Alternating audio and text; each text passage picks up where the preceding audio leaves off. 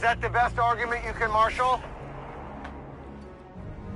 What's going on, everyone? James Klug here. Today we are at University of Oregon, and we are going to be attempting to talk to students about how children cannot consent to puberty blockers. Now, I'm joined here by the amazing Billboard Chris and Peter Boghossian. Gentlemen, are you guys ready to go talk to some people? Ready to rock it. Let's do it. Never been more ready. Let's go talk to some people.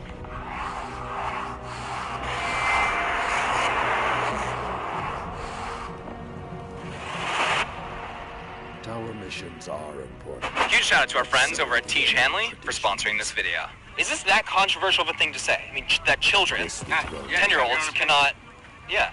It's that basic. I just don't necessarily agree with that. No, I don't even know what that means. You don't even know what that means. You can think what you think, they can think of it. It doesn't matter. It really doesn't matter. Incredibly reasonable position to have when it comes to people having different opinions. Okay. I agree with that. You agree with that? Yeah. That we shouldn't do that to kids, or we Yeah, I should? think that you shouldn't be with your body like that Yeah. until you're an adult. That seems like a pretty fair stance. Yeah? Yeah. Keep it up. Thank you. I mean, I feel like denying trans people life-saving care is a kind of rude thing to do. Life-saving care? Mm-hmm. Okay, so denying trans people their life-saving care is a rude thing to do. Do you think it saves kids' lives to stop their bodies from going through puberty? I think it does. How come? Because there's studies showing that, like, people who transition, who are pre-transitioning... How do I explain this? It's okay, take your time. No pressure. Hey, what's up? Children cannot consent to puberty blockers. Well, why do you think they can? Well, because they're 10 years old. I mean, they still believe in Santa Claus and the Easter Bunny and the Tooth Fairy.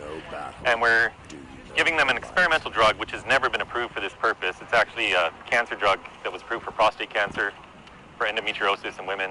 Same drug has been given to pedophiles to chemically castrate them because it takes their testosterone to zero. They give them a drug. It's normally a drug called Lupron, and it stops their bodies from going into puberty. So girls' breasts won't grow, their hips don't get wider, boys' penises don't grow. It affects their bone density, it affects all sorts of things. But we're stopping the physical development of children. Based on what? Based on a belief that because they don't conform to society's standards of how they should stereotypically be according to their sex, that this therefore means they are born in the wrong body. What does that even mean? Well, it just has to do with your identity and who you are. You know, isn't like the whole... What does that mean, though? What do you mean? Like, the whole point of being who you are isn't like part of what our country stands for?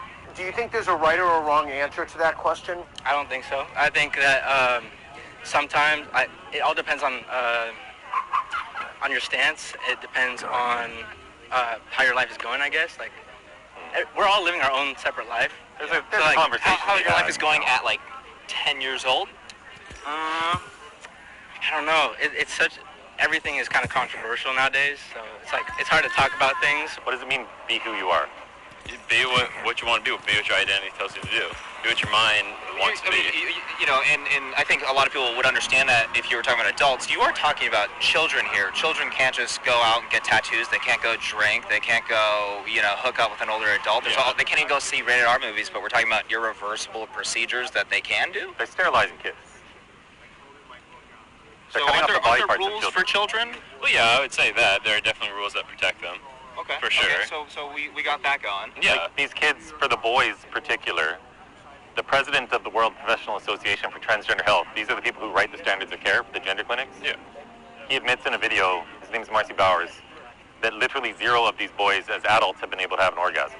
We're turning these kids into anorgasmic, lifelong medical patients, sterilized, and calling this love and inclusion, when we know historically from all the academic studies that have ever been done into this condition called gender dysphoria. That's what this is called, when these kids feel... Heck, I'll remind you of something called eunuchs way back in Rome. They were castrated, and one of the best slaves servants ever. Smart enough, folks.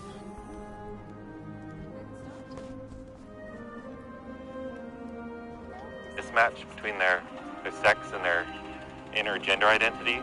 It's called gender dysphoria. We know historically that if you just let kids go through puberty, more than 80% of the time they just grow out of it. They don't even know what sex is.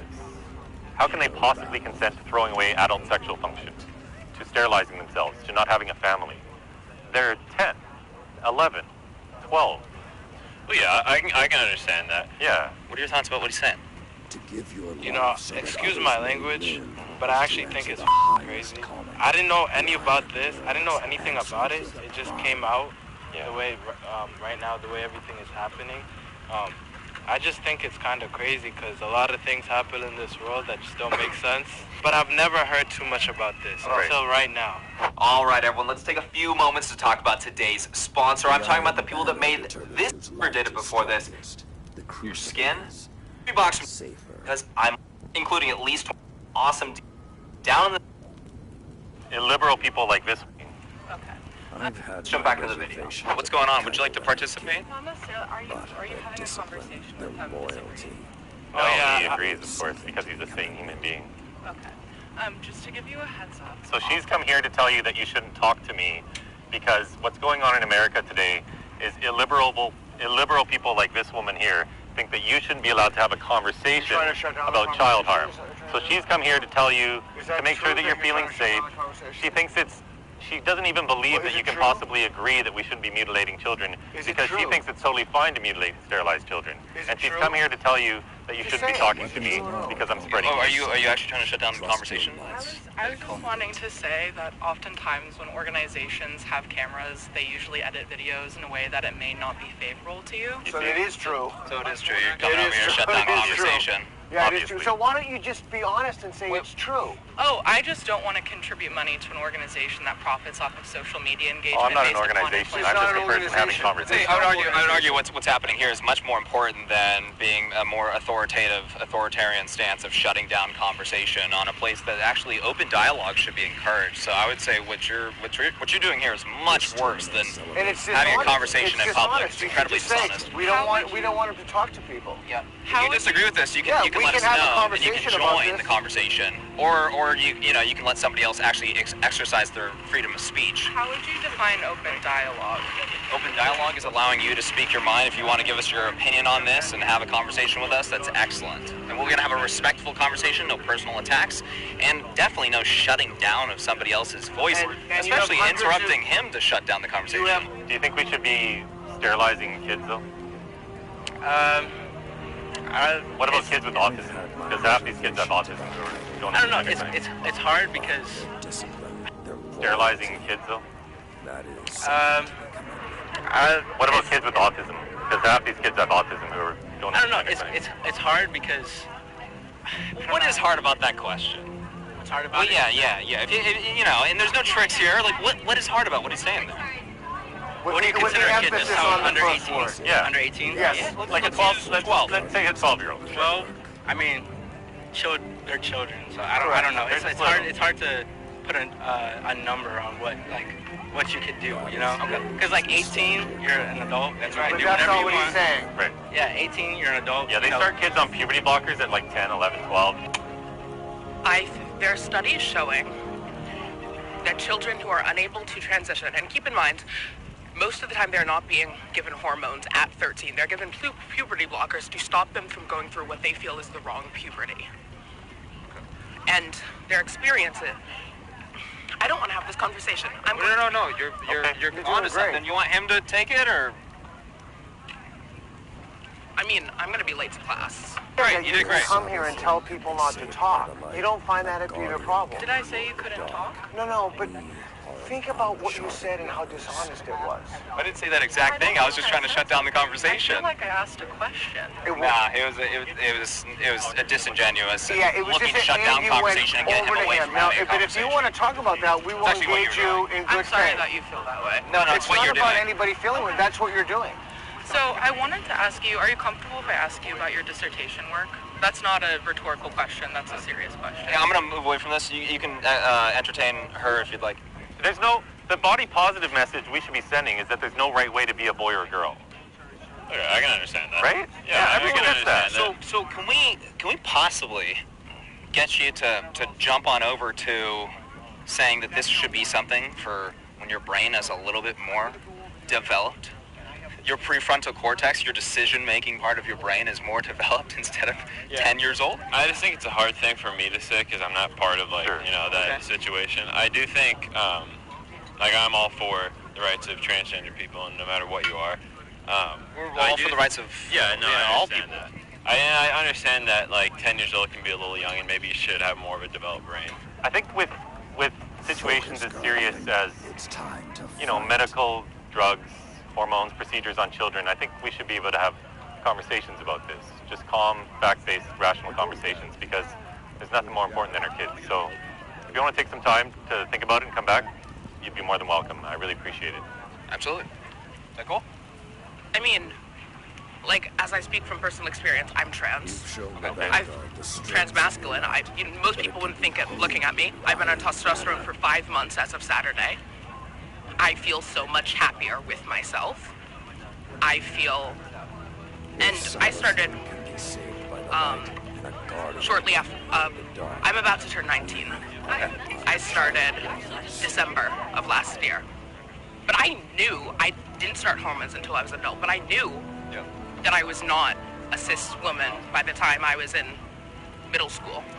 May I ask what that means to know that you're not a cis woman? I understand the jargon, but what does it mean to know that you're not a girl? I felt uncomfortable with the labels of femininity being pushed on me. And, the banner has returned.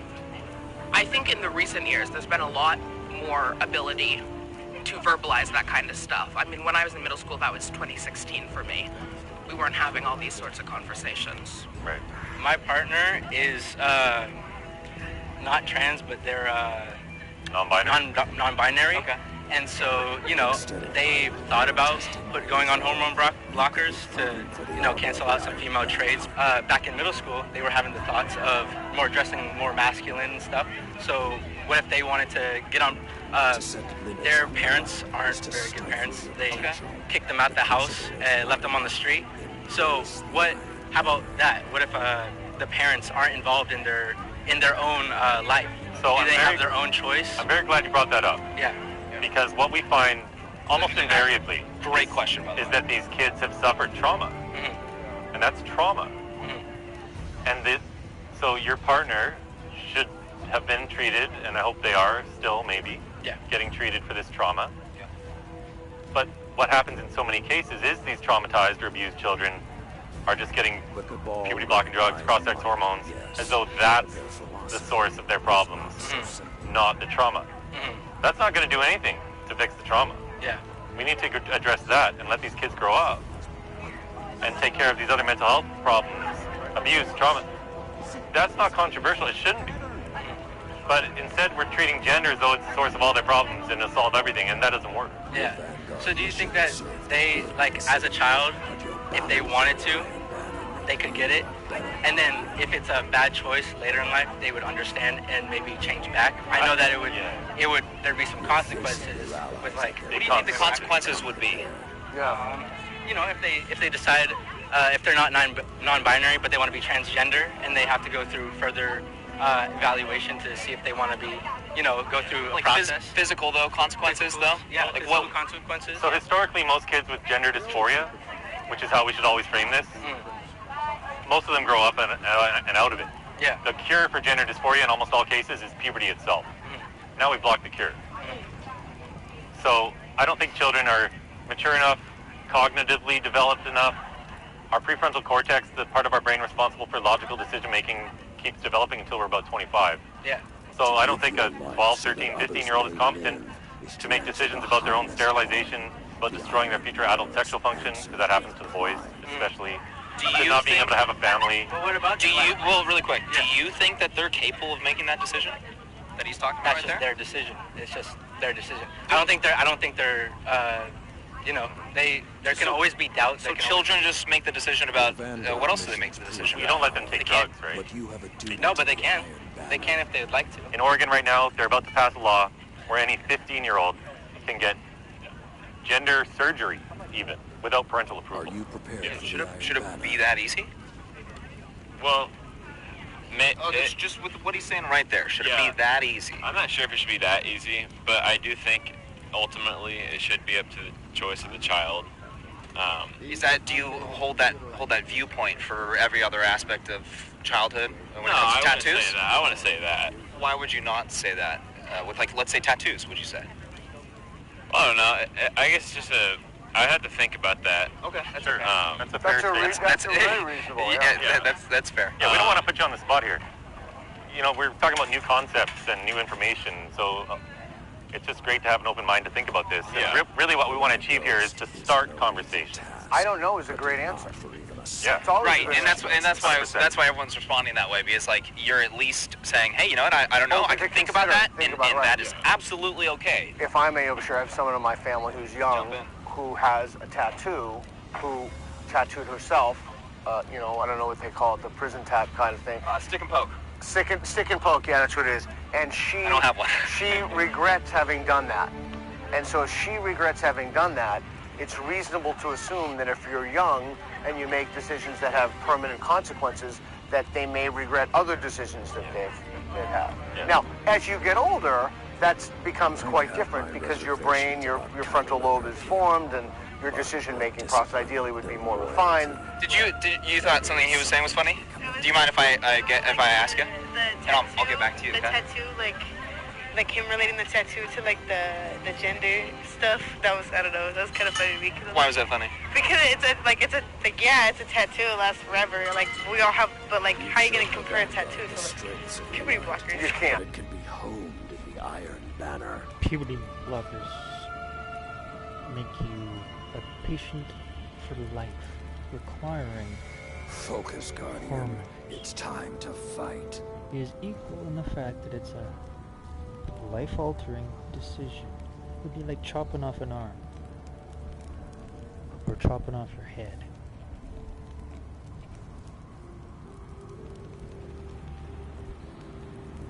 You can't. Yeah, so that's why I was laughing because it didn't really make sense when you were saying it. Yeah. Which one is more permanent, would you say? I mean, obviously the puberty blockers. Right. You can get this removed. Right. Yeah, like Yeah, right. Like it's not that hard. James, I Well, think. yeah, that No, was you my guys are question. just sick, disgusting trash. I'm not gonna humor you. You're humoring us right now. Focus, All right. Yeah, Guardian. that's Wow, that's great. To fight. How about you losers go home?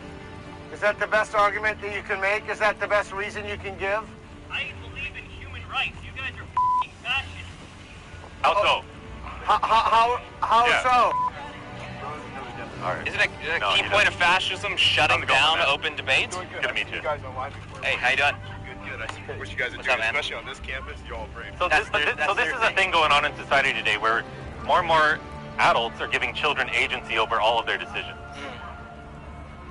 But it's neglecting this most fundamental truth, which is that children need parents Yeah, that's for a no reason. doubt. And they cannot make all these decisions because of the very fact that they're children.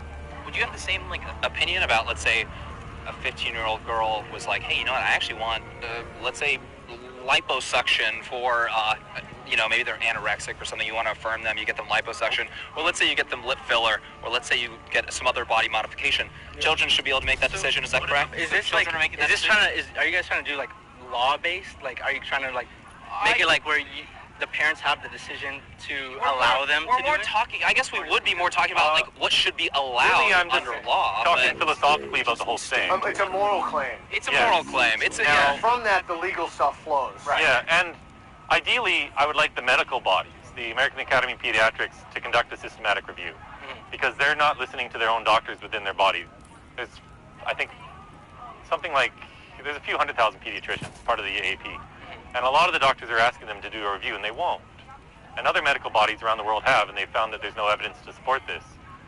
But this whole subject of giving agency to children, we would never say a 13-year-old can consent to sex with a 40-year-old. Because they just can't. They don't understand what they're signing up for. Yeah. But we say they can consent to changing their sex. Grow stronger. And, I understand where you're coming you know, Yeah. like if you talk to most 20-year-old women and you say, hey, do you want to have kids? They go, no way. Fast forward 10 years, they're 30 years old, and the ultimatum for the husband is, babies or divorce, you know, because now they want kids. We change. We change from 10 to 15, 15 to 20, 20 to 30 drastically. You're about 20 years old. Yeah. Are you different than when you were 10? Oh, yeah, for sure. And what sort of wisdom did you have when you were 10? I wouldn't say a whole lot. Not a whole lot. Your job has been going to school and learning your timetables. And most kids at 10 don't even know their timetables. But now we're asking them to be able to consent to lifelong medical decisions and becoming a lifelong pharmaceutical patient as well. Because what happens to these kids is they have to rely on external sources of hormones for the rest of their life. These girls are getting hysterectomies, they're getting their ovaries cut out as well. Now they can't even produce estrogen if they want to. So if they, at 25 years of age, at the ripe old age of 25, if they decided they've made a mistake, they've lost their womb, they've lost their ovaries, they can't produce estrogen. So now they're buying some exogenous source of estrogen for the rest of their life. For these boys who get these surgeries done, these vaginoplasties they're called, they have to dilate for the rest of their life and take estrogen.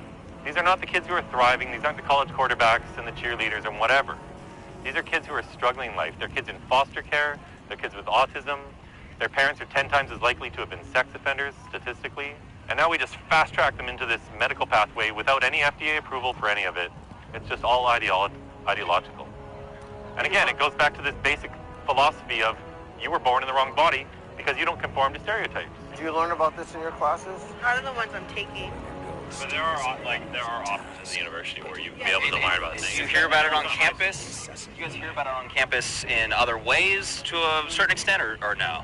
I think to a certain extent. I mean, not like all the time. I mean, maybe if you go like looking for it, but it's not hard to find. I mean, we go to the U of O. We're like let's be real. Like we're pretty. How do you call it? Like. Pretty left-leaning. Yeah, we're a pretty left university. I feel. Hey man, how's it going? Yeah, I'm a big fan. So. Oh. Yeah. Thank you. Do you mind if I get a photo? We're doing the black cam. You want to have a conversation? You want to have a conversation about it and explain yourself? It's just so interesting that people will say, get a life, losers, f*** you, fascists, but the same people won't present their argument. Never. It's fascinating. He's calling us fascists, but yet he's involved in... You rednecks, why don't you quit being such a waste of oxygen? Oh, you were the same person that ran away. Why don't you present You want to have a conversation and present your information? Because I'm not going to give a platform to you Nazis. Why don't you go home? You can't explain your position? Losers. My position is I care about human rights, and I care about people living their lives and minding their own business and not being in my face with stupid cameras. So, but you walked over here. We can bring down the volume a little bit. Yeah. Well, I don't care. I am trying to make a scene because you guys care about genociding trans people. That's no, not it. Genociding? What constitutes a genocide? What are you talking about? None of this is actually happening. You guys are dumb. Really? You're cherry picking. Kids aren't getting puberty blockers? What is not happening that... I'm not putting myself on this platform. You guys are idiot losers. Well, Goodbye. you didn't put yourself on. You're the one inserting yourself into the platform. Is that the best argument you can marshal? It is. It's the best one. I don't know how many people will be convinced. He said that's not happening. The Iron Banner. Right. So this is the case with almost all these people. They don't believe these things are happening because they've done no research. They've only heard this surface level thing that this is about human rights and we need to let people be who they really are. They don't believe surgeries are happening on kids. They don't believe surgeries. And they don't believe they're getting sterilized. They don't know anything about it. They think I'm making stuff up. See, so the problem with not wanting to have a conversation is you have to just guess what they think. That's the problem with not having a conversation. What do you think when you're seeing this? We're getting some pushback, but not much. I mean, most people are pretty open to this discussion and civil dialogue here. I mean, you're going to have some people a little more on the left and even on the far right here, but as long as you keep pretty good civil dialogue, I mean, there's really nothing wrong with it. So you're a political science major, and did issues of gender ever come up in your classes?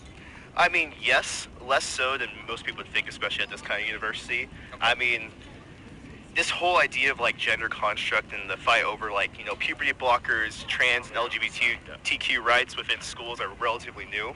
When it comes to this debate at all, are you at all open about your opinions on this on campus? And yeah, I'm definitely open about it. Yeah. Well received? Yeah, I definitely believe sexual education. For example, the well, people will say, don't say gay bill, but it's really just a bill that introduced in Florida that kind of limits, sexual teaching or teaching about gender. Parental rights and education. Yeah, basically, I think when it comes to introducing gender or sexuality, that's something that should be really taught towards people going through puberty. I mean, we have sex ed in middle school, and I think that's a good time to teach it. I don't like seeing 5-year-olds or even people in kindergarten, first grade being taught this, because these people don't even know what sex is. They're not able to understand sexual attraction at that time. That's way too young. I'm going to change the subject if that's okay. What year are you in? I'm in my final year. Oh, okay, so you're a seasoned political scientist. I would say I'm pretty good at political science myself. Okay, so let me ask you a question. So we were just called fascists, and I was wondering, I want to take advantage of his expertise. What does that mean that he's a is this what can you explain that? Yeah, using so your as expertise? that kid was walking away, he yelled, "You guys are a fascist." And I even mentioned, I was like, clearly he does not know the definition of fascism. Fascism is silencing political opponents or silencing political debate. If this person's over here yelling at you all saying, "You guys can't be on campus, get off our campus, we don't want to hear what you have to say," that's more fascist than someone saying, "Hey, I want to have open civil dialogue." This right here is a clear example of a political right, political discussion. This is something that's protected within our Constitution, and it should be protected and encouraged on campuses. So when he's screaming at us that he's a fascist and we need to get off campus, is it reasonable to say that he's the fascist, or he's supporting the fascist ideology? I mean, by definition, he was a little more fascist than you guys. Fascist ideology is trying to silence political opponents. They're kids. I understand your guys' point. They're little. My 11-year-old, I'm not sure, maybe she still believes in Santa Claus. She's just little. She's tiny. She doesn't know any adult stuff. And now if someone were to indoctrinate her to think that she's a boy just because maybe she's more masculine, and give her this experimental drug that would stop her body from developing? For the first time in human history, we're doing this to kids. Kids have been growing up for 200,000 years on this planet, that humans have been in existence. And whether you believe in God or evolution, this makes no sense, because if you believe in God, this ideology teaches that God made us wrong. And if you believe in evolution, this ideology is essentially saying that a billion years of the process of natural selection has failed. And for the first time in human history, we need a pharmaceutical company to help our children be who they really are. We've been going through puberty for millennia without killing ourselves. But now a lot of these young people think that puberty is a medical condition and you can go through the wrong puberty just because your body's developing. This is cult-like thinking. And at its base, this ideology is a lie, because there's no right way to be a boy or a girl. But this ideology teaches that stereotypes determine what your gender is. Instead of saying, be gender non-conforming, beautiful. What's wrong with that? You guys want me to do him a favor? Yeah. He's trying to get to class. Okay. Yeah. Thank you for talking to us, man. We appreciate it. Thank you. Children know a lot better than we give them credit for. Okay. Well, I know you got to go to class. I really appreciate you taking the time to talk. I wish nothing but love and a long, fulfilling, happy life for you, and I thank you for taking the time to talk. We're going to be here in an hour if you want to continue it. But I think the most important thing out of all of this is that we should be able to have civil dialogue about this issue, because it is a very important one. So I just really want to thank you for having it. Yep. What do you think is driving that behavior? Yeah, that's a great question. Okay, I'm going to be real with you all. It's not isolated. Yeah, It's very especially common. among this generation. We've seen the introduction. I mean, we're the first generation that's completely raised within a digital age. We have a crazy influence when it comes to social media. And I think social media has contributed to a very strong mental illness incline in this nation, along with psychoactive drugs, which are a very, very dangerous thing that's being introduced to our kids. And so I think there's been more political divide among social media that creates an ideology where, like, it's one side versus our side. So a lot of these people see the right as the wrong side, and if you're on the right, you see the left as the wrong side. We have kind of lost this middle ground in our nation, so this divide just keeps getting wider and wider. And it also contributes to, like, mainstream media. I mean, we don't really have, down the line mainstream media is relatively available. Right. We have leftist media and right. You have echo chambers. Exactly, and people like to hear themselves reconfirmed, and so people don't want to hear, your guys' discussions, because they're like, oh, I want to be confirmed in my opinion, even if I don't have backing or a good, evidence against my decision or my policy. I'm still not going to talk to you guys. I don't want to be proven wrong. Do you think this is a left versus right issue? That's a great question. I think it is a human issue. I don't think there should be any left or right issues. I feel like all as Americans, we're all trying to do the best and live a pretty prosperous, life, liberty, and the pursuit of happiness. Those what we all want, and I believe there should be no left or right on that. It should just be those issues. Beautiful. Do we need to call... Do I need to campus police? Do I need to call campus police? No. Okay, take your bike and get out of here. Yeah. There you go. need to get out of here. What? Get the off campus! When we're ready. When we're ready.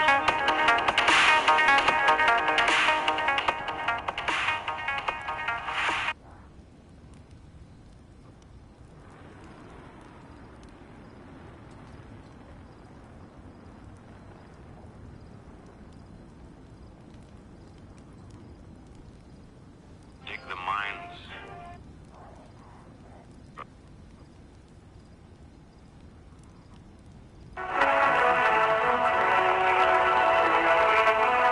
Henry here got on the train with $200. He couldn't see any harm in a friendly game of cards. What if the other men were strangers? And take Joe Collins. He's got a nice wife at home.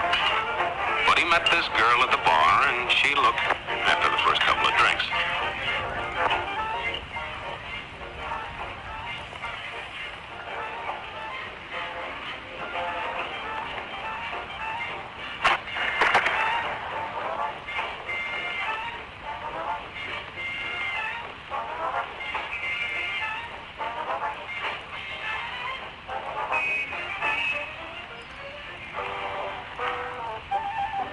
There's a good old-fashioned word for people like this. We call them suckers. And there are other people. People who stay up nights figuring out how to take away what they've got. There are all kinds of games. Mike here, for instance. He's got everything. He's young, he's healthy, got a job. And he's got plenty of food. Big factories to make things a man can use. Big cities to do the business of a big company. And people. Lots of people. Enough to work the farm and build the factories, dig the mines, run the business. All kinds of people. People from different countries with different religions, different colored skins. Free people. They can live together and work together and build America together because they're free. Free to vote, to say what they please, go to their own churches, to pick their own jobs. Merchants to crush Korea's attempt.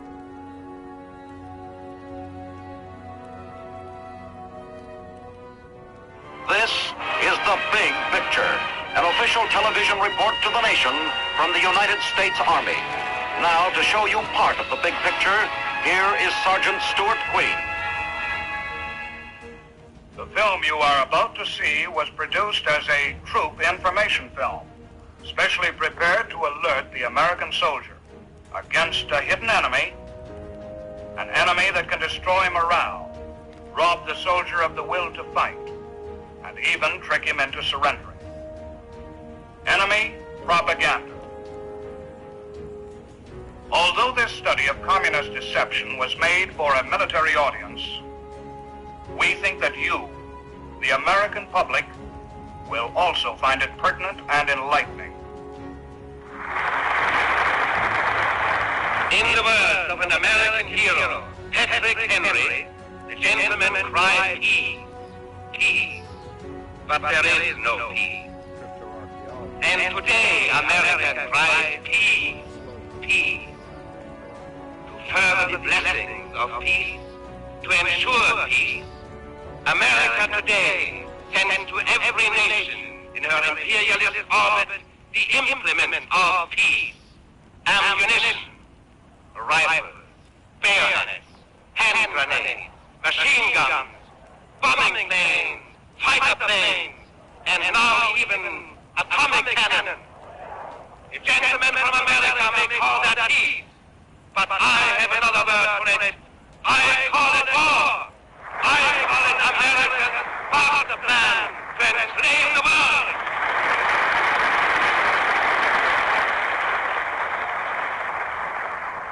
Let no one be deceived by the American-style peace. Let no one be deceived.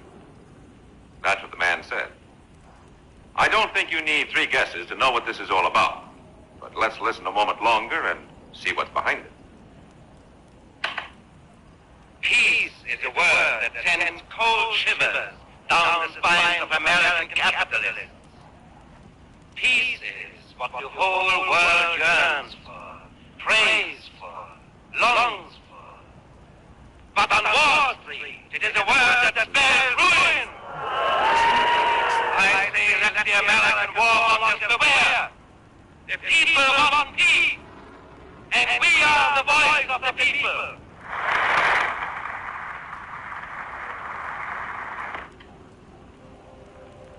That was the voice of the Kremlin, or rather, one of its voices.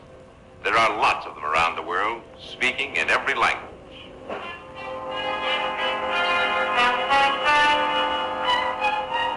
This material is just another sample of what you might call the communist war without guns.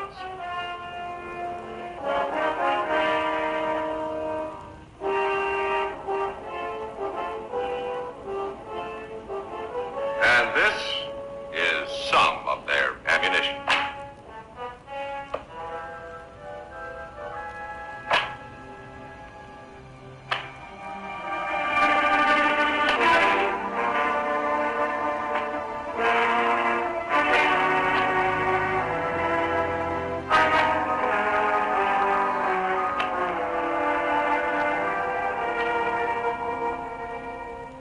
What if the Traveler is not what we thought it was? I'm Colonel Foster. I'm going to be your guide for a short tour through the maze of communist propaganda. It's a strange, shadowy world of the doctored photograph, the misquotation, the insinuation, and the lie. Now, some of this material to us is comical. Some of it is tragic. Some of it's weird. Some of it's dull. But all of it has the single purpose of digging the grave of liberty. The grave diggers of communism have been trying to set America up for the kill for years. And it makes them very angry that we don't just collapse as per schedule. Listen to this. The living conditions of the American masses, that's you, are swiftly deteriorating. Our generation is going through the final convulsions of the dying world of capitalism. That's what it says here. And if you don't believe that pamphlet, try this one. Bankrupt America may have one more war in its decaying carcass, but her young men who face nothing but brute labor, poverty, and death may refuse to fight. That's what it says here. If you're assigned to duty overseas, you may see posters like this once in a while. That's you, in case you don't recognize yourself. Of course, we get a big chuckle out of stuff like this, but the bigger the lie, the bigger the laugh. But the grave diggers aren't laughing. They're deadly serious. And in some places around the still free world, some people believe them. Like to know what they're saying about you and all American soldiers? My Lindor Bar. To enjoy, to dream, and to keep dreaming. Raft launched. 5, 4, 3, 2, 1. Liftoff. We have a liftoff. 50 years on, the feud continues, as a surprising number of people still believe that we never landed on the moon. The question lies at the heart of one of the greatest conspiracy theories of all time.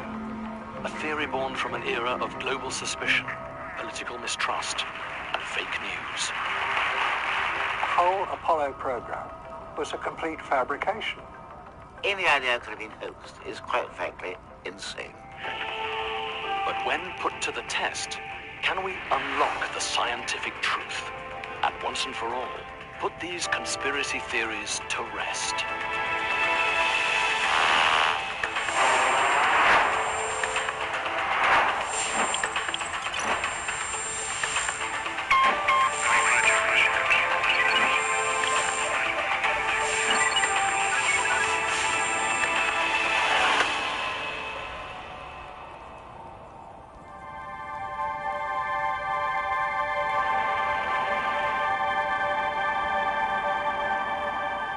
21st century, one of the greatest achievements in history still remains a source of controversy. It's one small step for man, one giant leap for mankind. Did the Apollo moon landings really happen? Or were they the biggest hoax of all time? Trevor Weaver has dedicated years of research to the Apollo missions and was once a supporter of the moon landings. We didn't go to the moon, and that is an established fact. NASA provided all the topographical data they had, all the photographs, all the massive models to Stanley Kubrick, so they could actually fake moon scenes. Could the moon landings actually have been faked by Hollywood director Stanley Kubrick? The history books say otherwise. That Apollo 11 astronaut Edwin Buzz Aldrin spent 3 days traveling to the moon and was the first to follow Neil Armstrong's historic footsteps. Beautiful view. Isn't that something? I'm totally in favor of freedom of speech, but I think people need to be responsible when they think about intentionally, for their own benefit, misleading the young people who are the future leaders of our world. Moon conspiracy theorists have been a small but persistent and vocal group, over the years often confronting and accusing astronauts of lying.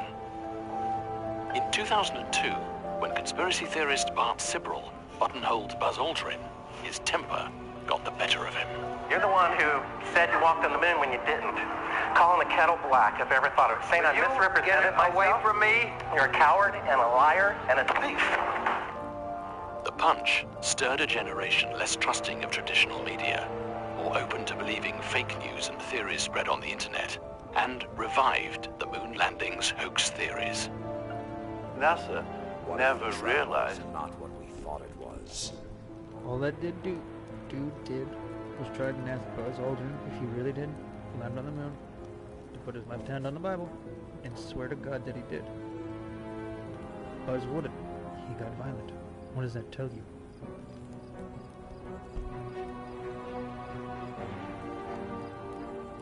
He was lying.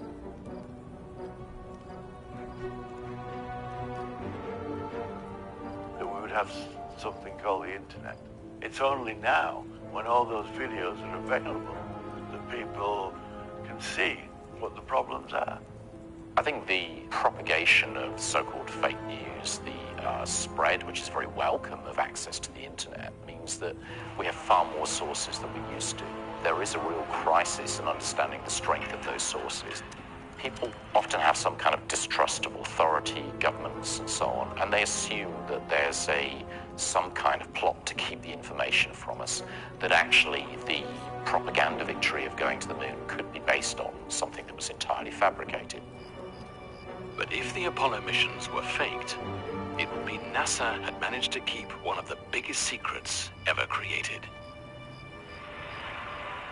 50 years ago, the Soviet Union and the USA were locked in a struggle for global dominance. Then, on October the 4th, 1957, the Soviets launched Sputnik, the world's first satellite, into orbit. A breakthrough that hit America hard and made the race to space even more crucial. There's no doubt that the space race in the 1960s was driven by superpower rivalry. There was a degree of anxiety in the West about the advancement in Soviet technology, feeling the West somehow had lost its leadership and needed to catch up. We choose to go to the moon in this decade and do the other things, not because they are easy, but because they are hard. Hey guys, if you have a computer, Wi-Fi, and a kitchen table, you have exactly what you need to quit your job. So keep watching, because in this video... Because they are hard. At the peak of the Apollo program, NASA employed 400,000 people. But was putting a man on the moon so important that the United States government faked it? If so, a legion of NASA employees not only participated in the deception, but they kept the secret from the rest of the world.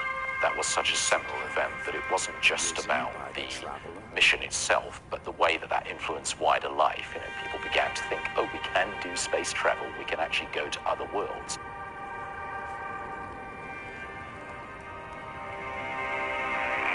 On July the 16th, 1969, the 3 Apollo 11 astronauts prepared for liftoff. But while the world eagerly awaited for history to be made, one man was already skeptical. During the 1960s, Bill Kaysing was the head of technical publications for Rocketdyne, the company that helped manufacture the Apollo rockets. Kaysing, who claimed he had access to some of its top-secret documents, questioned the competence of the Apollo project. I really believe that they weren't in the command capsule at launch. They did a little bit of a magician act with the astronauts. They went up the elevator, but they came down the elevator. In other words, they did not want to risk the lives of the astronauts in case the Saturn blew up. An explosive claim, which Kaysing said the CIA tried to silence by making 3 attempts on his life. Like Kaysing, Marcus Allen, British publisher of Nexus, a magazine of alternative politics, history and science, also questions NASA's engineering capability at the time of the launches. The problem is the whole Apollo program was a complete fabrication in order to be seen to succeed in the Cold War. The myth of Apollo is what is holding NASA back from future space travel. It's a tragedy. We didn't go the first time, we can't go now, we've never been. They lied to us. But if NASA didn't put a man on the moon, it would have had to fake the evidence. And its own visual images have done the most to fuel conspiracy theories. Every photograph taken on the lunar surface is online. 5,771. Some of them are not particularly good. Some are out of focus. Some are light struck. Some just don't show very much of interest. And some of them are very good indeed. And it's the very good ones I question. I do not believe they were taken on the moon. They were taken here on Earth.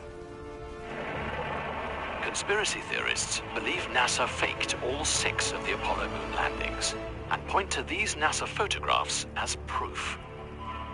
Some of the most renowned claims suggest that areas lit from behind should be in dark shade, when in fact, they reveal full detail. In others, the shadows don't run parallel. Is this because they were lit by separate sources, suggesting film lighting? Despite being taken in space, no stars are visible in any of the Apollo photographs. Gravity on the moon is 1/6 of that on Earth, but when archive footage is sped up, the astronauts appear to be running at normal speed in Earth's gravity. And with no atmosphere on the moon, why does the flag seem to wave in a breeze?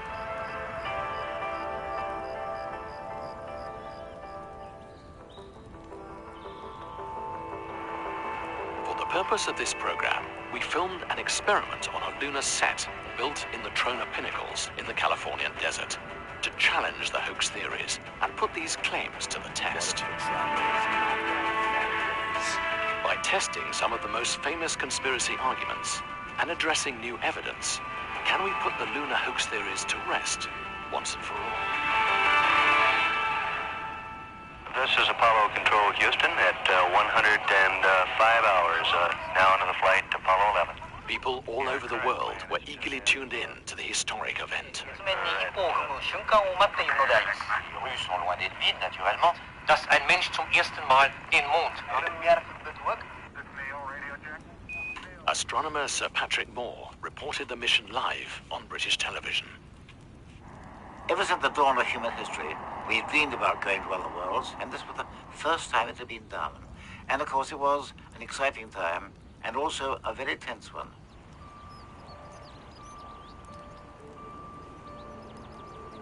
Five, 4, 3, 2, 1, 0. Liftoff. We have a liftoff. There were some amateur radio enthusiasts who built a very large dish and were able to actually listen in to the astronauts talking from the moon's surface.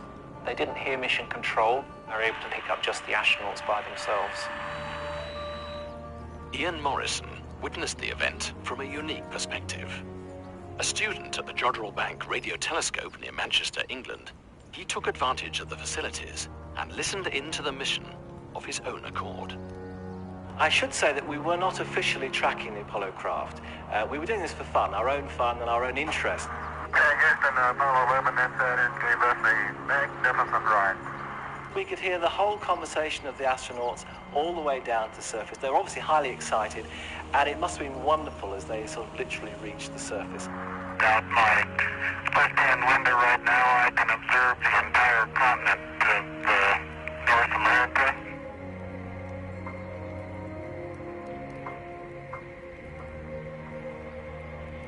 Okay, engine stop. We copy you down, Eagle. Tranquility Base here. The Eagle has landed. Then Neil's voice came through. The Eagle had landed. That to me was a minute of intense relief. Since I'm on the air live, I had to watch what I said. That's one small step for man. United front to survive. One I just giant leap for mankind. that would apply. Attention, there's an event of biblical proportions happening on July 1st, and it's nowhere seen on the news. In 1969, the public had little reason to question mankind's historic first step on the moon. After all, the achievement was a celebration of technological supremacy. America had finally won the space race. I bring this one question to everyone's mind. We don't even have the ability to send a radio signal from, say, Canada all the way across the world, and you want us to expect to believe we sent a radio signal from Earth up into space to the frickin' spaceship as it landed on the moon. Within split seconds it returns the response. Hello? Smack your head into something hard, folks. Wake up.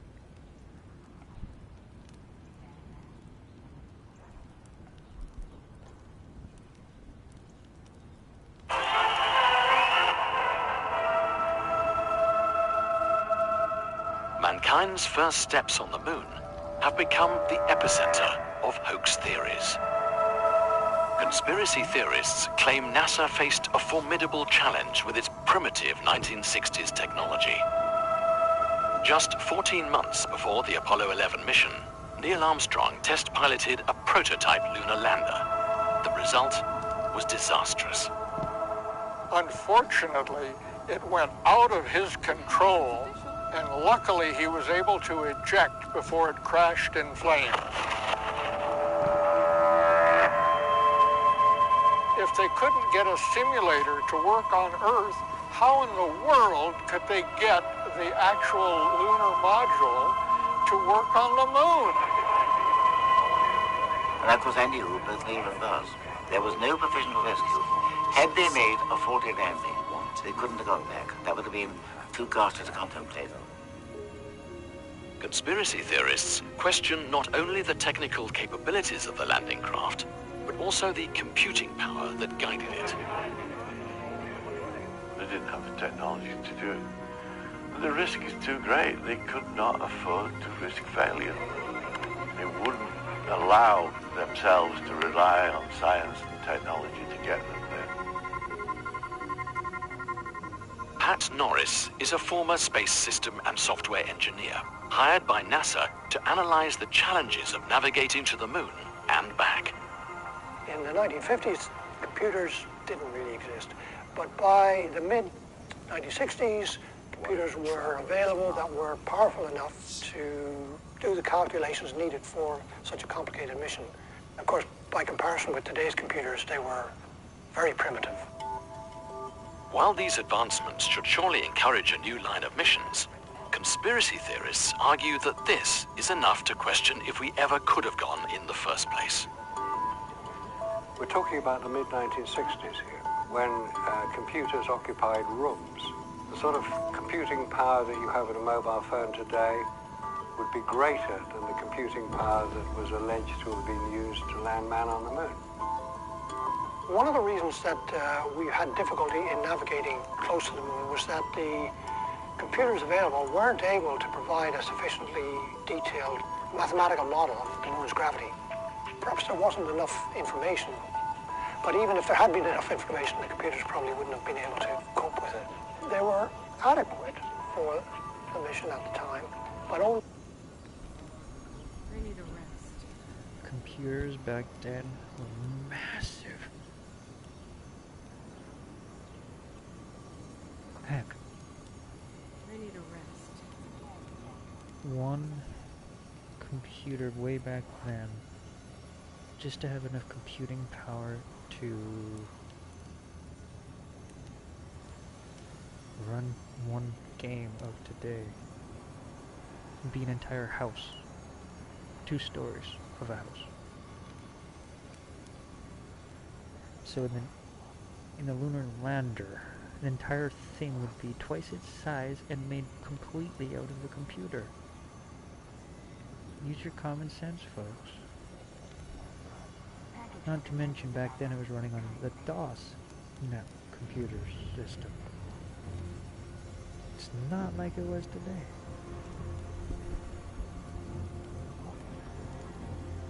Oh, no.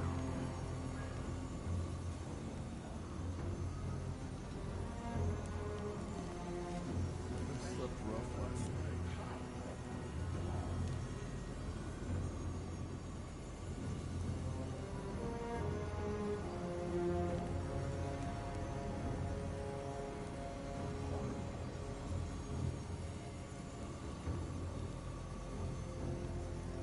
It's good to be back on Earth again.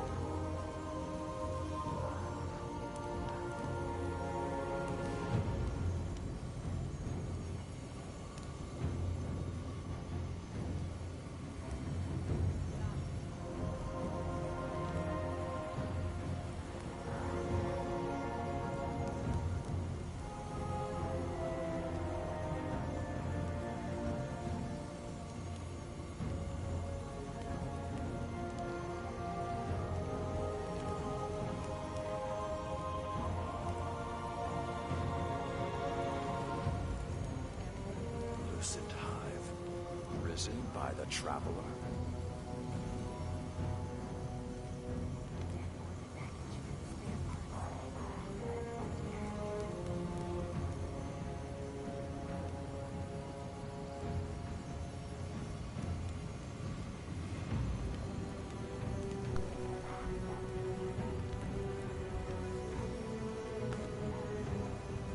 Here, I am outside of the American Academy of Pediatrics Convention in Anaheim, California, where people have gathered to raise awareness about the medicalization of children experiencing gender dysphoria or similar issues. Now, today I have the pleasure of highlighting someone that's been traveling all over the country to educate people about how children cannot consent to medical transition, and he's been incredibly effective. Billboard, Chris, how are you doing today? I'm doing fantastic. I'm super stoked. We got about 40 supporters out here today spreading the truth about why we shouldn't be transitioning kids. So I'm looking forward to a great day of conversations. You ready to go talk to some people? Let's do it. Let's do it.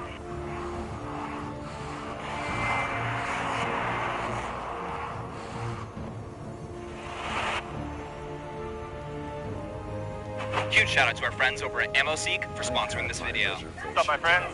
Hey guys, would any of you guys like to chat with us? Wondering if you wanted to have a conversation today about any of this. I do not know. How are you? Good to see ya. Never met you. You're out of our space. Oh, are you pushing me? This is assault. This is sexually assault. Hey, excuse me. Jamie, good to see ya. Yeah, you too, bro. You have any words for the camera for our video? Yes. Okay. Anyways, hi. I'm Jamie, the founder of Gay Kids. And we're here to represent the gay and trans community, that we stand against this. The mass majority of our community stands against this, and they are giving us a bad name, and we see ourselves in these children. We'll try to have some conversations. The siren makes it difficult, obviously, but we'll do our best. See, now now that they've got them distracted, we can talk to some people. Shout out to Jamie for sacrificing herself back there so we can go have some conversations. She jumped on that grenade for us. Your kid's on puberty blockers? My extended family is on puberty blockers. How old are they, if you don't mind me asking? They started puberty at 11, and they didn't want to have breasts. They didn't want to have... And it's a pause. It's reversible. Puberty blockers are reversible. It's a pause, but our family member has been trans since 4. Say, coincidentally, you felt like you were a girl, but you were in a man's body. To force you to get puberty, hair, underarm hair, Adam's apple, when that's not you, and you grow in that body, these puberty blockers allow these children to not have that body, because that body for them is death. So, the first claim, puberty blockers are reversible. How does that work? How are they reversible? It's a pause, because what a puberty blocker does is it pauses the puberty process. There's 5 stages of puberty, and so basically it chemically pauses it. So the minute they get off of the puberty blockers, their body continues in their biological puberty. So out of 100 kids, how many of these kids do you think come off puberty blockers, and when do they come off of them, do you think? The only kids that are really, that are trans and not, experimenting or anything, they go through with it. Yeah, they stay on them. They stay on them until they get onto cross hormones, which are not reversible. So therefore, it's not a pause. It's just It is a pause. stopping puberty. No, it's a pause because they can get off of them and continue in the regular biological puberty. So Well, it they is a could. pause. So the truth is that... But sure, it's their if decision. Okay, so... Right? If May I just my make my child, counterpoint? Let me finish for a second. All right. If our children want to grow breasts and hips if they're a trans boy, they have that option. They can always get off the blockers, and they don't want to because they're in the wrong body. Okay. And so, go ahead to ask me your question. Okay, so sure, if a child went on puberty blockers for 3 months or so, came off, not too much harm done, right? Puberty would resume. It would even presume if they went on for 2 years, it would still resume. They Their would have breasts lost. would start to grow. They would have lost out on 2 years of development. No, Like they these boys that go on puberty blockers from the age of 12 to 17, for example, they end up with a micropenis for life. Are you talking? No, they don't. Yeah, they do. No, they don't. Well, sure they do. You're saying that it just resumes? And there's no damage done? What is your basis for saying that, if you don't mind me asking? Because I work with our pediatricians, and I've worked with multiple pediatricians on that, and that's scientific evidence that they provide. So you're not Where's aware your that these boys end up with a micropenis for life? Are you talking about trans boys, or are you talking about biological boys I'm talking about males. that get onto the puberty blockers? That's right, they end up with a micropenis for life. They probably want that. They don't want a penis. No, They want a but vagina. puberty doesn't resume at 17. Those years are So gone. here's what happens Those years with are the gone. boys. You're talking about a biological boy who wants to be a female, right? They do need at some point in time to have penile growth. So their pediatrician and their endocrinologist will work with them on that, because in order to have a Oh, will they? successful vaginoplasty, Yeah. they have to work together with their endocrinologist. Yeah, they do. So do you know what ends up happening Have to you these boys? met with a pediatrician? Hold on.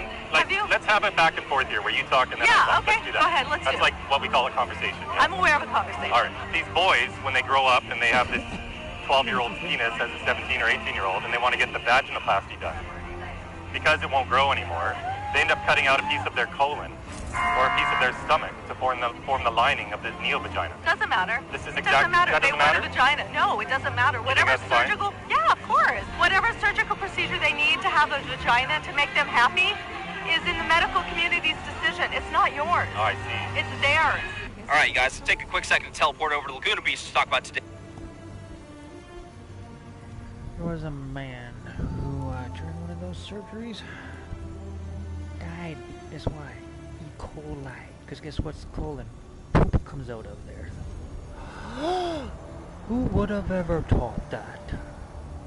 If you actually do the research, we're doing more harm to our children than anyone is actually risen by the traveler. except for this folk here on this channel and me. Even undated computer languages are rich in temporal. Is sponsor AmmoSeek. I know many of you guys are sick and tired of searching for ammo, and when you find it, the prices are just jacked up through the roof. That is why I'm so proud to partner with AmmoSeek. AmmoSeek is an incredibly helpful comparison shopping search engine for guns, mags, ammo, reloading supplies. They update the results in real time, so if you see it on AmmoSeek, it is available at the listed price. Search by caliber, cost per round, grain weight, manufacturer. You name it. AmmoSeek is totally free to use, and you can even save past searches and set price alerts so you're notified when your favorite product at your desired price shows up. If you're looking for great online deals on ammo from over 260 online retailers that will ship directly to your door, you need to check out AmmoSeek.com. Again, you guys find in-stock ammo, firearms, reloading components at the best prices on the web at AmmoSeek.com. And they really will help you find the best prices. And do me a huge favor, when you register for your free account, tell them that James Klug sent you. That's AmmoSeek.com, AmmoSeek.com. I'll put a link in the description below. Let's get back to the video. I just believe everyone has a right to receive medical care, regardless of how they identify. Okay. So do you think a 10-year-old, for example, can consent to sterilizing themselves? Do you think they can understand that decision when they're 10 years old and still believe that a big fat man in a red suit flies through the sky at lightning speed, comes down their chimney and leaves presents under their tree? I think that's a loaded question. Do you think children can consent to throwing away their future sexual function? If they're at an age at which they understand their own identity, yeah. What age is that okay? I don't know, I'd say about 15, 16. You would be against any form of transitioning before 15, 16, is that correct? If the parents consent to it, then, you know, yeah. I think they should be allowed to. At any point, or just 15, 16? At any point. Okay, so if they, let's say, 7 years old, parents say it's okay, go for it? It's their kid, you know? It's their kid, so surgical transitioning, just to confirm, I'm not like a yes for you? Not necessarily surgical, but maybe hormones if they'd like that. What if a parent consented to abusing their child? Would that be okay? Well, that's just against, you know, human rights in general, you know? So we agree that we shouldn't give parents the right to abuse their own children? Yeah, but it depends what your definition of abuse is. Well, I would say that altering the biology of a 10-year-old, destroying their future sexual functions, sterilizing them, cutting off their body parts, I'd say that's abuse, personally. All right, well, that's your opinion. Yeah. You disagree with that? No comment. It's our children's decision to work with their medical providers, not yours. Do you mind if I ask you how young you believe that children should be able to surgically transition their gender or start the process? How young, in your opinion? How young? Would you be okay with it at 5 years old? No, of course not. They're children. You'd be okay with 11 because they're not children? No. Surgery. So let's classify surgery, okay? There's a lot of different surgeries.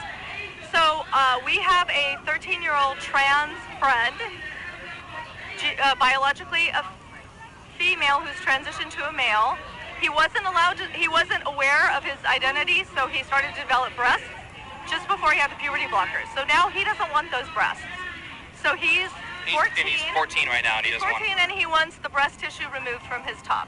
And you'd be okay with that? I would. Okay. Yeah, absolutely. Because they know what's best for them? Yeah. Okay. My 13-year-old's pretty clear. This 13-year-old is pretty clear. Sure. I know. They don't go to school camps because they're embarrassed about their breast tissue because they are boys. So, but as far as like bottom surgery and stuff, like I actually think that they should be adults. My opinion. What if the parents object to it? Parents object to children being gay, and they're still gay. Oh, so you think this is the same thing? Yeah, absolutely. You think altering a child's biology, sterilizing them, cutting off their breast tissue is the same thing as being gay? They're choosing to not have that body. Don't you think that's something we should be getting answers to? I wouldn't necessarily say it's sterilizing them. Like, what is exactly being sterile about it? They that's could what have happens kids. with puberty blockers and prostate hormones. No, I think they would be able to have. Nope, they never will.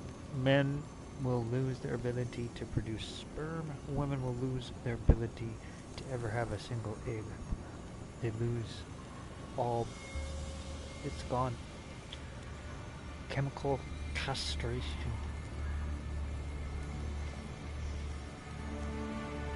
You know, IVF, or like the medical community is so advanced now that they would probably be able to have kids. I mean, if all else fails, adopt, you know? No, they can't. And if you look at the consent forms that they sign from these children's hospitals, it says right on the consent forms that infertility is one of the problems here. Back and forth conversation. It didn't look like that when you were talking to the lady before. What did it look like? Yeah, you were being very manipulative and also very, like, changing what she was trying to say, and just like I don't necessarily like her. What would you say he was being manipulative about? Well, what was your question? What are you trying to ask us? Because it's a separate conversation, right? So you were saying he's been manipulative. How so? Well, first of all, we were trying to talk about like trans people like it's something new. Trans people existed way before any of these. Okay, well, I'm explaining that. What was he being manipulative about? Can you let me finish what I'm trying Please, to say? yeah. Yeah, so that trans people existed before any of this ever happened.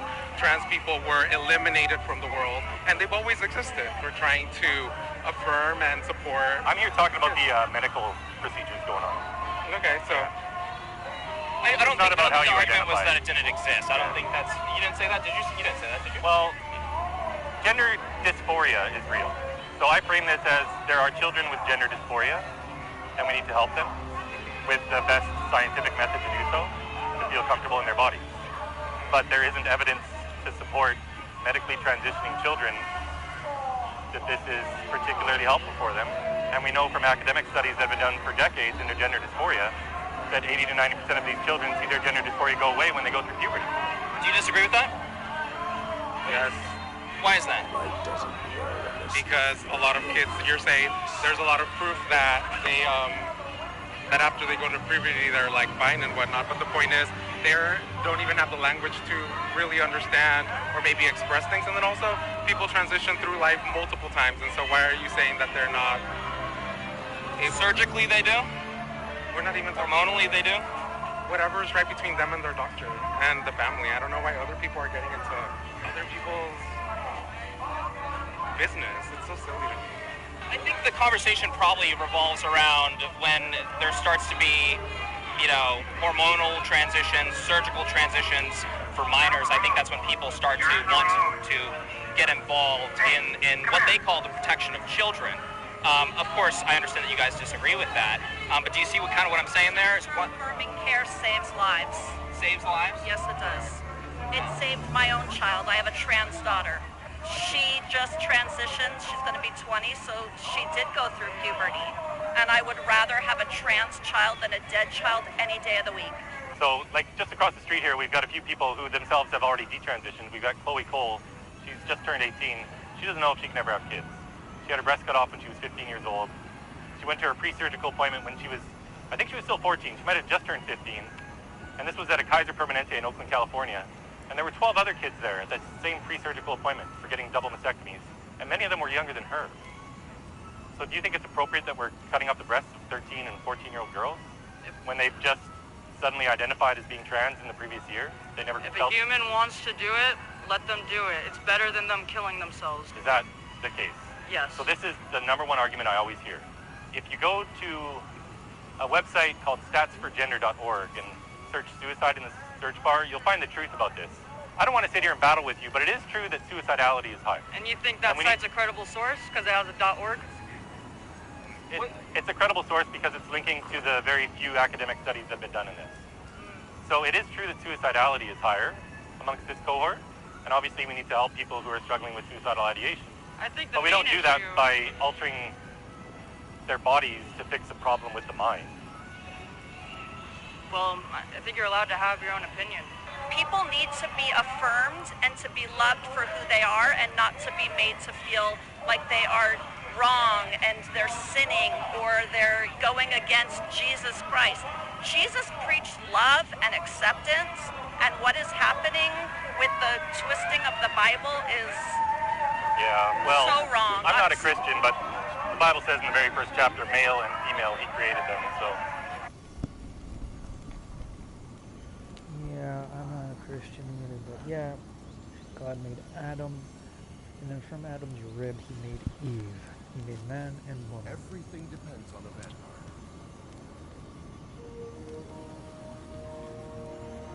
He didn't make Adam and Evan, he made Adam and Eve.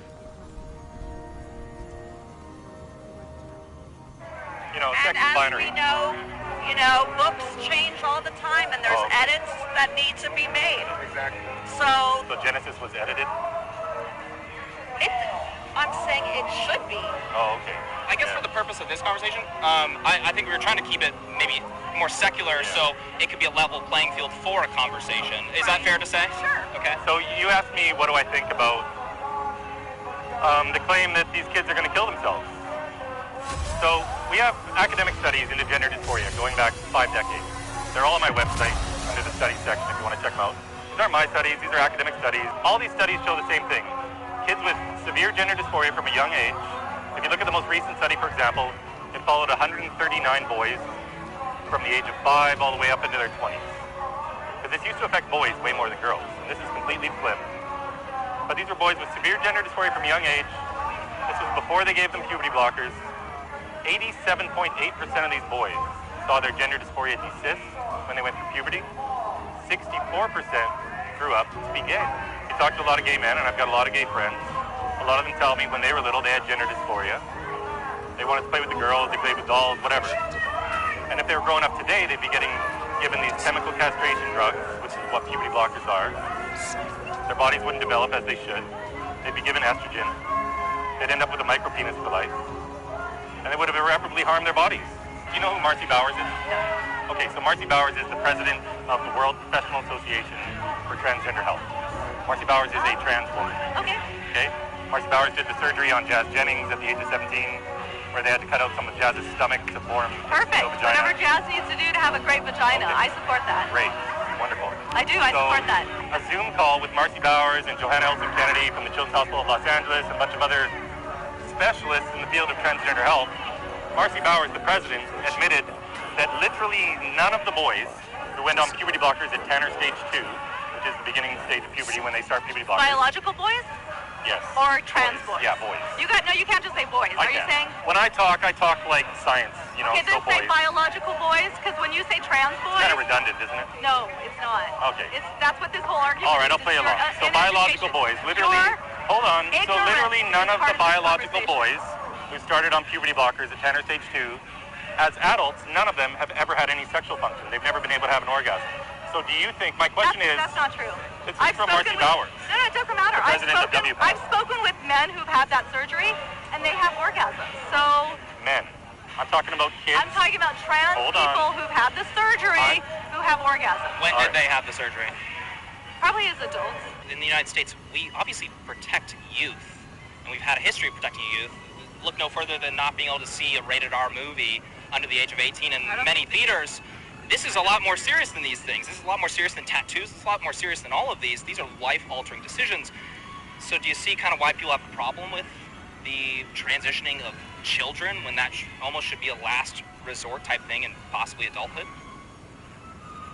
Do you see where people are coming from there, or no? You don't? No, not really. Okay. Let's back it up. Okay, which surgery? Children. I'm talking about kids who started on puberty blockers at 10 or stage 2. As adults, none of them have had any sexual function. Do you think a 12-year-old can consent to giving away their permanent adult sexual function when they don't even understand what that means? I think you're basing this on lies. I can show you the video right now. That's all right. You don't need to see your videos. It's Marcy Bowers. It's okay. Okay. See it. You don't want to. You don't need to see it. They're so ignorant, they won't even look at the facts. They still want to sit there and go, la la la, I can't hear you, I can't hear you, you're wrong. The ignorant fools.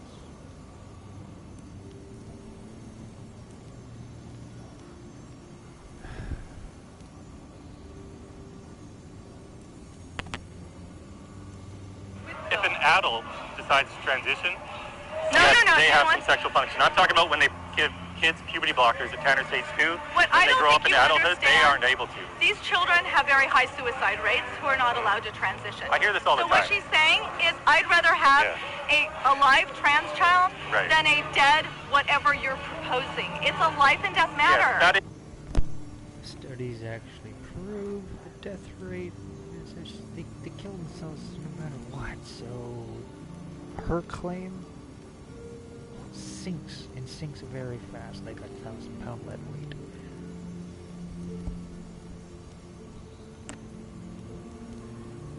It's the coercive manipulation that is always used. Do you have a trans child? And it is true that suicidality is higher amongst this cohort. It's higher among kids with autism. It's even higher with kids with autism. It's higher among kids with anorexia.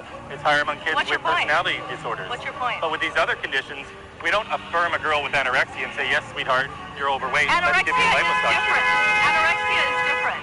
Anorexia this is the only condition in the world where we accept the self-diagnosis of a child. No. This is not a disease. I'd rather have a child, a trans child, any trans child who's alive, than whatever you're proposing is dead, and that's what the How many ultimate of these kids argument. are killing themselves, I wonder? Which trans children who are not allowed to transition have a very high suicide rate. You're telling me there's an epidemic of suicides going on? Based on what? Based on facts. Based on facts. Well, I can tell you the facts. What facts are you talking about? I'm talking about scientific facts. What's your basis for saying that? When trans people like we don't even know the effects that these hormones have on our brains as we develop. We don't know the effects that the cross-sex hormones have on our brains as we develop.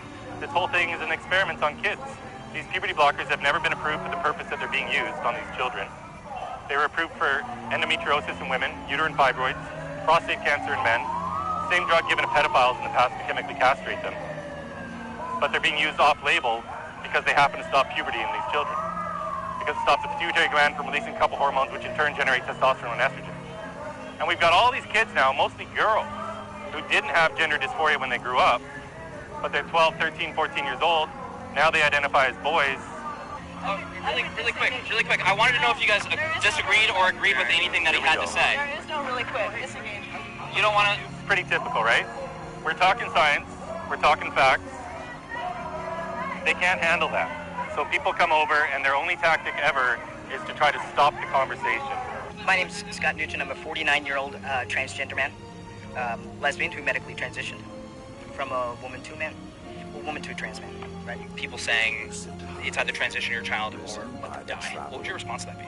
Reply to that with the truth, with the absolute truth. And the truth is this, is all 7 studies that were ever done that said that it helped children medically transition, that it was some miracle cure, has either been retracted or modified.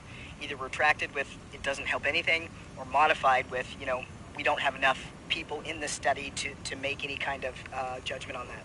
From that perspective, it's false. They don't know if it increases suicide or it doesn't. What we do know is the only long-term study that was done from 1973 to 2003 in Sweden that followed 324 medically transitioned adults, and it found what we know in the medical or in the transgender community, which is the highest point of suicidal ideation, which is the study found, is 7 to 10 years after.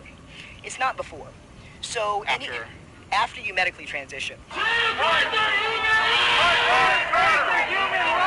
You say you want to follow the science, but you don't want to read the science. I don't want to read your bullshit science. No, I don't. I think it's bullshit science, and I don't give a credit. I know it's bullshit science. All right, you don't have the right to do that.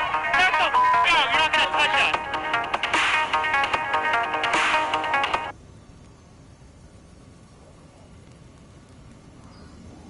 It's good to be back on Earth.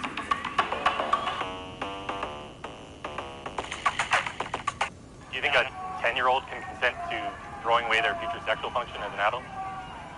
How can they possibly if they've been living their truth for a long time, then yeah. You guys, welcome back to part 2 of Children Cannot Consent to Medical Transition. Before we get started, this video is sponsored by Undertac. Let's jump into the video.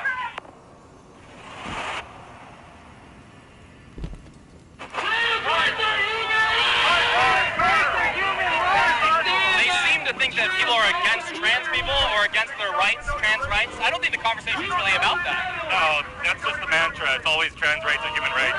Yes, trans rights are human rights because they're humans. And they have the same human rights as anyone else.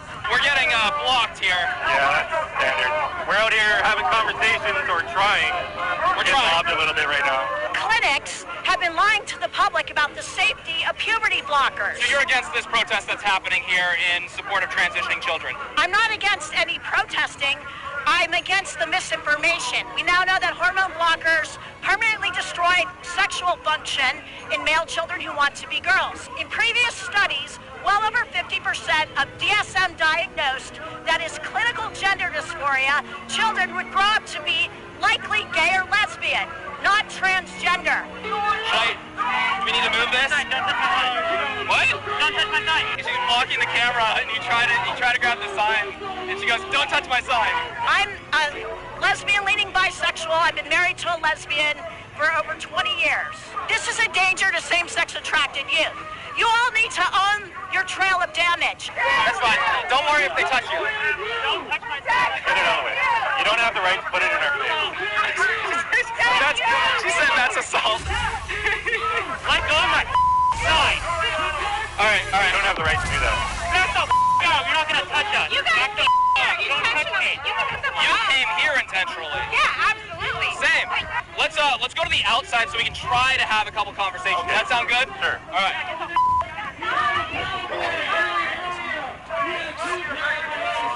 What's happening is you have all these kids who feel like misfits. They're not fitting in. These autistic kids aren't feeling like they fit in. You've got a lot of kids who would historically grow up to be gay who aren't feeling like they fit in. You've got kids who've suffered abuse and trauma, sexual abuse. Kids in the foster system are way overrepresented among the transgender population. These are all kids who are struggling with something. They've got some other comorbidity going on. They've got other mental health issues going on. And they're being fast-tracked onto this medical pathway that gives them drugs which stop their body's natural development, give them hormones that don't belong in their bodies. Yeah, at all the gender clinics at every children's hospital in the country. No, I don't know. I know plenty of people who are trans, and it's one of the most painful processes on earth trying to get the hormones you feel like you need. Not true.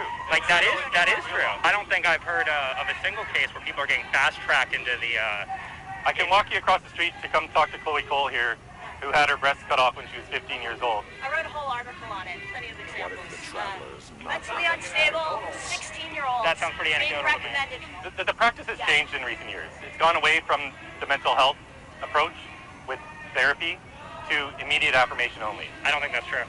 Okay, I understand why you would feel that way. I totally get it. But it's just not the case. And in fact, WPATH, which is the World Professional Association for Transgender Health, they just had their annual conference in Montreal. The protesters stood up in the conference to say that they need to abolish all therapy completely before any surgical or medical interventions. And they all received a standing ovation, including from the leadership. We've got Laura Edwards-Leeper, who founded the first gender clinic in Boston 15 years ago. She brought the Dutch protocol over here. She trained under the experts in Holland, who started what's called the Dutch protocol. She brought it over to the U.S. When they brought it to the U.S., they ignored some other requirements, and they started giving hormones to kids younger, because under the Dutch protocol, they said don't give them to them until they're 16. So they'll do it here at 13. Johanna Olsen Kennedy at the Children's Hospital of Los Angeles just received a $5.7 million grant from the NIH, where they were allowed to reduce the age for cross-sex hormones from 13 to 8 years old if the kid's already in the certain standard stage of puberty. Would you But anyway, the point is with doing this stuff later, maybe? I mean, whenever the person wants to do it. Oh, so whenever. Yeah, I don't give a about my body. All right, you guys, let's take a quick second to talk about today's sponsor of the holidays. Let me tell you why throughout .com values that we all have to meet in terms of very friendly. .com offer code Klug. Let's get back into the video. So what's going on? Are you a part of which group are you part of? You seem to be very, very nice. Oh, very friendly. Thank you. Yeah, but you disagree with him on this, or not exactly. I think there's a middle ground that we all have to meet in terms of, you know, there's this whole socio-political movement that's surrounding children and mental health, and I think that it needs to go back to more like comprehensive views of medical literature. When there's any inequality and people realize it and want, you know, things to get better, it's like a pendulum that like swings the other way. And I think it's gone too far in terms of kids transitioning and being able to have their parents basically put them into positions where they have to transition. I think that's up that. And I'm glad that you're definitely acknowledging that Chris here is talking about children. I think we've had a lot of people that we've run into a lot of people today that are basically saying, you know, oh well, trans people exist, trans rights or human rights, and it's not the conversation. We're talking about children transitioning their gender at a very young age through hormones, you know, surgical procedures, etc. That, you know, we're opposing. Here's the crazy thing, is that every single medical organization, reliable medical organization in the United States at least, disagrees with your point and says that it is perfectly fine and healthy to give these hormones to kids if they ask for it. So the AAP is ignoring calls from within their own body to do a systematic review. But what does the AAP say? What we're asking the AAP to do is a systematic review of all the studies that have ever been done. Because this is done in Sweden. If that happens, and if that happens and the AAP comes back after that systematic review and says, we think this is totally fine, we think that this is completely healthy and a reasonable thing to do, will you then support it? I want them to follow the science. If the science supported this, it does. What about, it does. Do me a favor, go to my Twitter account. You'll find an article written by Lior Sapir. I'm not going to do any of that. I'm not going over 15 different studies. These are the studies that Jack Turbin used to justify transitioning kids. This is the science, my friend. I'm asking you to read the science. It's not a science. That's not a science. Like, less than 1% of people you don't even want to read it. You know you want to follow the science, but you don't want to read the science. I don't want to read your bullshit science now. So they just want to be an ostrich sticking their head in the sand going, I can't see it. It's not real. It don't exist. It can't harm me. La la la la la la la. I think that there should be a more comprehensive view of like mental health and how that kind of coincides with people being trans or believing that they're trans. I think there's a certain age, which is maybe like 16, where they can decide to go on hormones. Okay. But that's just my personal... You have a way different viewpoint than a lot of the people here. Would you consider yourself more with that group over there of protesters? I mean, I wouldn't consider myself a part of any group. I just think that, like, being able to talk to people and have discourse on either side is beneficial for people's, you know, growth. What is going on here? We love this girl. That's right. I think it's bull science, and I don't give it credit. I know it's bull science. All right. So if you look at the most recent study into gender dysphoria, they followed 139 boys from the age of 5 all the way into their 20s. 87.8% of them saw their gender dysphoria desist when they went through puberty. 64% grew up to be gay. The Academy of Medicine in France just came out a few months ago and said it's impossible to tell which of these kids will see their gender dysphoria go away and which will not. They're not doing surgeries on all the kids studies who we are have under in 18. this. You can't. Yes, No, they they're are. not. Yes, they are. No, they're not. There is no doctor in the law. There's no doctor in the United States who will give you who will do an irreversible surgery under the age of 18. That's just not true. Chloe Cole is across the street. She had her breast cut off at 15. You want to come talk to her? Mastectomy is... That's You want to come talk to her? Was it for cancer or was No, it for gender. That's not true. Come talk to her. No. Well, hold on. She's right across the street. You said something that's objectively not true. We have somebody that can prove you, like, wrong, literally had it happen to her when she was 15 years old, and you don't want to hear from that. Sounds pretty anecdotal to me. My name's Scott Nugent. I'm a 49-year-old transgender man, lesbian who medically transitioned from a woman to a man, a woman to a trans man, right? When you allow your child to medically transition, I mean, you think about it. You're giving them a toy, giving them what they want. They're gonna be like kind of happy about that. And then they're going to be happy because they're going to start, you know, they're going to start hormones. And they start hormones, and that doesn't help anything. But I still have to have my top surgery. When that happens, I'll feel better. And so it's such a huge process that the reality of what you've done takes 7 to 10 years. That's why the only long-term study says that these kids that are medically transitioning for suicidal ideation, which is absolutely ludicrous, those children will grow up to be way more suicidal 7 to 10 years after. In fact, in the trans community, we call it the 7 to 10 year suicide age. Once you finish medical transition, you get to kind of look left and look right and go, well, I didn't fix a thing. Everything that you have done for that long, it starts to weigh on you like, God, why did I do that? I'm such an idiot, this or that. Instead of just going into the process of, let's say, you know, you're a feminine dude and you want to wear makeup, go for it. I've got video from Kaiser Permanente in Oakland, California, where the doctor is admitting that the youngest patient they've cut the breasts off of is 12 years old. It's on video, my friend. I'm willing to bet you right now that that's an edited video where the doctor was talking about how the person had cancer, breast cancer, and had to cut it off. Or maybe the child had severe depression. There's nothing you can do when people don't want to know the truth, right? There's nothing you can do. We should be able to talk about this more than anything. Yeah. People just want to shut down conversation. Yeah, no, and I'm a big proponent of there being, like, resources for trans kids, but I don't think that hormones and puberty blockers should be the first, you know, initial... And you were telling me earlier that the trans population should be infinitesimally small. Yeah. As it used to be. Yeah. And then now we have 10% of kids in high school saying they're trans. It's because people are starting to view gender as an abstract thing that's, you know, kind of separate from... And I personally believe that identity is completely subjective. You know, I can view myself however I want to. You can view me however you want to. Do you think that could be potentially creating a somewhat of a mental health crisis in the country, though? I believe that how vague the criteria has been made for, like, being trans has sort of, like, made people who are just confused or, you know, have low self-esteem start to question their gender identity. The parents that are medically transitioning their kids right now, they're making them more suicidal. They're just they're pausing the suicide.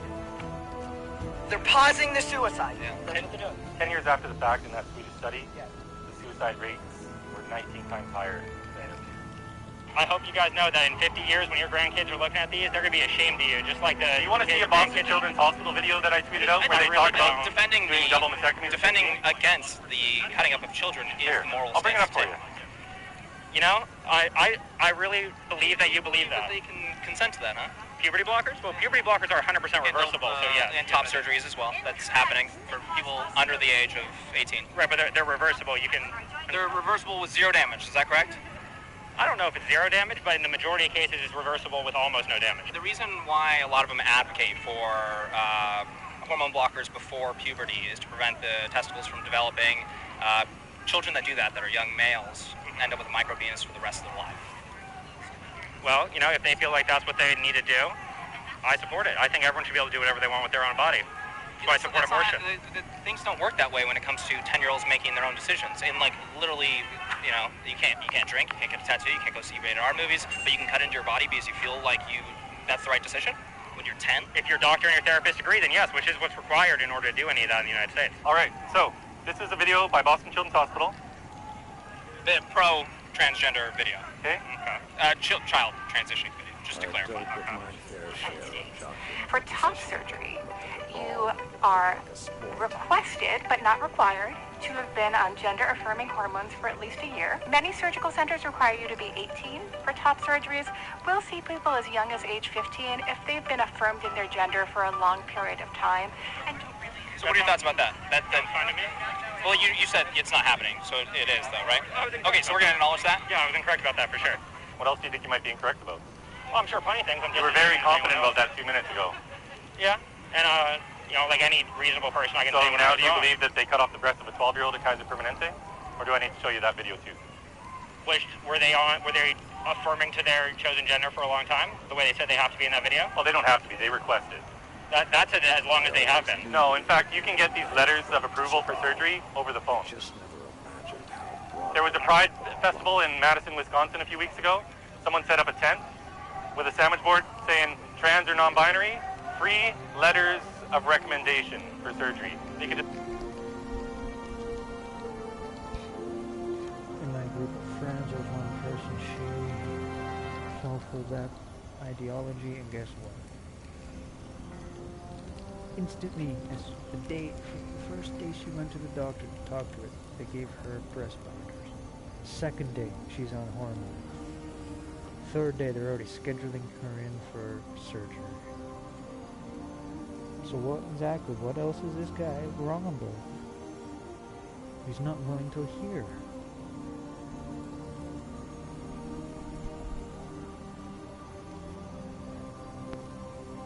Walk up to the tent, get your letter for surgery that you need. Do you think that's the level of safeguarding we need for a lot of these kids who are struggling with other mental health comorbidities? If they want to transition, then yeah. Okay, so a second ago it wasn't happening. Now you acknowledge that it is happening and it's totally fine if there's no safeguards. I mean, I don't think there should be zero safeguards. I think there should be safeguards like for any medical procedure whatsoever. But, you know, it's not my choice. Especially to children, I don't think that children can really grasp this like really abstract concept of gender. Why do you think that the people that we've been talking to today, why do you think that they are so set in their beliefs that a child can make that decision? Because a lot of these people will say, hey, 7 years old. Is that crazy? No, I personally don't think that a 7-year-old has the competency to be able to make those kinds of life-altering decisions, but that's just my personal take on it, just knowing 7-year-olds, you know. Do you think a 10-year-old can consent to throwing away their future sexual function as an adult? How can they possibly make that decision? If they've been living their truth for a long time, then yeah. If they've truly wanted to live, let's say if someone's born male with male genitalia and they want to have female genitalia and they've been living that truth their entire life, entirely off their own choice, then yeah, I do. So you think a 10-year-old? I don't think we're going to change. Yeah, he believes a 10-year-old can consent to that. I'm not sure if we're going to change any minds. As long as you guys can agree that there are trans people that are adults that exist, you know what I mean, and that they were trans as kids to whatever extent, you know. We all want adults to be as happy as they can be. Right. I think there's a very disingenuous, borderline dark push to put us in that box of, oh, you are defending children and you don't think they're mature enough to consent to these life-altering decisions, therefore here comes the disingenuous argument, you don't believe trans people exist. It's like, what? You're not even... Well, because the whole basis of why they're claiming that trans is real is because of the claim of their children know of it, so by default, de facto void. Sick and tired of people that don't understand English.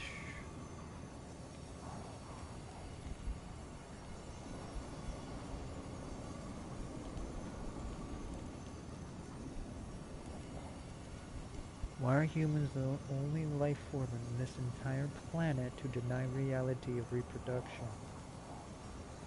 Why are so many humans falling for the propaganda of these cults that want to call us and control us? How come people don't understand government's very definition?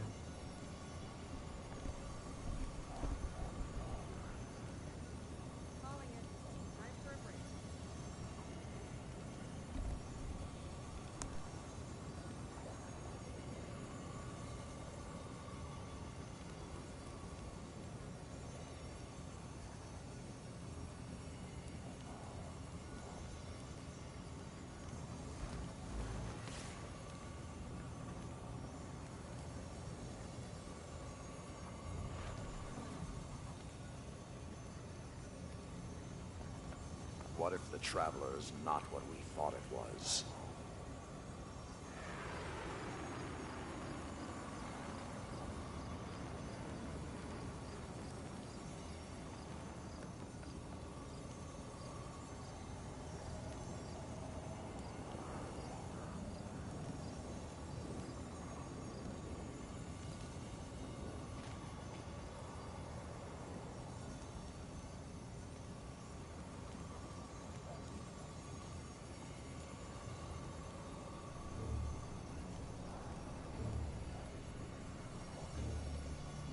Old hate is hard to set aside, but if you want to move forward, you have to let that hate go.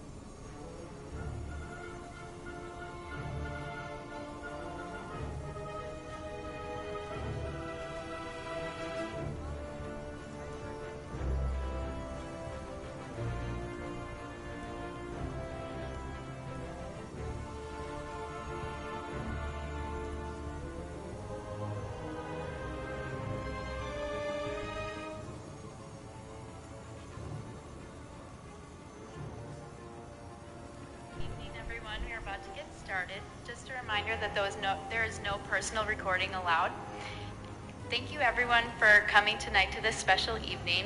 Welcome to the thousands tuning in online via live stream as well. My name is Jenna Frett and I'm the chair of College Republicans at UWM. Our organization has grown a lot over the past few years. College Republicans frequently reaches out to students at tabling events and informs them about meetings, events, and general information about the Republican Party. Our goal during these times is to inform students about our open-minded organization and allow a place where individuals can express their conservative beliefs. As the semester nears the end, we would like to encourage all UWM students in attendance tonight to sign up for our organization and continue to get involved. I would like to thank my executive board for helping to make this event happen. I would also like to thank Young America's Foundation and YAF's Vice President, Pat Coyle, for making this lecture possible. Young America's Foundation is a conservative youth outreach organization committed to ensuring young people learn and are inspired by the principles of limited government, traditional American values, free enterprise, and a strong national defense. I would also like to thank Robert and Patricia Herbold for generously sponsoring this lecture series. With YAF's help, we wanted to bring in another speaker with different points of view that can connect with college students. Mr. Walsh has a daily podcast, and his columns on the Daily Wire are read by millions each month, and he is one of the right's most influential young voices. We are very excited to have Mr. Walsh here tonight. Now please welcome influential writer, blogger, and speaker, Mr. Matt Walsh.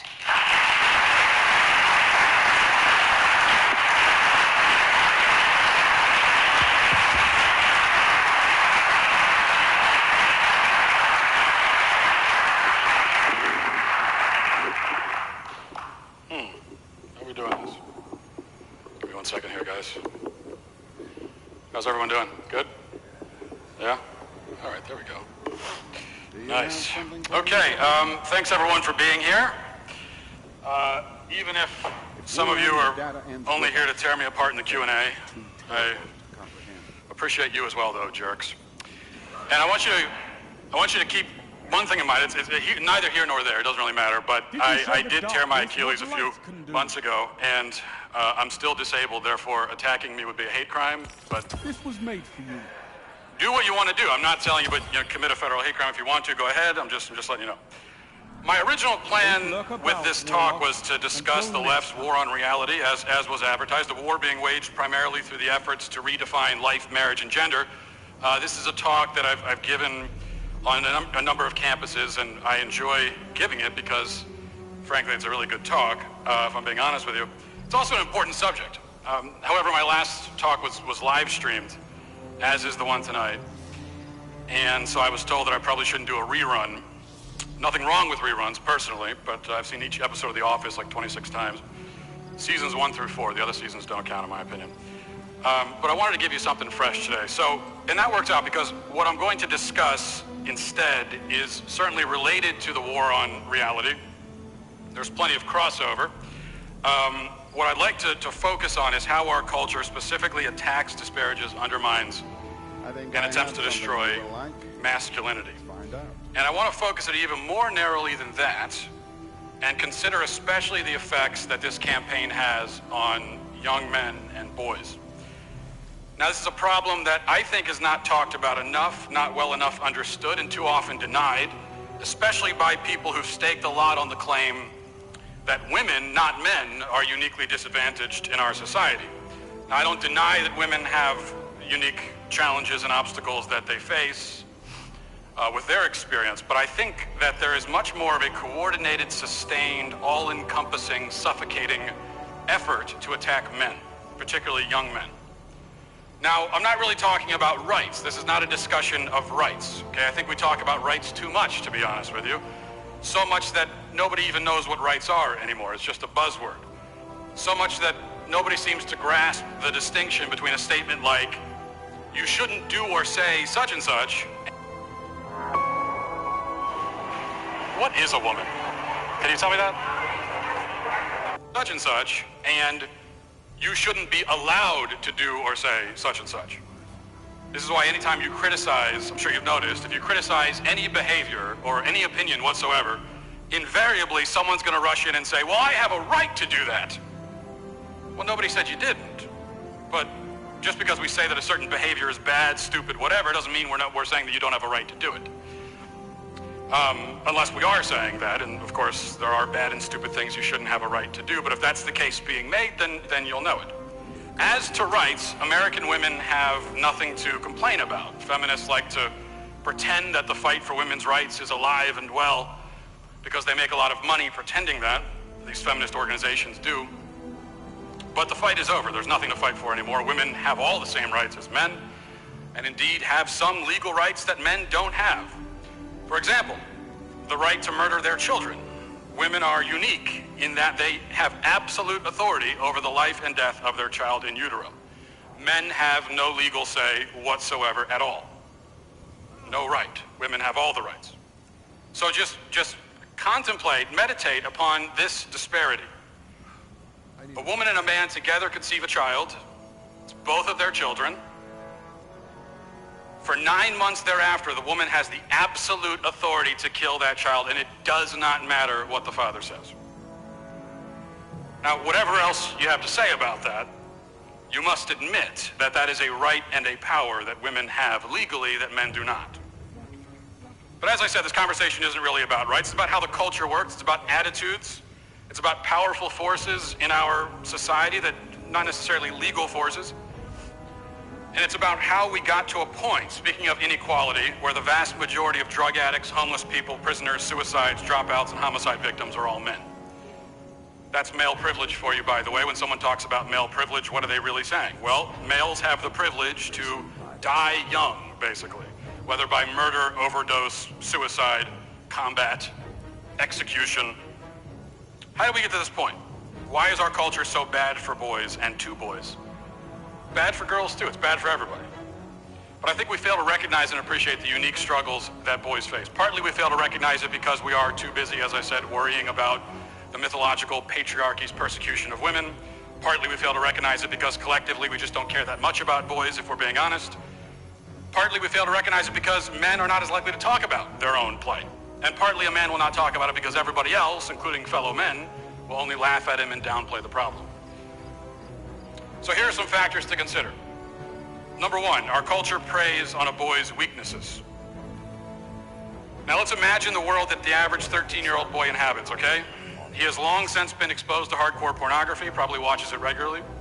The average age of first exposure is now 10. According to some studies, it's 8 or 9 or younger.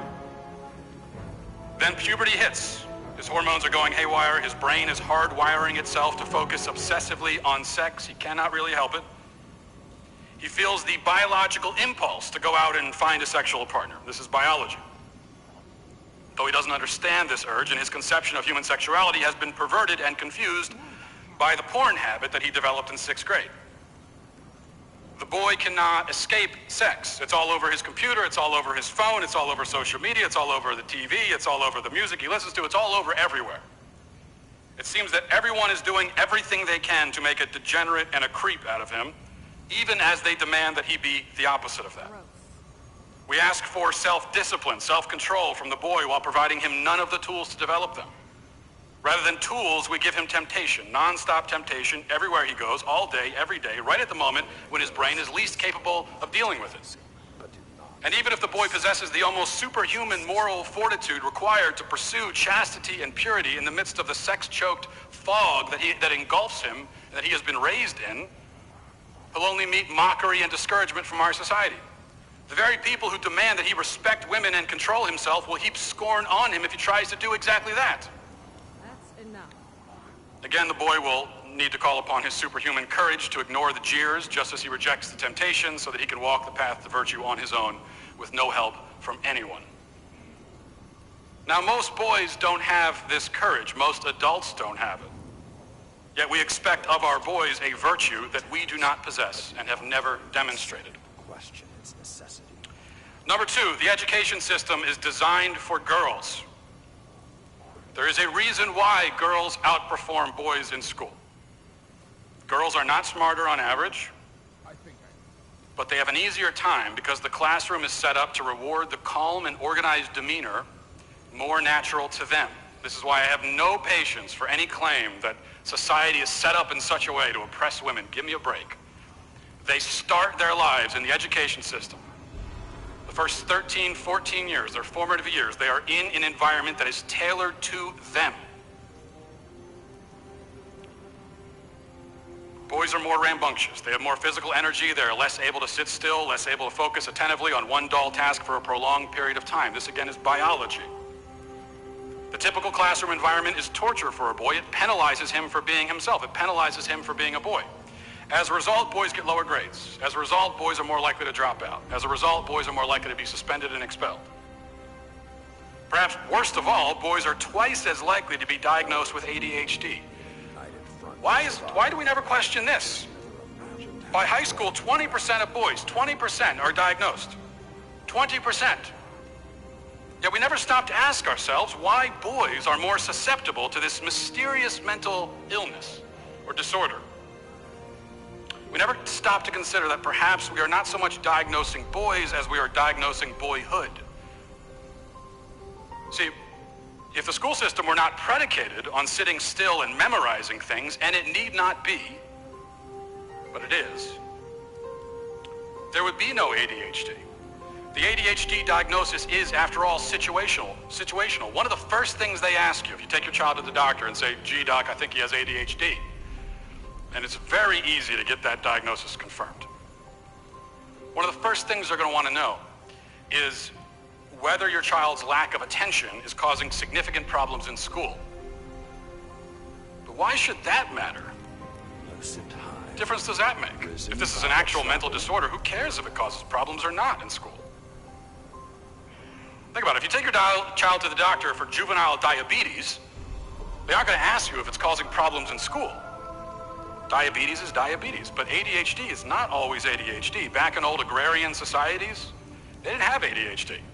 Didn't exist. Why is that? Well, because it wasn't a problem for a boy back then to have lots of physical energy. In fact, it was necessary. Now it's a problem because we want him to sit still for the first 18 years of his life. And so we call it ADHD. I mean, do we see a problem here? We have arbitrarily decided that every child must be the sort of child who thrives in that specific environment. Even if we have to stuff pills into his face to make it happen and force the issue, we've decided that that's how it has to be. Girls are not drugged nearly as often because most of them are already the sort of people that the school system prefers. The school system prefers girls. What if the traveler? And if the boy doesn't act like a girl, they're going to see to it that he does. Now, every time I discuss the dangers of ADHD medication, I'm informed that I can't possibly know what I'm talking about because my children do not have this disorder. Of course, the assumption that people who have been personally affected by a certain thing must therefore be more knowledgeable about it and more credible when discussing it is ridiculous. This is why so many conversations these days are very difficult, because you're trying to talk about something in principle and then someone comes in and says, well, let me tell you my personal story about how I've been affected by this. I empathize with your personal story. It's actually irrelevant, though, to this conversation. Just because you have car trouble doesn't make you a mechanic. If it did, we wouldn't need mechanics. But as it happens, I do have experience. My 6-year-old boy fits the ADHD label by any measure. To simply call my 6-year-old son, energetic would be a fantastic understatement. He's like a squirrel that just ate a pound of coffee beans. Runs through the house at breakneck speed, fighting off imaginary pirates and dragons. He pole vaults over banisters, jumps over couches, literally bounces off the walls, literally climbs the walls, literally climbs them. Like, I walked into the room the other day and I didn't see anyone in the room, and I look over and he's on the wall, and I'm like that, and he had shimmied his way up the wall like this, and he was just hanging out up there. I don't know, it's like something from The Exorcist, but he can't sit still or stop talking, and you can't stop him from talking by leaving the room. He'll continue the conversation even with no one there to respond to him. He's a little bit like his mother in that way. She's not watching this, it's okay. He reminds me a lot of Macaulay Culkin in Home Alone, wandering around the house narrating himself to himself. Now, he does have trouble learning academically in a formal setting. His twin sister is significantly more advanced when it comes to ABCs and 1, 2, 3s. She's also capable of sitting still for several minutes at a time, coloring or drawing or, brushing her doll's hair or whatever. She even likes to clean for some reason. She's better at it than I am. My son cleans by picking up all the items on the floor and throwing them onto the nearest piece of furniture and then jumping on the pile.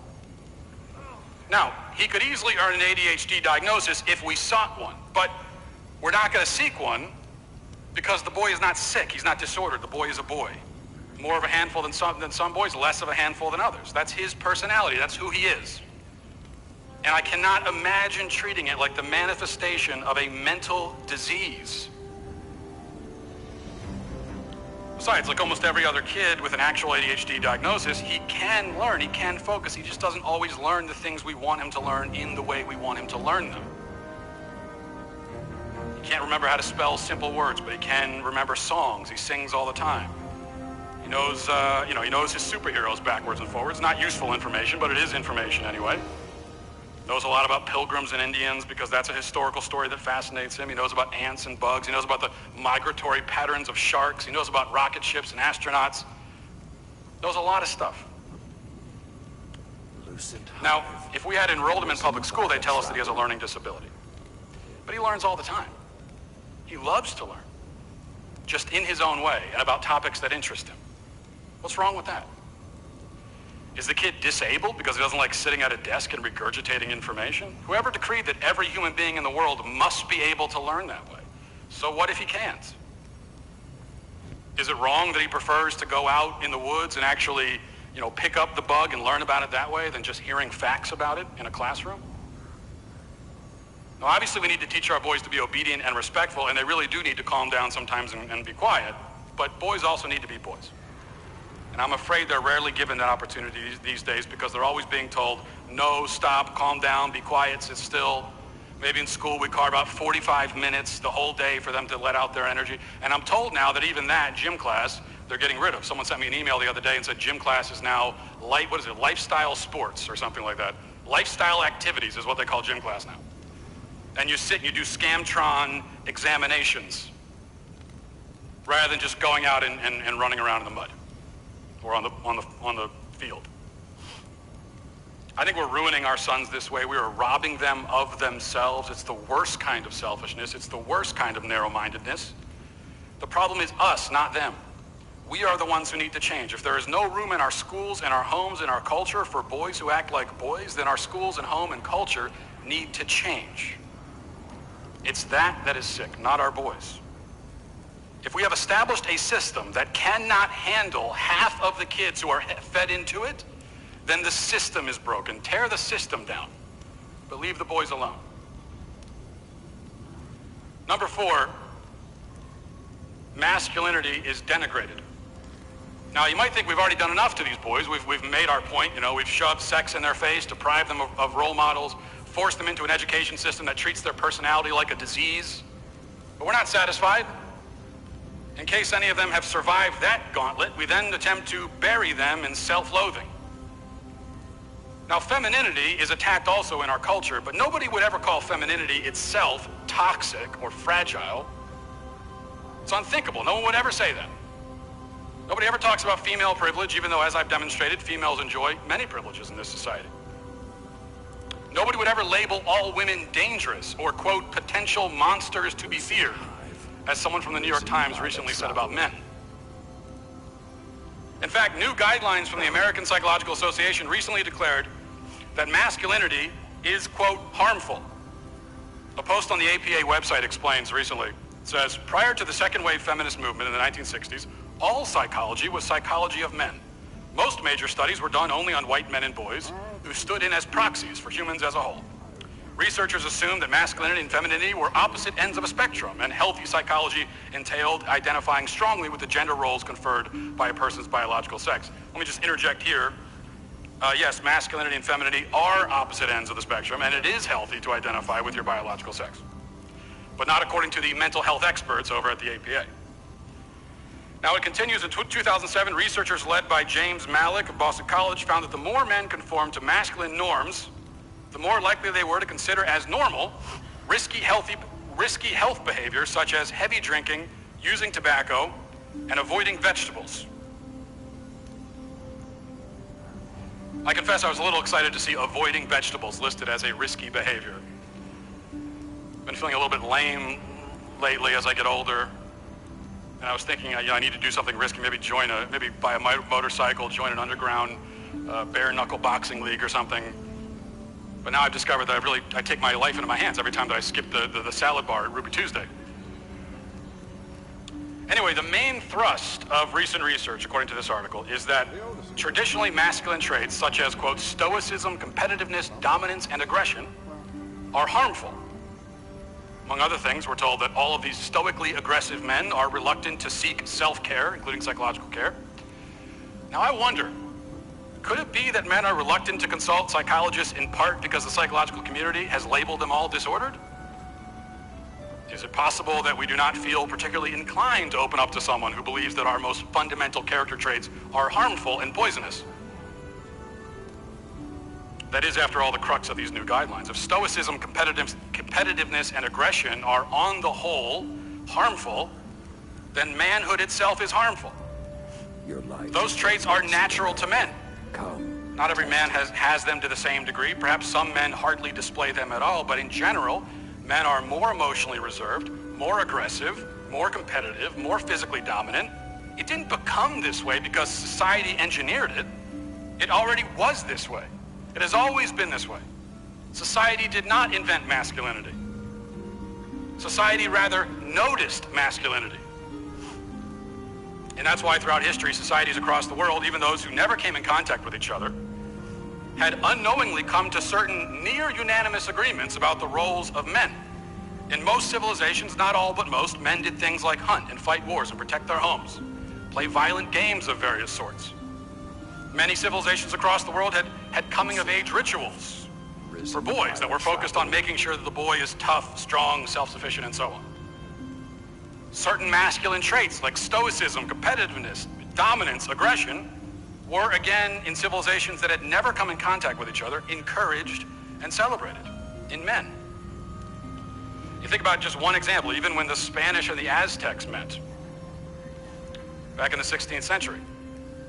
Two civilizations that had at that point never encountered each other, two civilizations that were alien to each other in so many fundamental ways.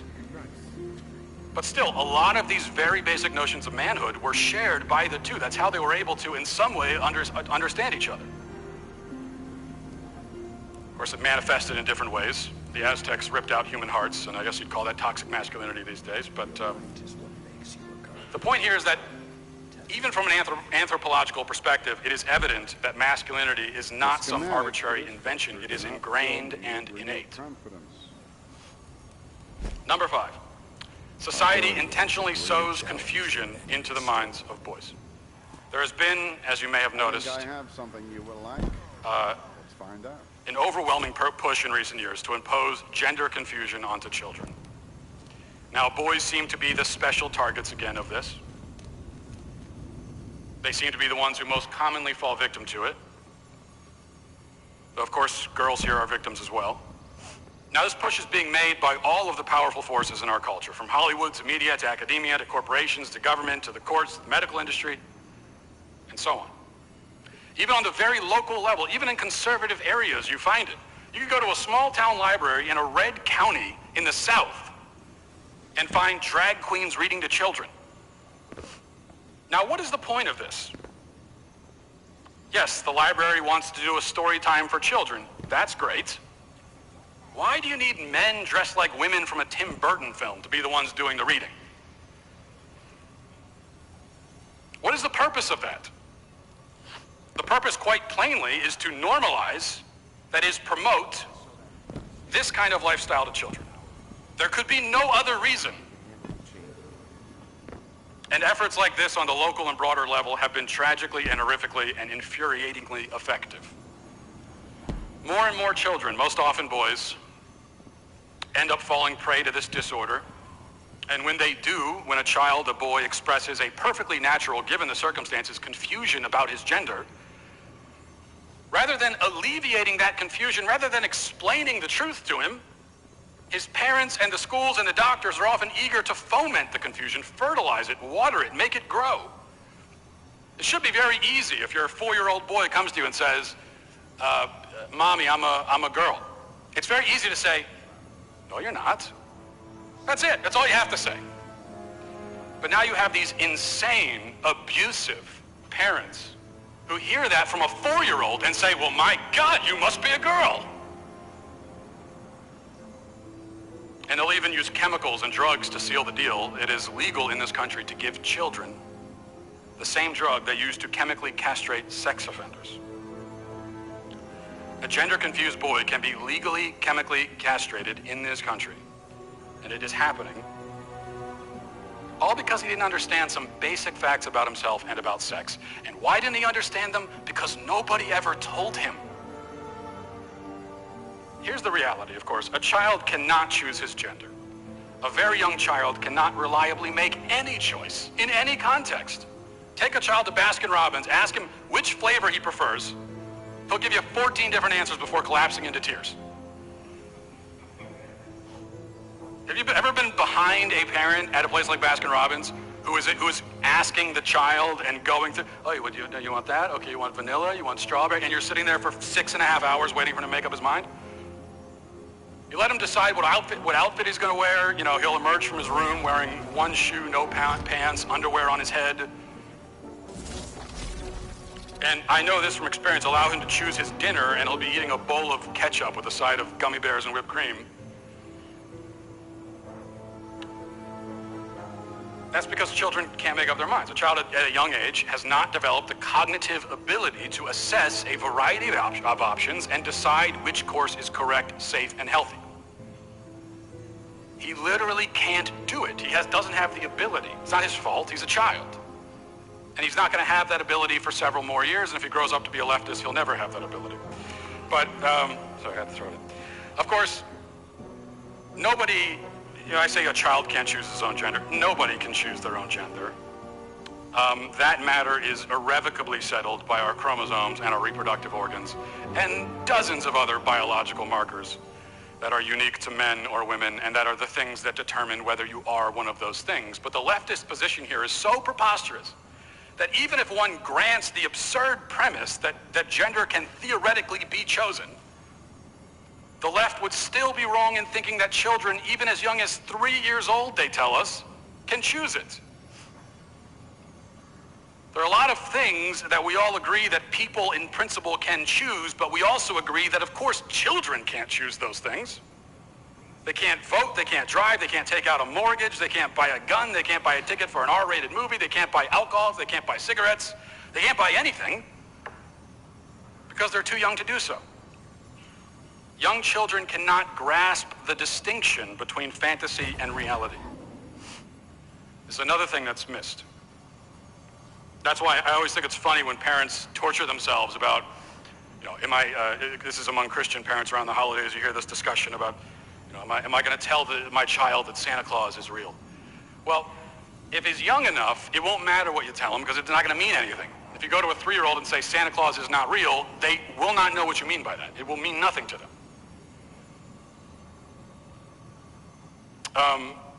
My oldest son, about 4 years old at the time, once tried to, as I told you, he likes to leap over things. Well, he tried to leap over a banister once, a couple years ago. Only problem is the banister was on the 2nd floor.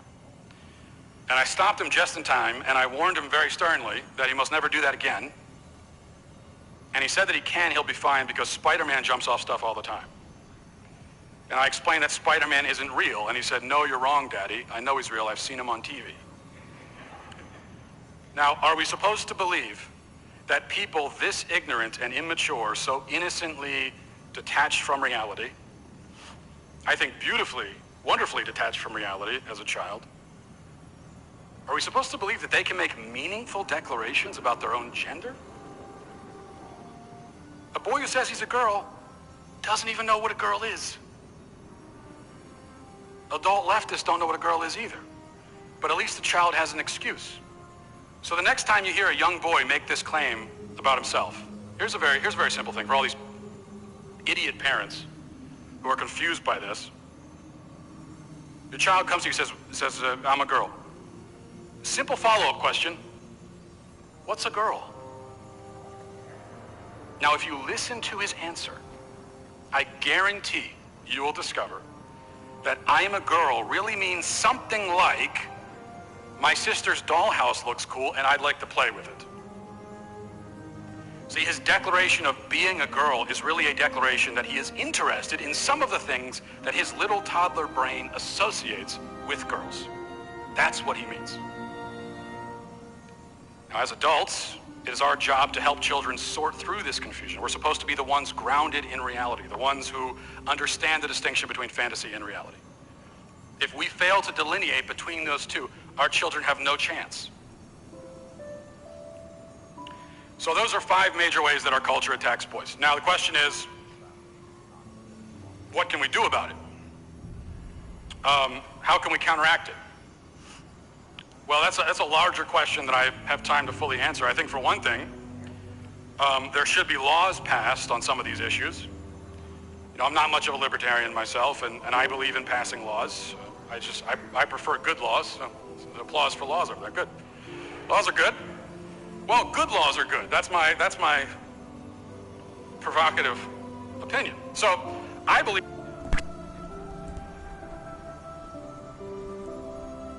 No. When you actually learn the very definition of government, shake your head, Matt Walsh. You of all people should know me.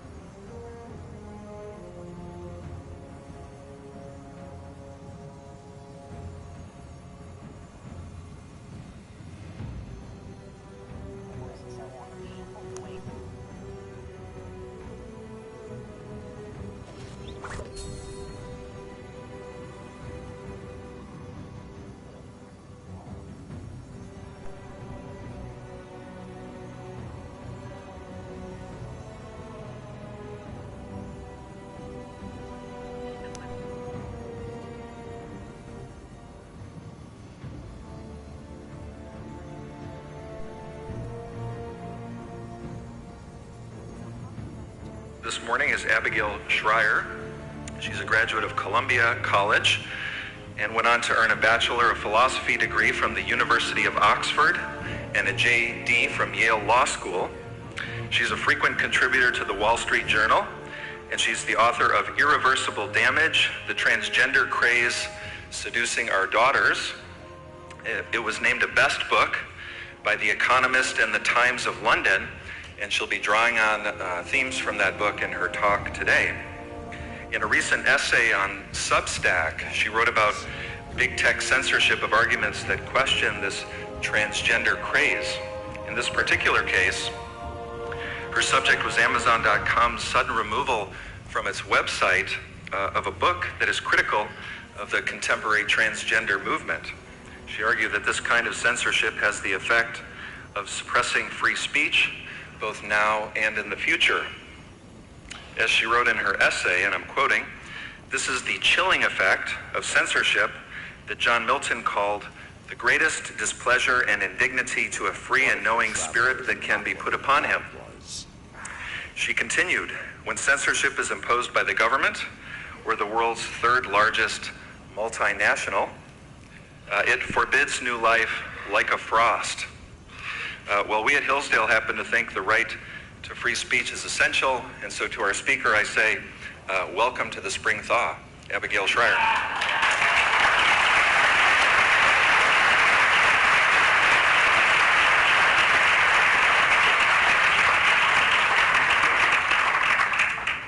Thank you. I have to adjust this. Thank you so much for that very kind introduction, and thank you so much to Hillsdale for having me here today. So, social conservatives are increasingly asked to justify why they have decided to target transgender youth, as if they picked this issue because it polls well, or some other such nonsense. Let me make it clear why this has suddenly become my concern. It is because in America, in 2007, had exactly one gender clinic. One. Anyone care to guess how many we have now? 300. So there are now hundreds of pediatric gender clinics in the U.S. Planned Parenthood gives out testosterone on a first visit. Depending on the state, it absolutely gives testosterone to minors. Planned Parenthood in Oregon gives it to 15-year-old girls on their own recognizance. They don't even need a parental note. Kaiser dispenses it. So for today's teens, whether they have real or typical gender dysphoria or not, testosterone is easily available. Double mastectomy, known as top surgery, is readily available. No, they do not necessarily need parental approval, depending on the state, and they definitely don't need a therapist's note. Okay, so let's talk about the transgender phenomenon. I'm going to start by walking through the major issues and claims about youth and adolescent gender transition, and we'll work our way to the big question, which is, how did we get here? How did we get to a place in which we're all supposed to pretend that the only way you know that I'm a woman is if I give you my pronouns? How did we get to an America in which a 15-year-old in Oregon can begin a course of testosterone without her parents' permission? A lot of the answer, of course, comes from the hard left, but at least one part of the answer is conservative squeamishness about issues we'd rather not deal with at all. So let's begin by dealing with it. What is gender dysphoria? Gender dysphoria, the severe discomfort in one's biological sex, is absolutely real. It's also exceedingly rare, typically afflicting roughly 0.01% of the population, and overwhelmingly males, so roughly 1 in 10,000 males, meaning nobody you went to high school with.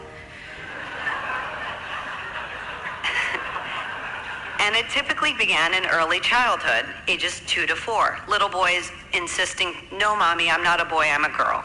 Boys who were insistent, consistent, and persistent in this feeling that they were in the wrong body. It is, by all accounts, excruciating. I've talked to many transgender adults, most of them biological males, and they describe the relentless chafe of a body that feels all wrong. Now, there are at least 3 separate issues I'm going to talk about today. There are the young kids who have this classic presentation of gender dysphoria, some of whom, the majority of whom, would have naturally outgrown it on their own, and historically did. Others became what we used to call transsexual adults. There's number 2, there is the social contagion currently spreading among adolescent girls, many of whom do not have typical gender dysphoria at all. And third, there are the activists and who have already begun exploiting our confusion and our sympathies in order to invade women's protective spaces and destroy women's sports. They are all very different. Okay, so the young kids. Now, traditionally, as I said, these were overwhelmingly little boys. And if left alone, meaning with no intervention either to change their name and pronouns, what we now call social transition, and no medical intervention, over 70% of these kids typically outgrew gender dysphoria on their own. Most would end up as gay men, and some would not. Some would not outgrow it and go on to be called, what we used to call transsexuals. These were not, transsexuals were not people who used to pretend they were somehow really women or always truly female. They were just people who felt most comfortable presenting as female. I've talked to a lot of transgender adults, and they'll tell you they know that people can tell their biology is different, but their goal isn't so much to fool other people as it is to achieve a level of comfort with themselves. For many, that involves hormonal intervention and surgeries, and I have talked to several who say that hormones they took or the surgeries they underwent brought them a measure of peace. I can also tell you that they are generally holding down steady jobs and are leading good, productive lives.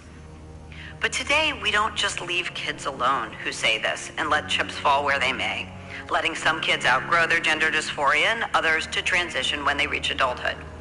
Today, we decide the moment a child seems not perfectly feminine or not perfectly masculine, today we say, I know what this is. This is a trans kid. We take them to a therapist or doctor, nearly all of whom practice so-called affirmative care. That is, nearly all of whom have accepted that it is their job to immediately affirm or agree with the patient's self-diagnosis and to immediately help them medically transition. Teachers affirm young children in school, both by teaching the class that only they, the children, know their true genders, and encouraging kids to reintroduce themselves to the class with their new name and pronouns. Therapists affirm and encourage minors down this path, and even pediatricians do. And the typical next step for these kids after changing their name and pronouns to their friends and classmates is puberty blockers. Puberty blockers shut down the part of the pituitary that directs the release of hormones catalyzing puberty. The most common of these drugs is called Lupron, a drug that was originally used in the chemical castration of sex offenders. To this day, it has never been FDA approved to halt healthy puberty. Now you might ask, why would any parent or doctor do this?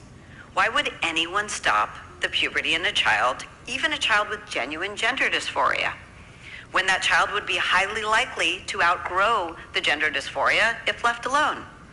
Some say because it's traumatizing to let a child go through the puberty of the sex to which they don't wish to belong. The problem of this, of course, is that in many cases, puberty does seem to have helped children overcome their gender dysphoria. But there really is no satisfying answer to why someone would do this, given that scientists have no way of predicting which children will outgrow the dysphoria on their own and which won't. But the argument that's made is that these kids can't wait. The suicide rates for the trans-identified youth and trans adults are very high, the argument goes, and so we need to get in there and start fixing them as soon and dramatically as possible. But unfortunately, there are no long-term studies that indicate that puberty blockers cure suicidality or even that they produce better mental health outcomes. There are not even good studies that show they are safe for this population long-term, nor that they are reversible. There's a big debate right now in the medical community about whether and to what extent the effects of stopping healthy puberty in adolescence is reversible if these kids later stop taking them. What we do know is that puberty blockers will block all the secondary sex characteristics, sexual maturation, and development of bone density from occurring. We do know that because of the inhibition of bone density and other risks, doctors don't like to keep a child on puberty blockers for more than 2 years. And we know that once a child's healthy puberty is arrested, placing her entirely out of step with her peers, this seems to guarantee that she will proceed to cross-sex hormones like testosterone. In studies, nearly 100% of kids who are put on puberty blockers proceed to cross-sex hormones. And we know that if a child goes from puberty blockers to cross-sex hormones, that child will be infertile. She may also have permanent sexual dysfunction, given that her sex organs never reached adult maturity, but she will certainly be infertile. So the claim that puberty blockers are safe and reversible for this population is not well-founded. And the claim that it's a neutral intervention, just a pause button, they say, without serious downsides, is simply false. We wouldn't accept this level of glib salesmanship in any other area of medicine. Okay, so those are the kids who actually have gender dysphoria. For the nearly 100-year history of diagnosing gender dysphoria, these little kids were what we were talking about when we talked about gender dysphoria. But in the last decade, that thanks in large part to social media, there's been another population that claims to have gender dysphoria. This is a population that never before had gender dysphoria in any significant numbers. In fact, before 2007, there was no extant scientific literature on their having gender dysphoria at all. Teenage girls. This is the phenomenon Brown University public health researcher Dr. Lisa Littman called rapid onset gender dysphoria. And it refers to a sudden spike in transgender identification among teen girls with no childhood history of gender dysphoria at all. Not only have the rates of these girls claiming trans identification risen dramatically in the US and all across the West, over 4,400% rise in teen girls presenting for gender treatment at the UK's National Gender Clinic, for instance. But teenage girls are now the leading demographic of those claiming to have gender dysphoria. What's going on? The answer is social contagion. One more instance of teen girls sharing and spreading their pain. There's a long history of peer contagion with this demographic, of course. We know that anorexia and bulimia spread this way. And we know that this demographic, teen girls, is in the midst of the worst mental health crisis on record, with the highest rates of anxiety, self-harm, and clinical depression we've ever seen. We know that the population who tends to fall into social contagions is the same high anxiety, depressive group of girls who struggle socially in adolescence and tend to hate their bodies.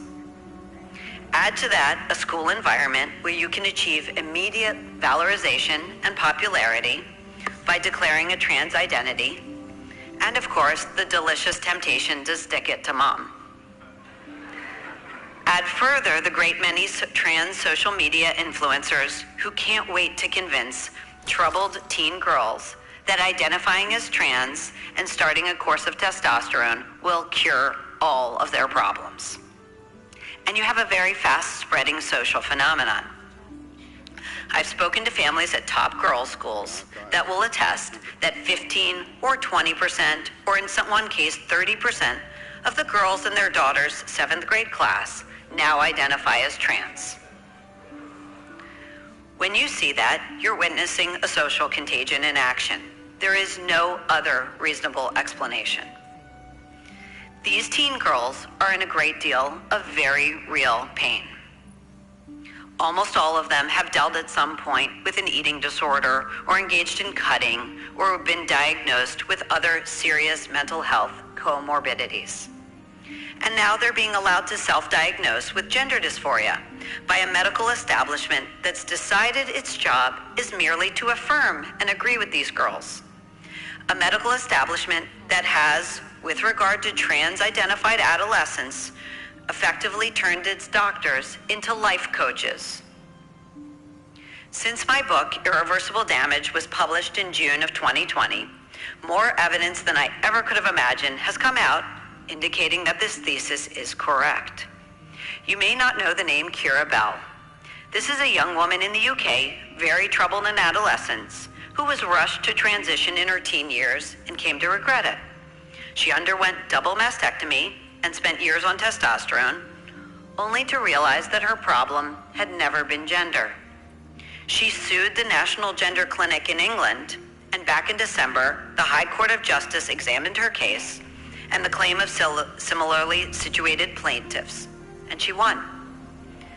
The court examined the medical protocols applied to her, protocols identical to the ones we have in America, and the High Court of Justice was horrified.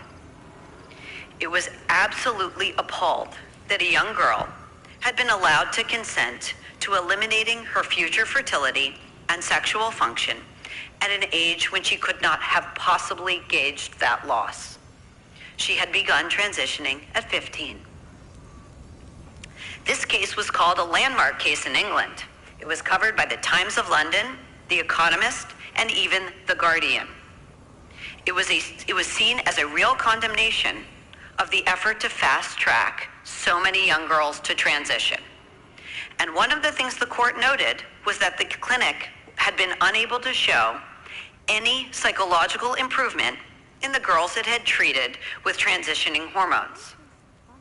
If you didn't read about the landmark Curabell case in the American legacy media, well, that's because they decided to pretend it didn't happen. Just as they continued to ignore or dismiss the stories of the thousands of detransitioners.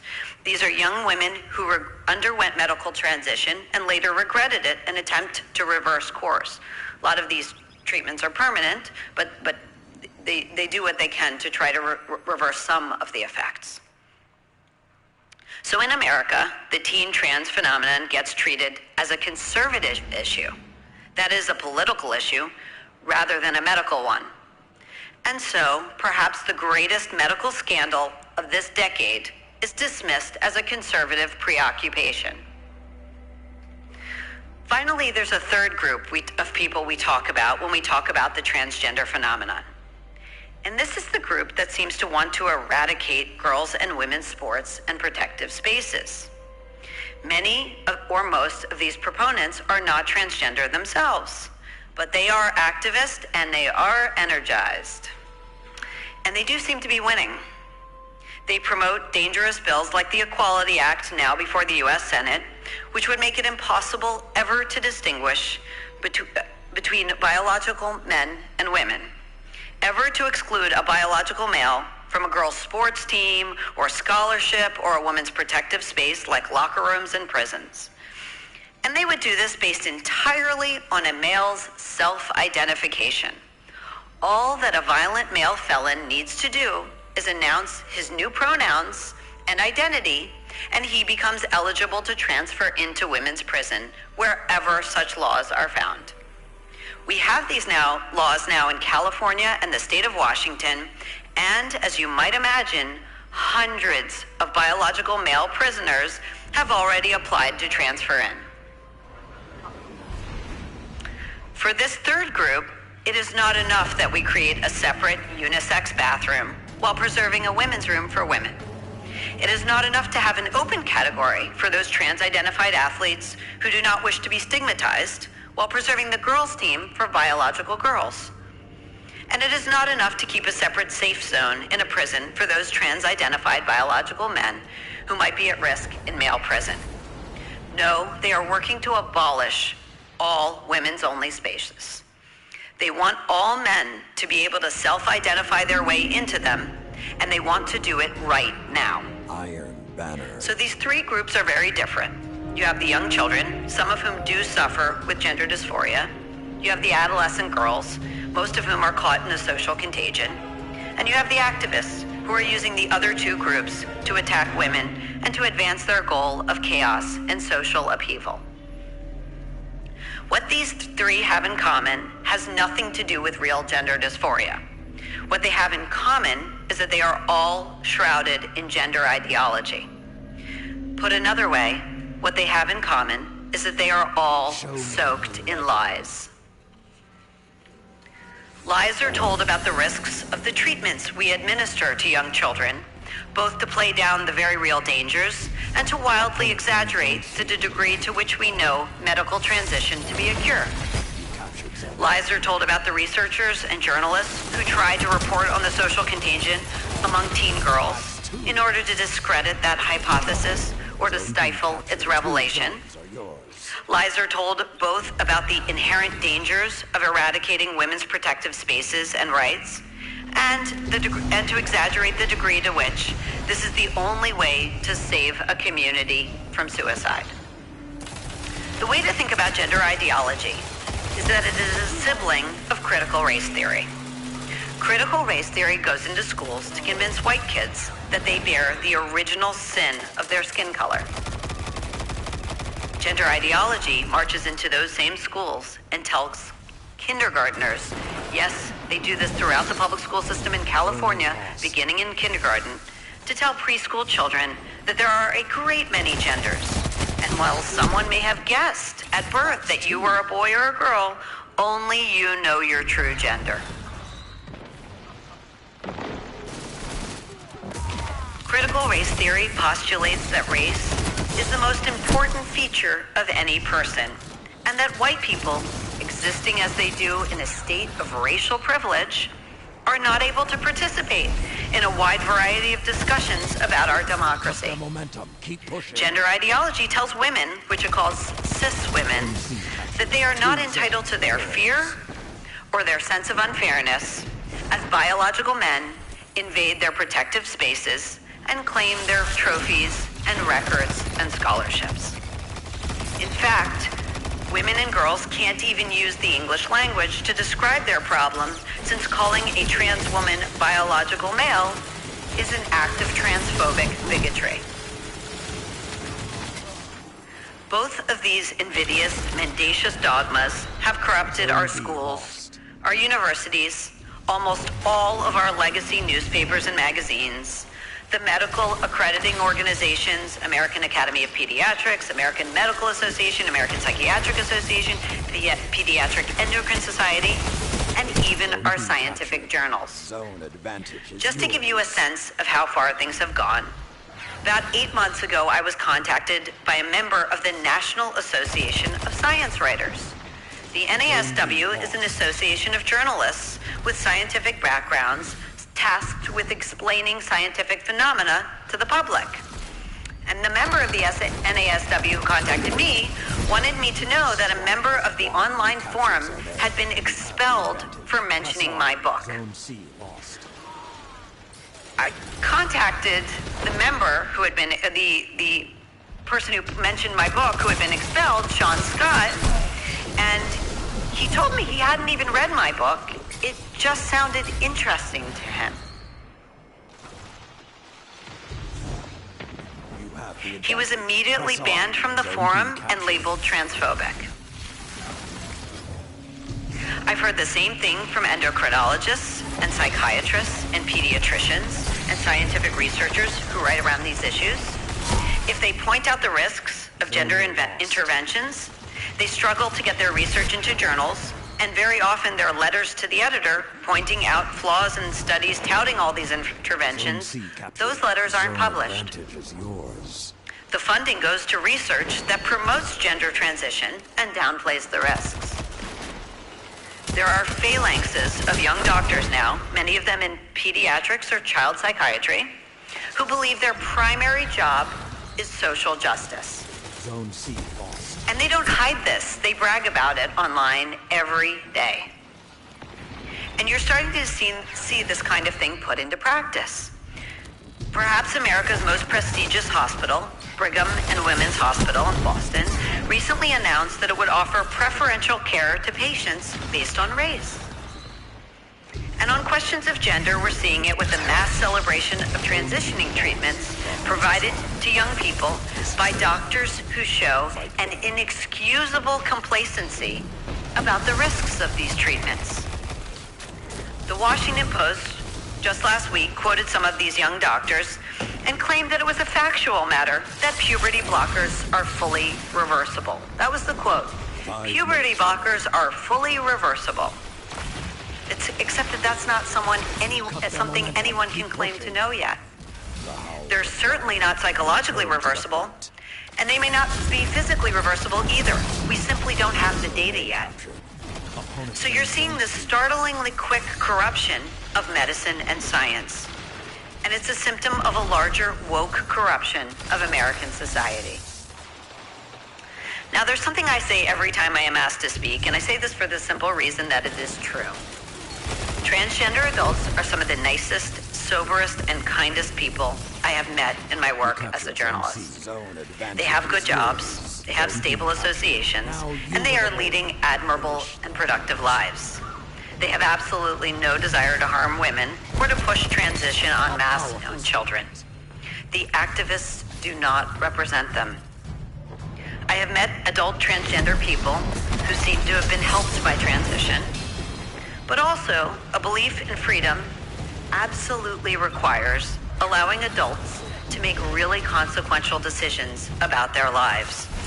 Whether it's adulthood in a free society means that you can change your religion, you can change your name, You can take a dangerous job, such as Andy No and I have. And yes, you can choose to undergo sex reassignment surgery.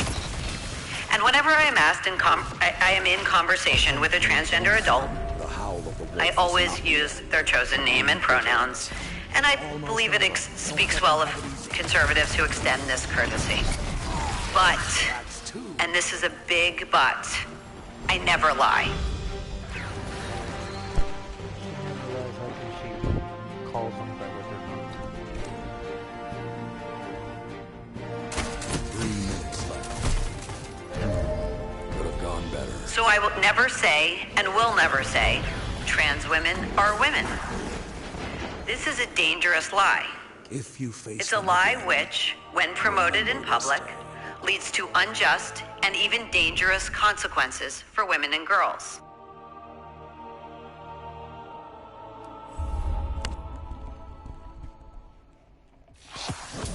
To deny the reality and to call one of these messed up in the head transgendered people by what they're not, you're falling for the propaganda, and you're destroying real men and you're destroying real women, and you'll never be able to keep men out of women's spaces. She isn't telling the whole truth. And she's a coward, and I'll call her on her cowardice. A man that wants to try and demand that you call them by a female name is lying to you, and for you to accept their lie and call them by the lie doesn't make things any better, it makes things worse. You are accepting them. You're bending the knee and kissing the ring, or you're licking the jackpoot that's on your throat. Which of those two analogies do you prefer? This is the problem with the world. We have to stop bending a knee and cowarding to these bullies. No, a man is a man, and a man will always be a man. A man will never, ever, ever, ever be called a woman. And if you do, you're wrong.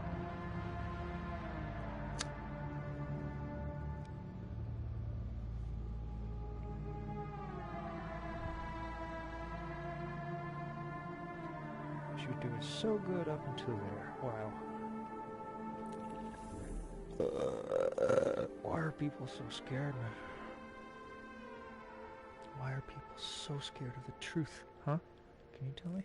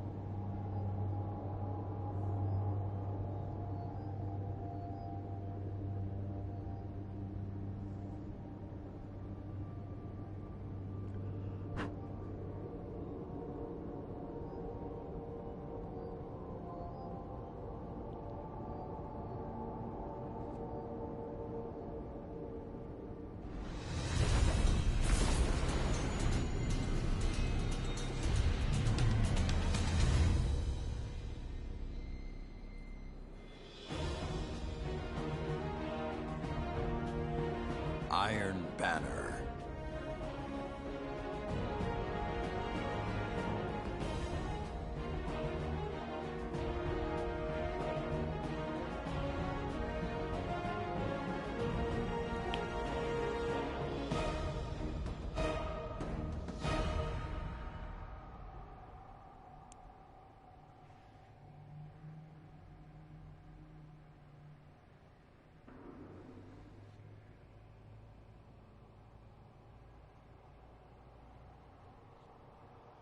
Bring your light to bear, Guardian. When I return to Keitel's fleet, I want to hear them speaking your name. Opponent claimed Zone A. You captured Zone C.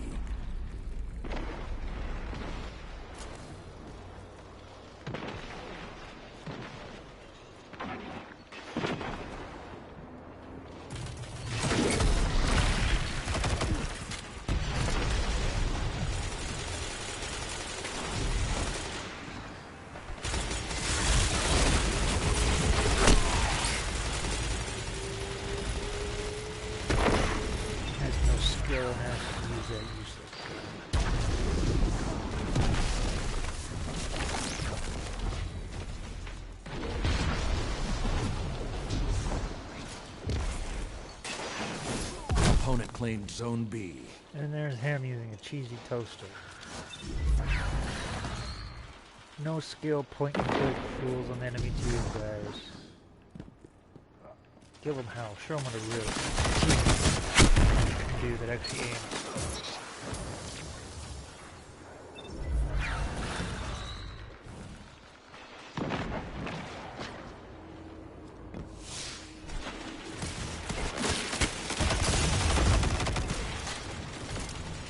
Right behind you. Move up, move up.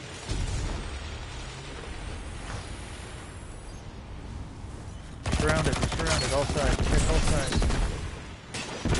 You have the advantage. Press on. Zone B captured.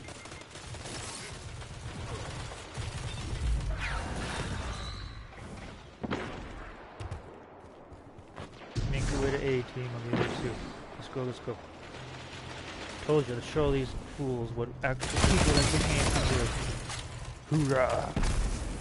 Surrounded again, chief.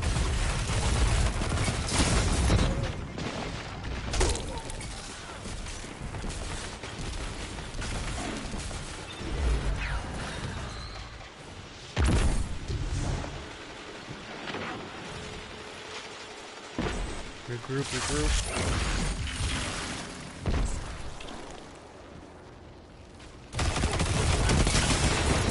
Russian Bravo.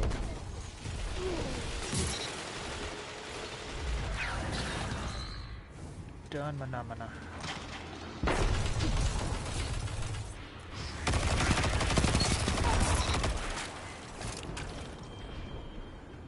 Pushing A, they're pushing A.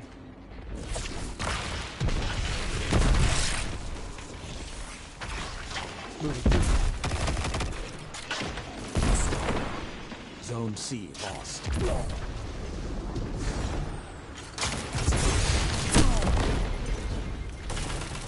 Two of them I can see.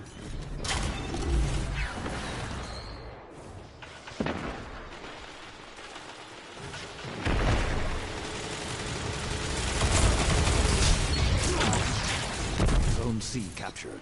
You have the advantage. Press on. Jacob. I've got Crocs on. Take that. Trucker. Multiple, be ready. Yep.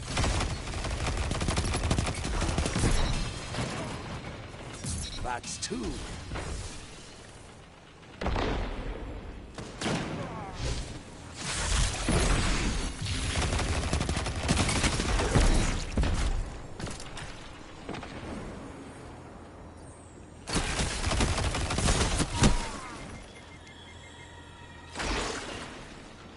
Someone's dead. Good.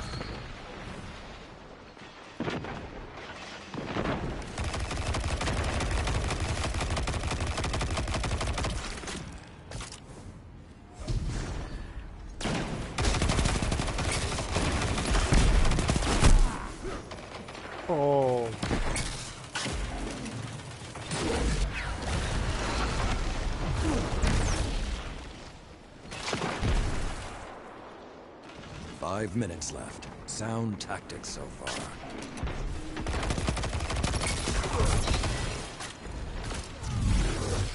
Get out of here.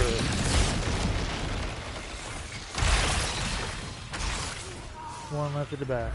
Nicely done, Tina. Some job. Push B, and then rush A.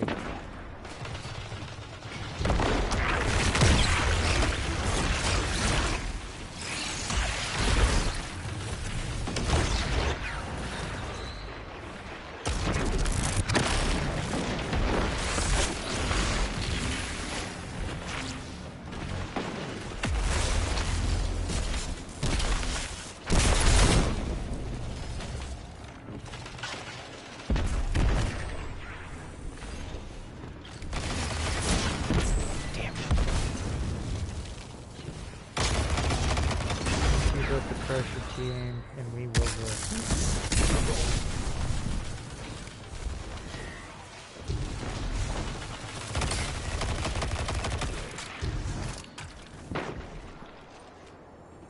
Zone B lost. To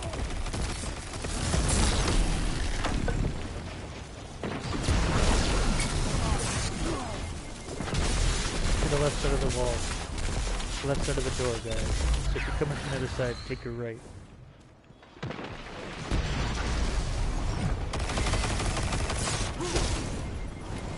Still there, Manamana.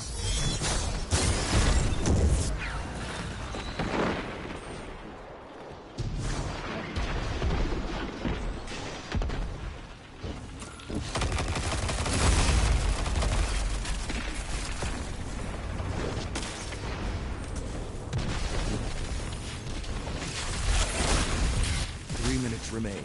Keep the pressure and you have them. Zone C lost. The pack is hunting you. Stand strong. Hold ground.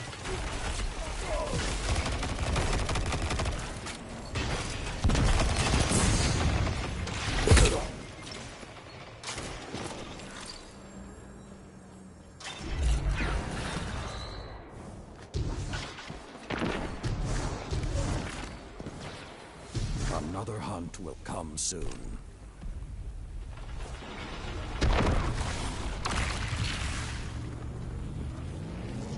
You captured Zone C.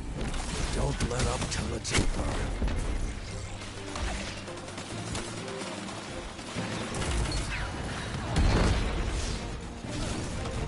Opponent claims Zone A.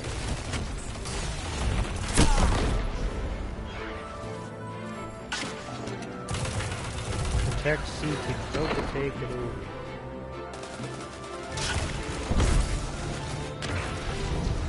Two on C.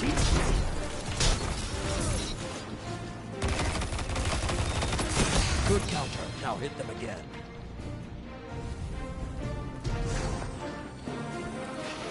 Opponent claimed Zone B.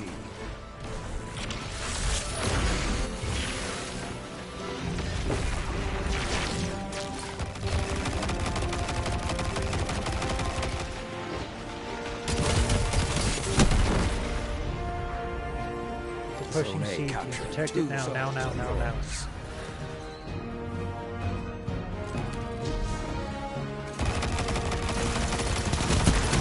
Zone C lost. 2 down.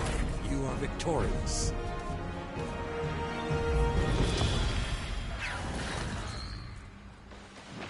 Thanks for listening, team. You made it look almost effortless, but I know better.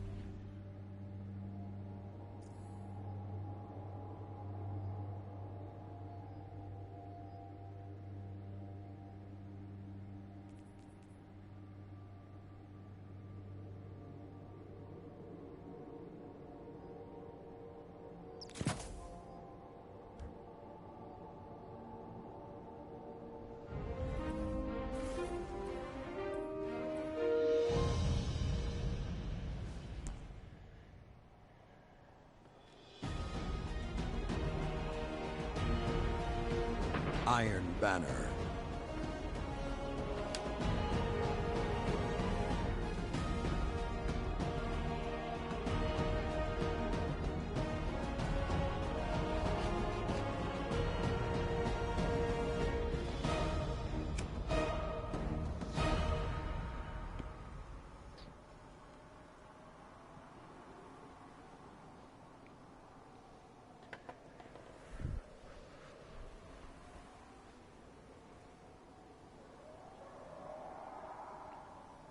Like the battles of old. Go! You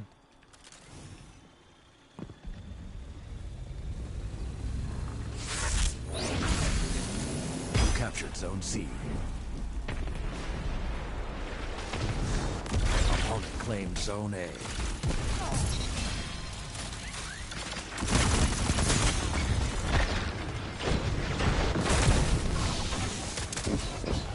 Zone B captured. 2 zones are yours.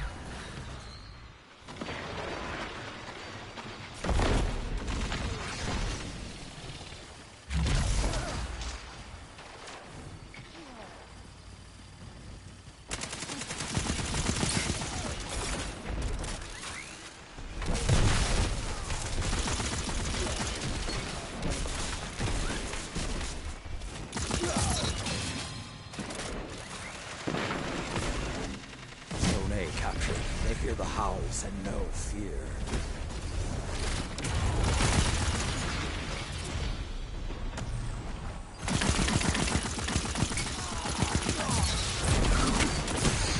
Two down.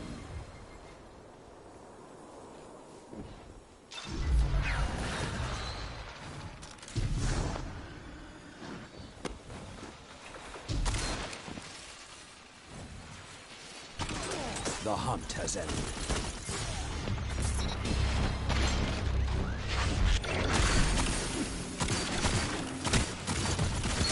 Zone B captured.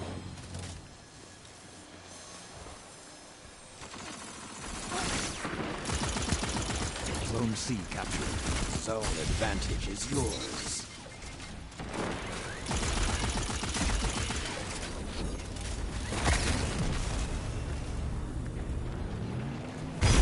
Zone A. Now you are the wolf. Finish the hunt.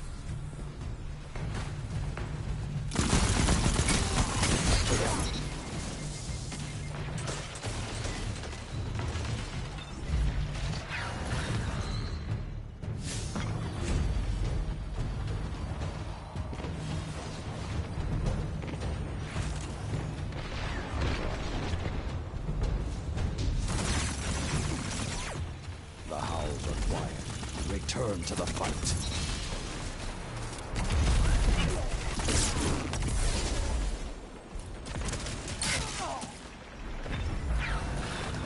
Zone B captured. Opponent claimed Zone C.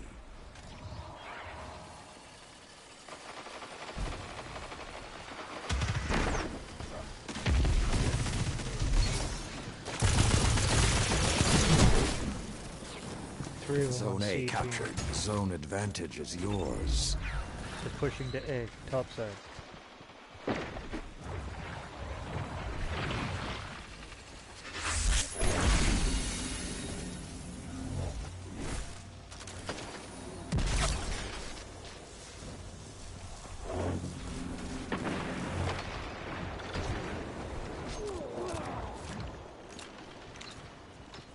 Scratch that to down low.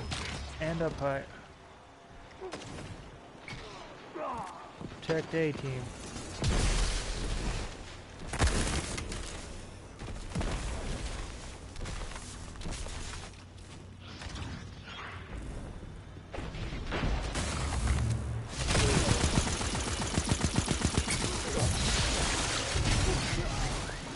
Silly fool that wanted you to push.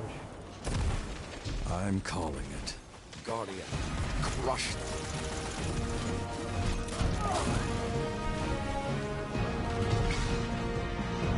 Undeniable.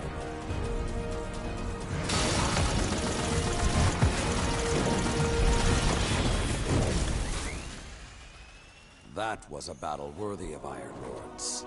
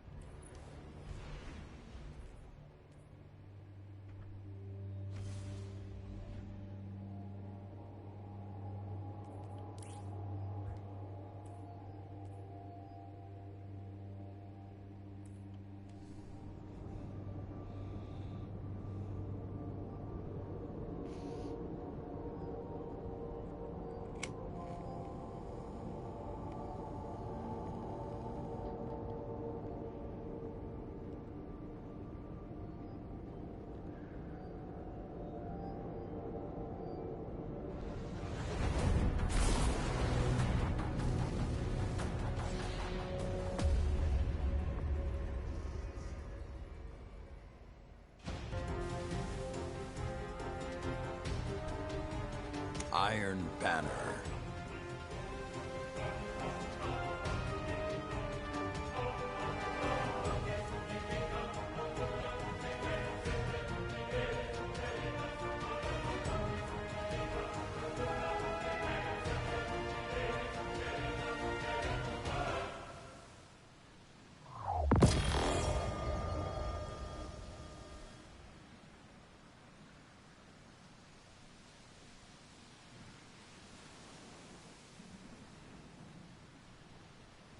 Show me your strength.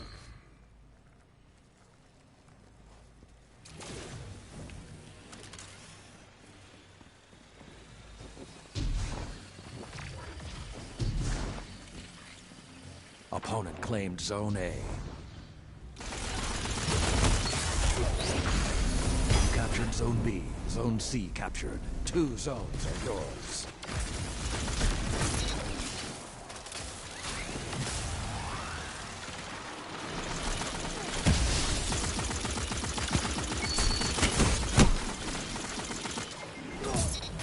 Zone C lost.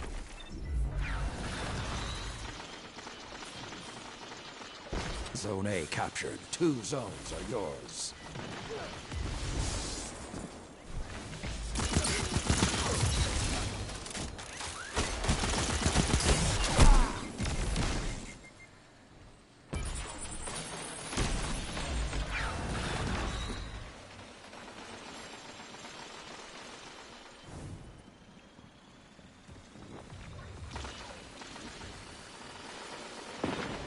Zone B lost.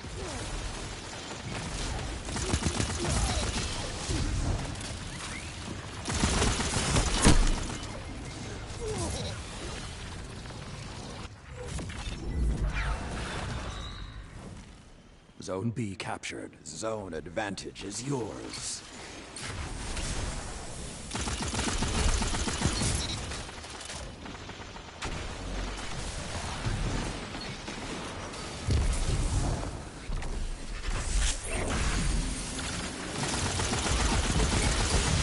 Together, nothing can stop you.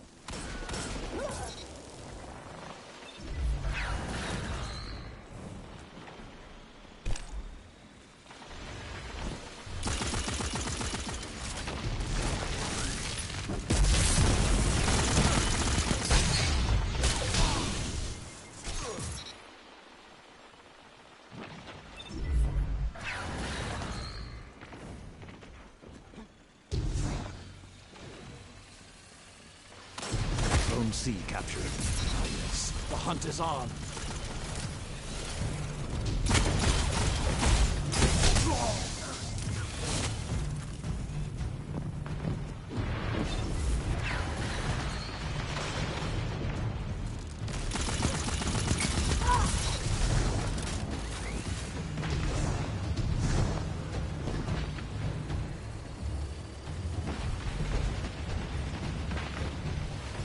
The flames have gone cold.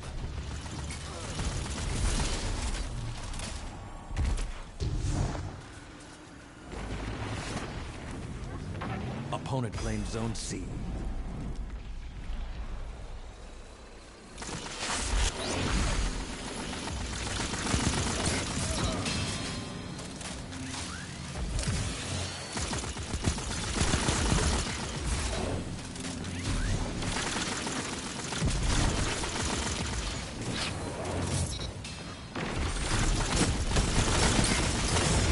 Like a line of thralls.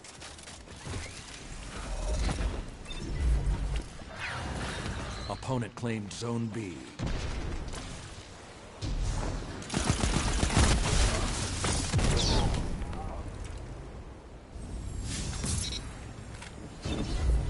Zone B captured. 2 zones are yours. Zone A lost.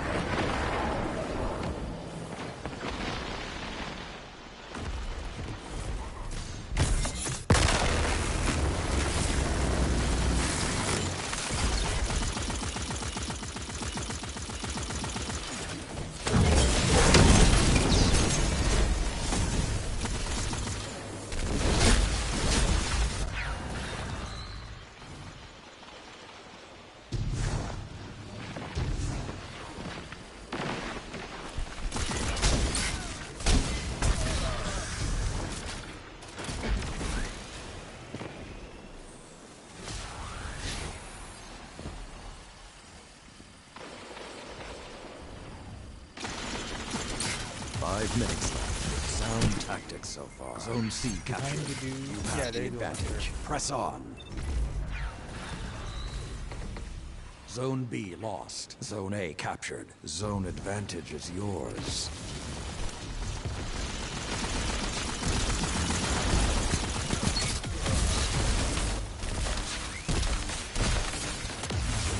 Zone B captured. You are in control. Show them what that means. All of you together, like Iron Lords.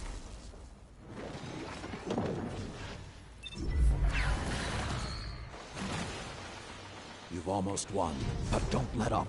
They won't.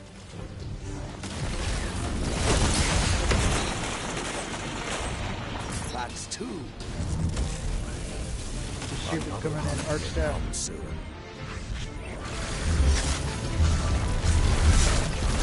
You strike as one.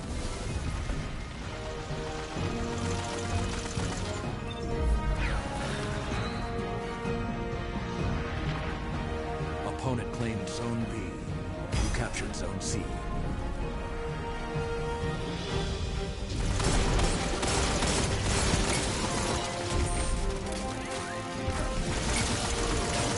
A clean victory.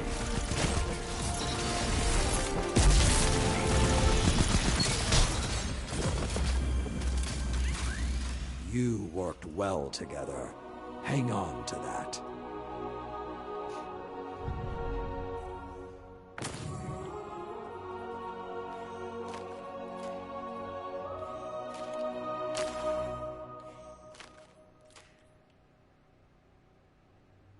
Alucard. Nice name, dude.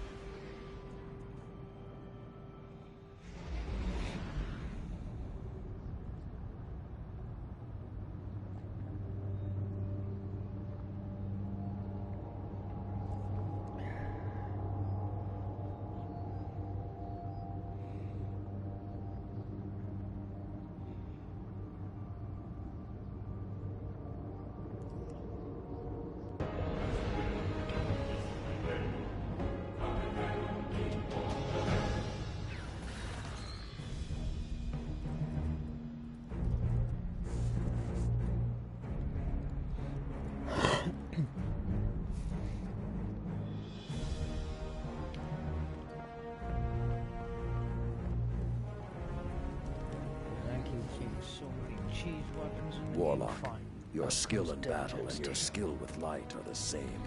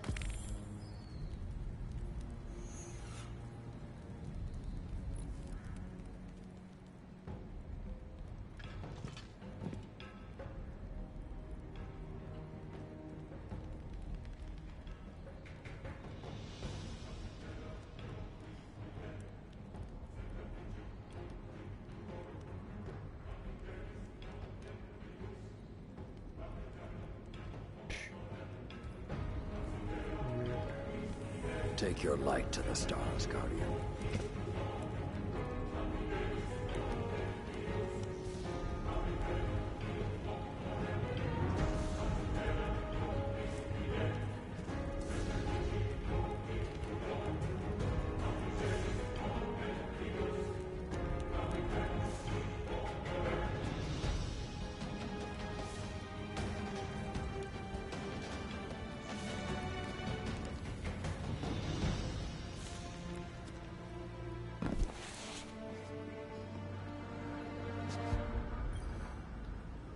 Time to fight, Guardian. What do you need?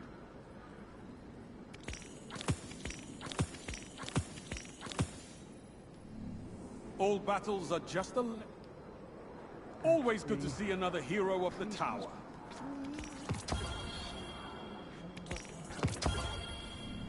Be safe out there, Guardian. Of course not. What's going on out there? Talk to me, Guardian.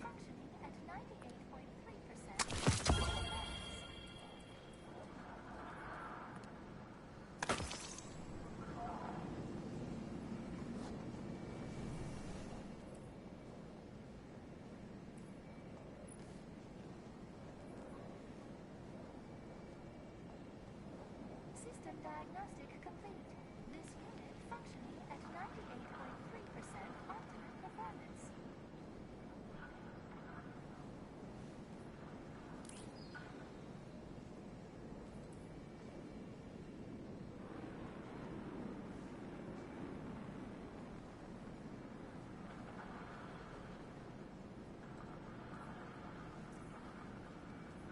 Monitoring all channels.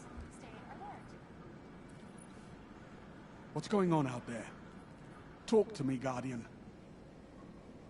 The tower didn't deserve the Cabal attack, but we'll be stronger for it. I have an entire crucible to officiate, Guardian. Don't make me wait.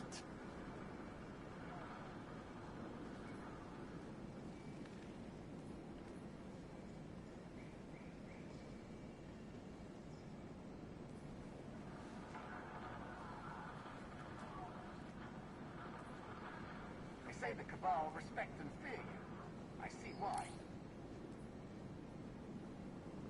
The EDZ needs our help, Guardian. Get out there.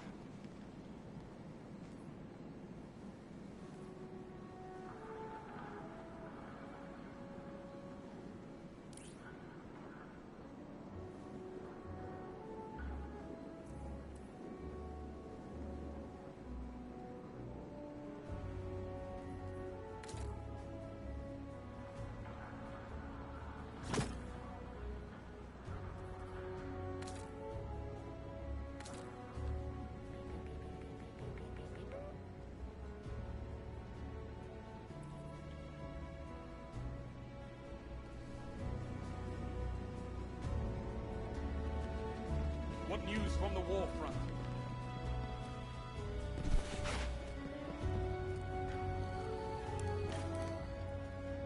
Your return honors me, Guardian.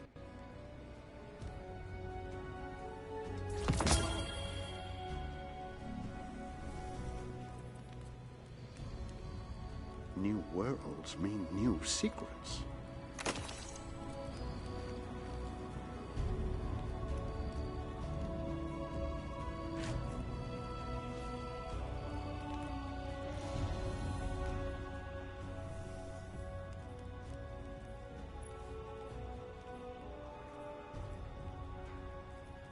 must admit, Guardian, I'm very curious to see what you've got for me to crack open.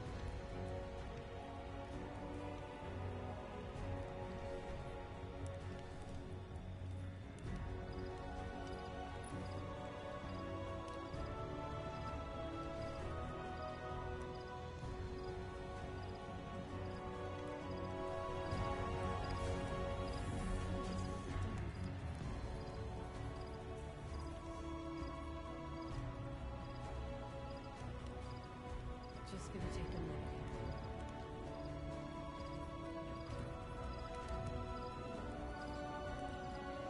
Lucid Hive, risen by the Traveler.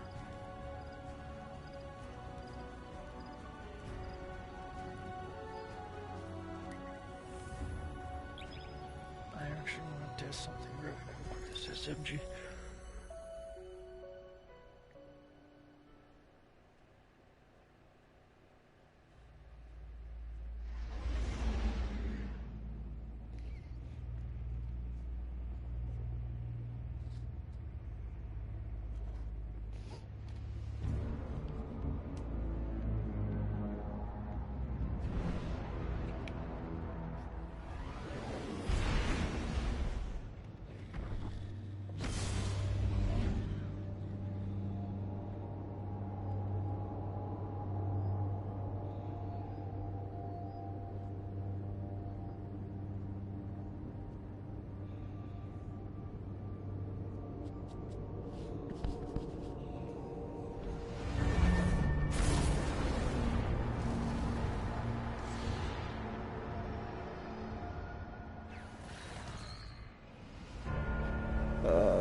Excuse me.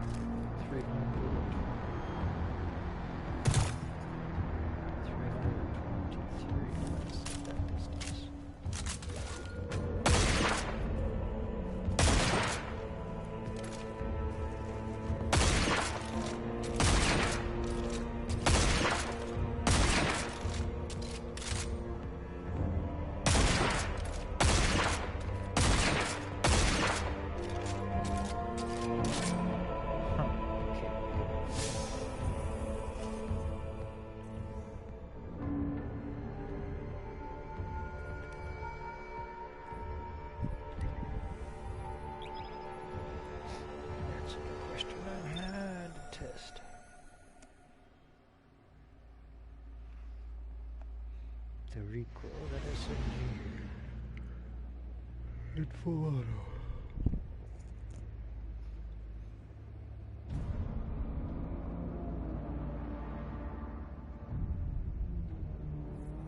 And the damage of a crit compared to a body shot.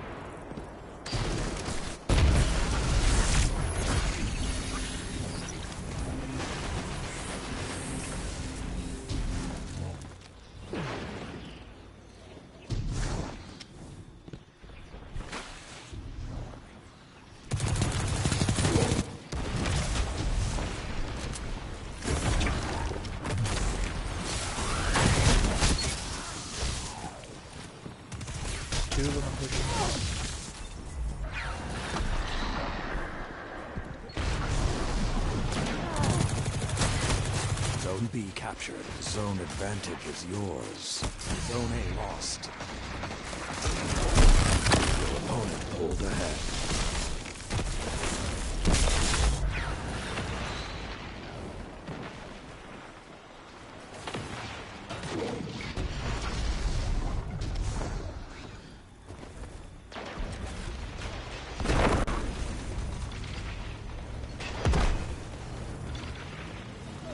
Zone advantage is yours. Zone C captured.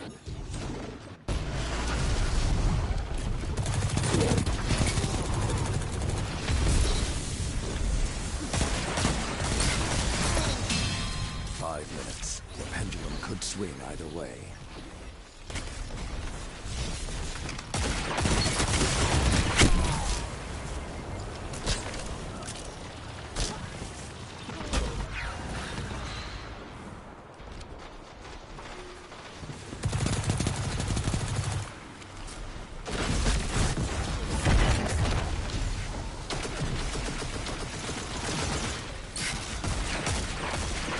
Good counter. Now hit them again.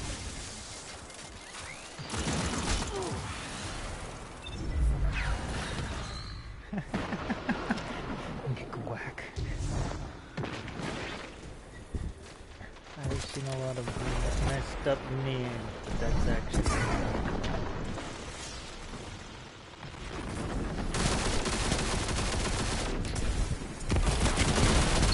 Zone A captured. The hunt is on.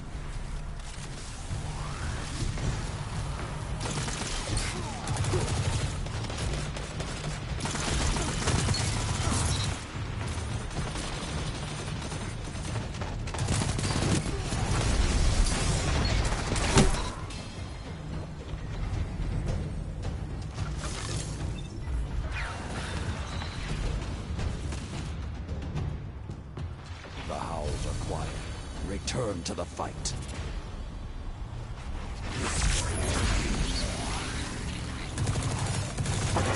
You captured Zone A. Opponent claims Zone C.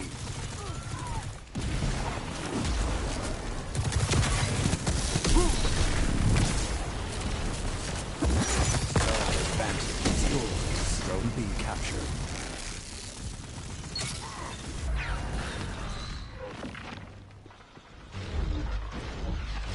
Three minutes remain. Keep the pressure and you have them.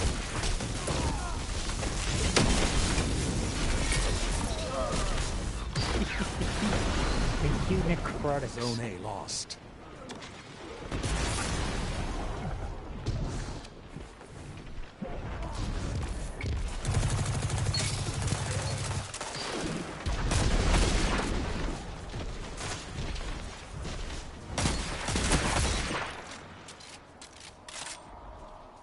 Zone B lost. You're being hunted. Don't let your guard down.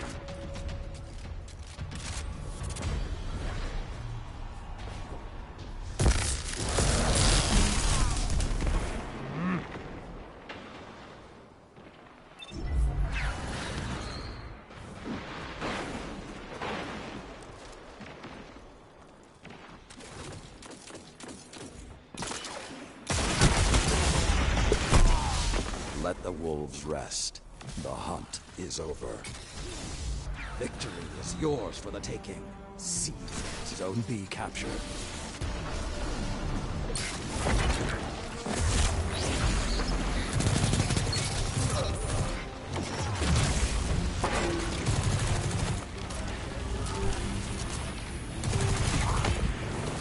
You captured Zone C. Zone advantage is yours. Opponent claimed Zone A. You strike as one.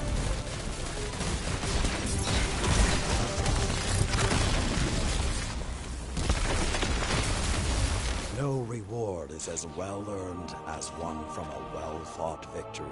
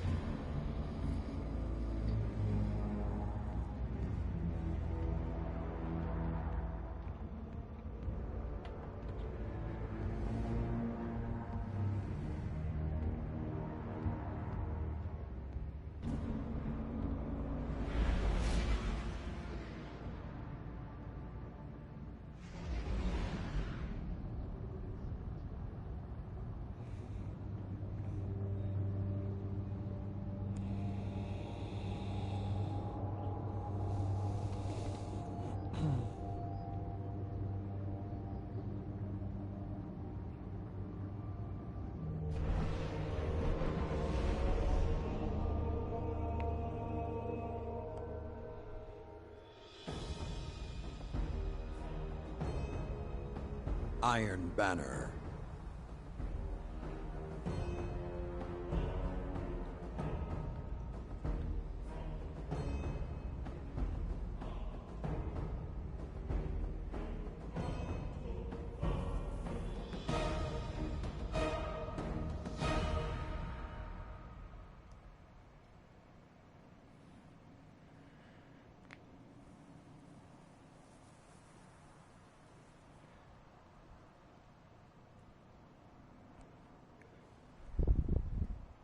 Kaido's legionaries are watching, Guardian. Show them why they should stay on our good side. Excuse me.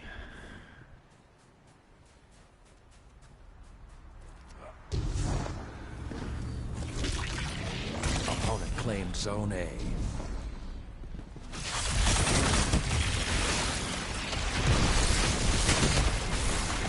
All of them over there now. Zone B captured. Zone advantage is yours.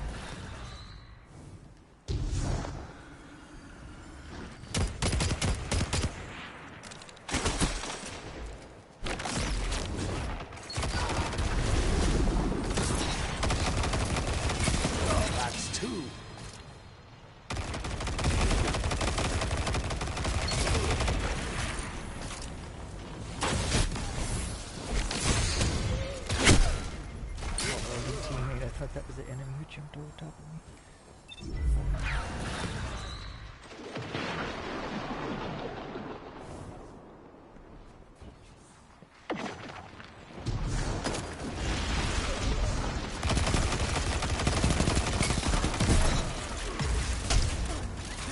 Two down.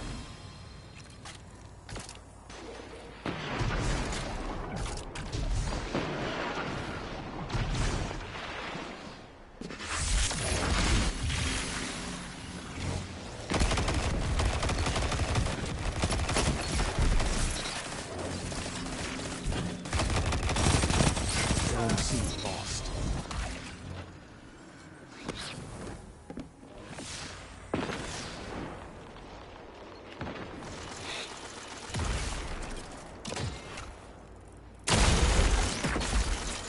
I can see why Ikora likes you.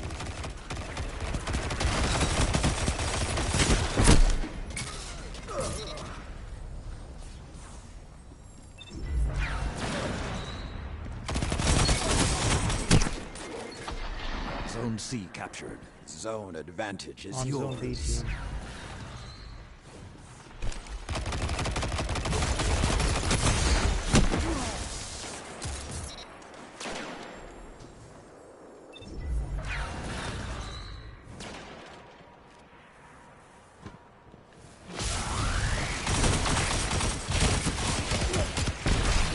Zone B lost.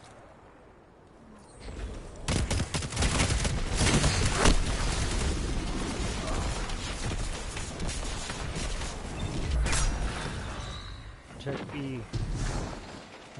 C. Sorry.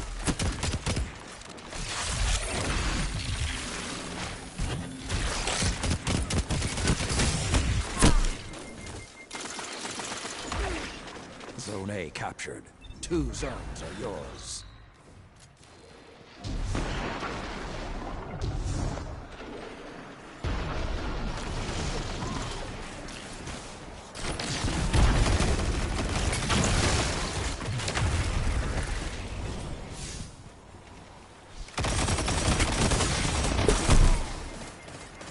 He has no shield. His shield's just starting to come back.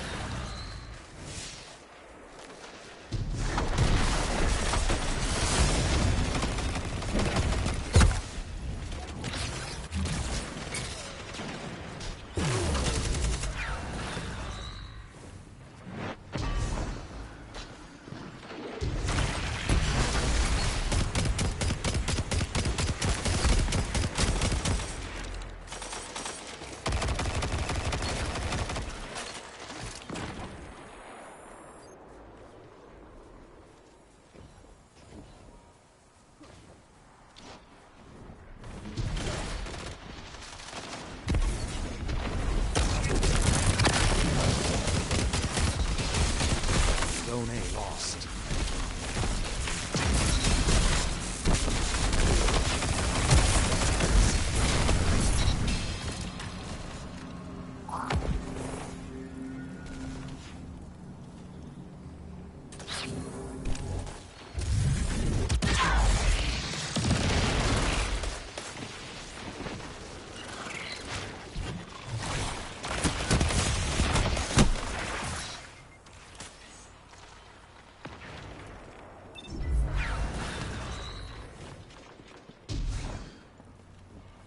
C team, C.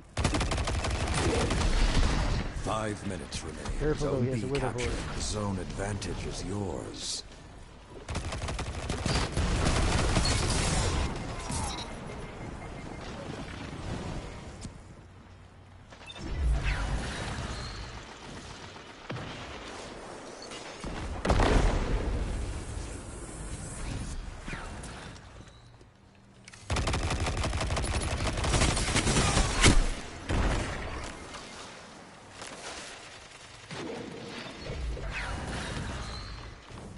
Team, they're taking Charlie.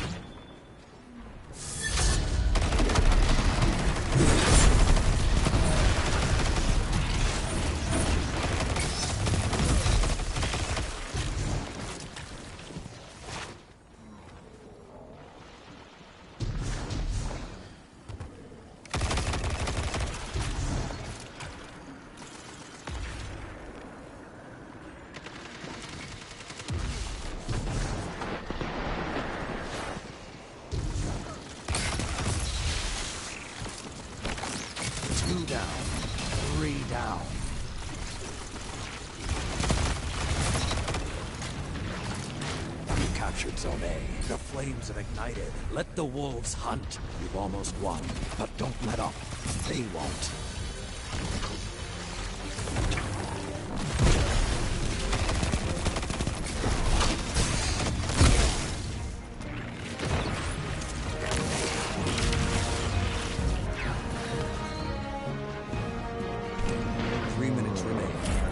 And you have them.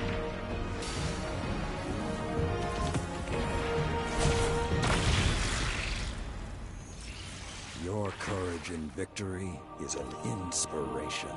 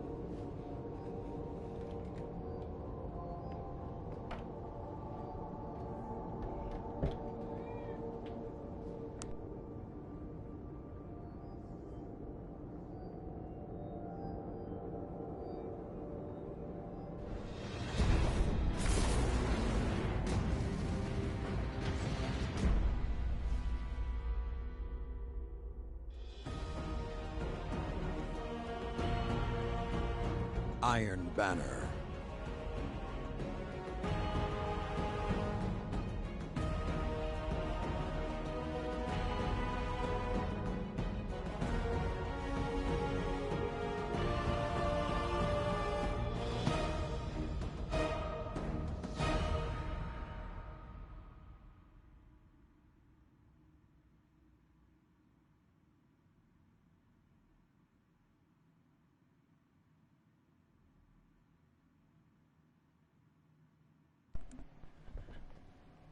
Bring your light to bear, Guardian. When I return to Keitel's fleet, I want to hear them speaking your name. You captured Zone C. Opponent claimed Zone A.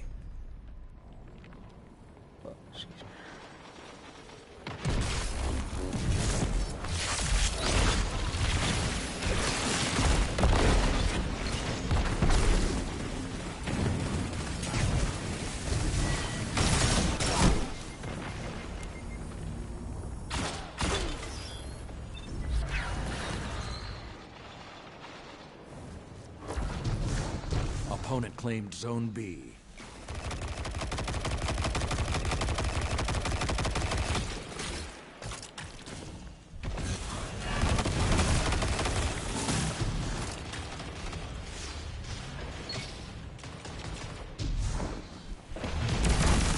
Zone B captured. Zone advantage is yours.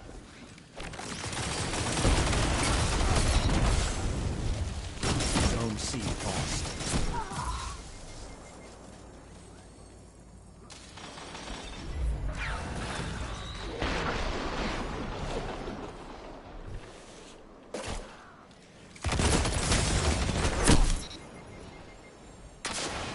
captured. 2 zones are yours.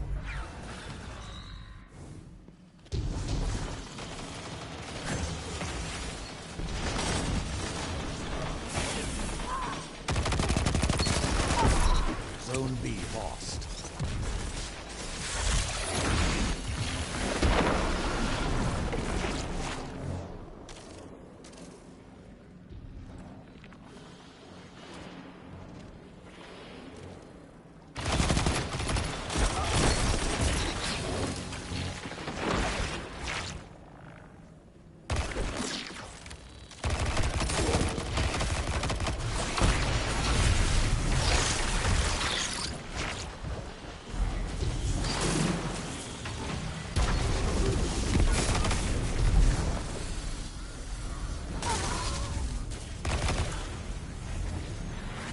Zone B captured. Zone advantage is yours. Like a line of thralls.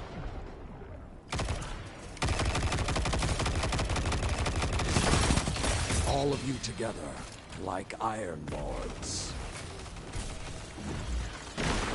Zone A lost.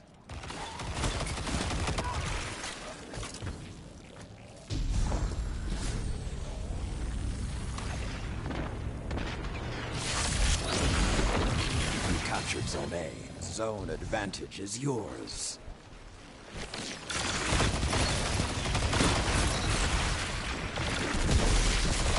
The lead is yours.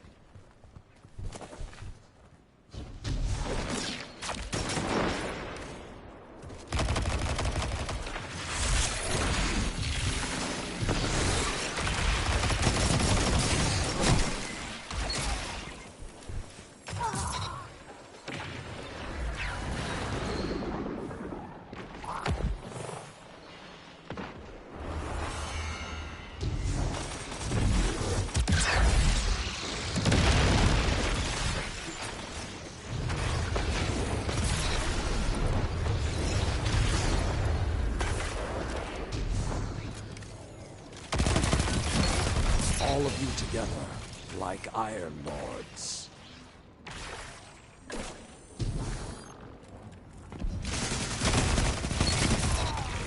Zone A lost. Vicious. You captured Zone C. Zone advantage is yours. 5 minutes left. Sound tactics so far.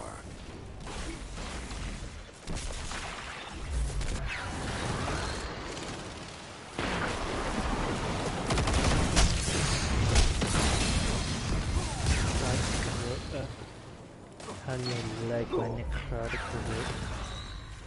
Zone B lost.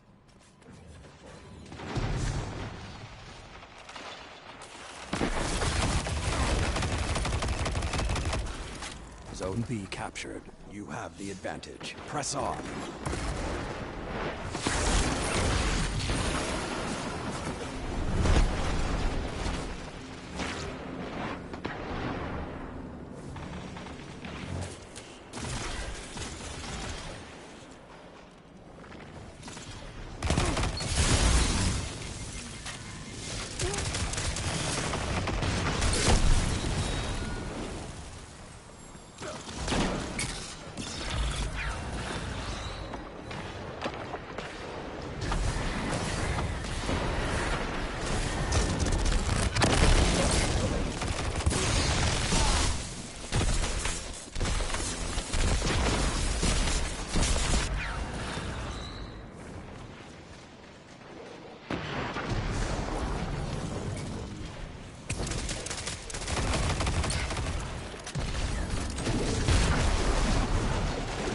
Keep the pressure on. It's almost over. Zone B lost.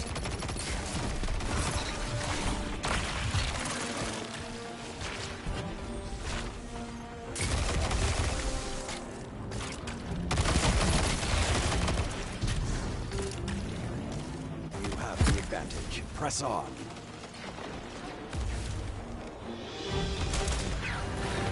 Three minutes remain. Keep the pressure and you have them. A stirring victory.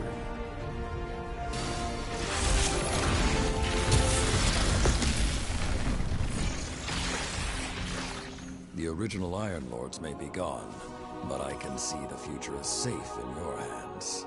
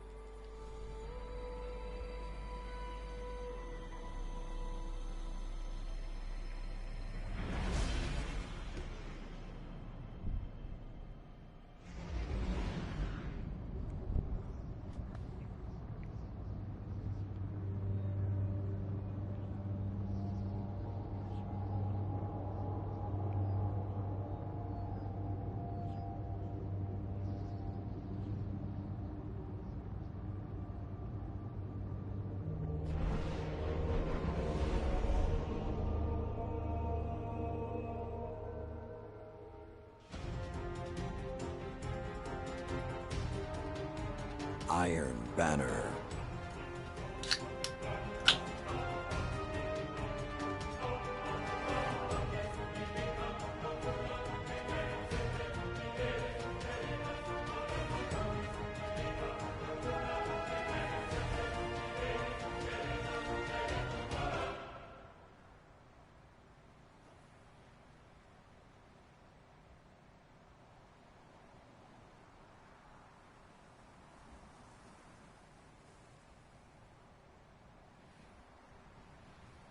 Let us see what today's Guardians are made of.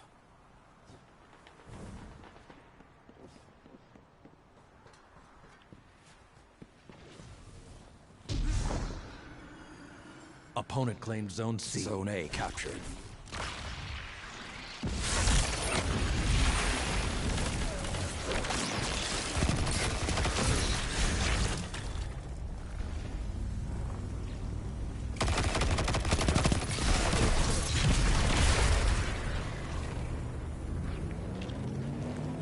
Captured Zone B. Zone advantage is yours.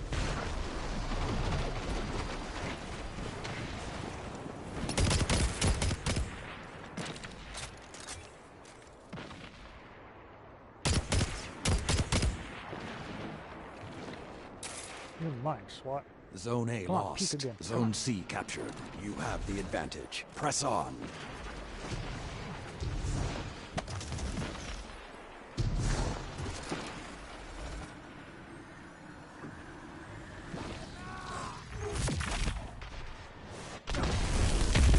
Zone C lost.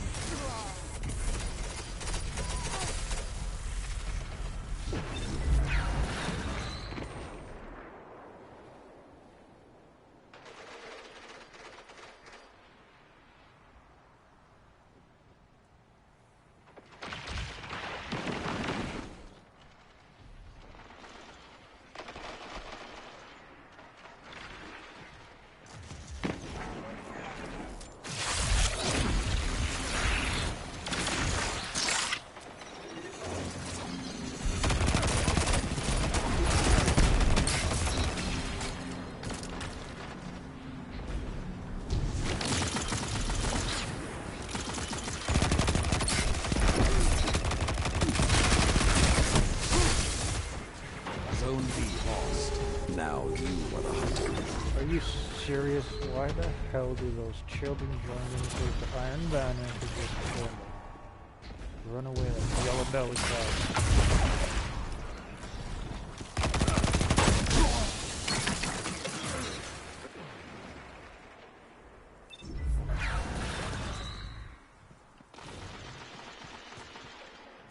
Warwick, I'm with you. The hunt has ended.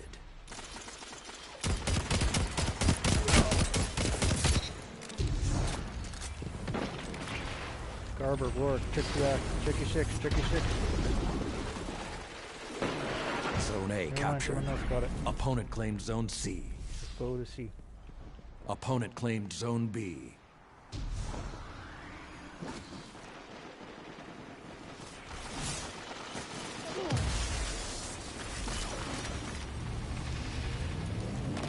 You captured Zone C. Zone advantage is yours. Move.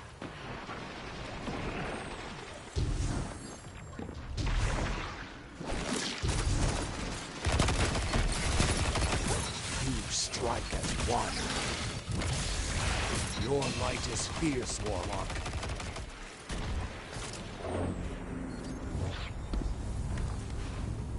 Hi, Scroto. Nice to be on your team. Captured Zone B.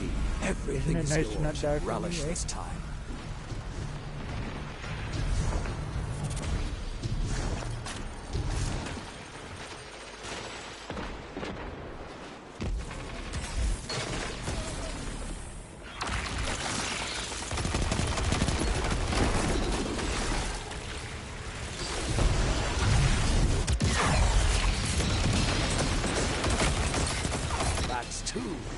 The hunt has ended.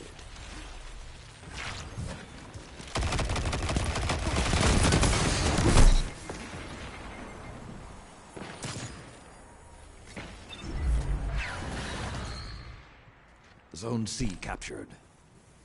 Zone A captured. You have the advantage. Press on. Opponent claimed Zone B.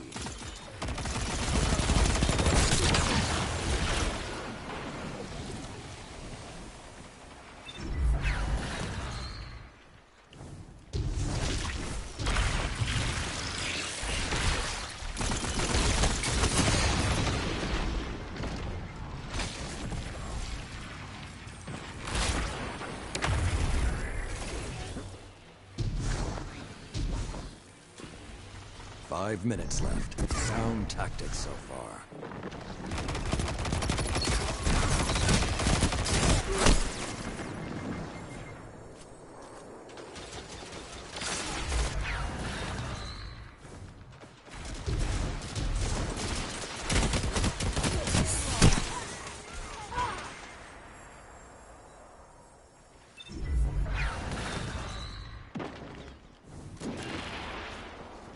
Zone C lost.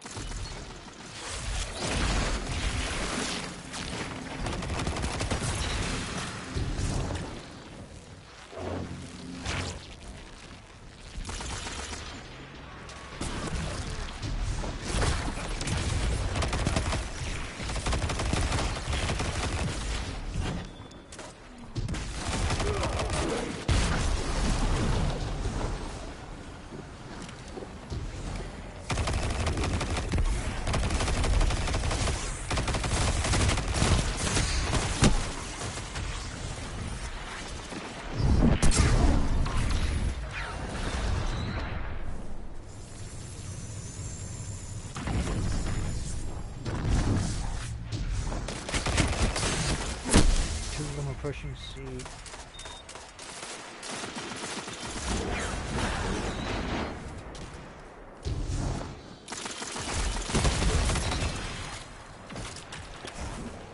Zone A lost. You're being hunted. Don't let your guard down.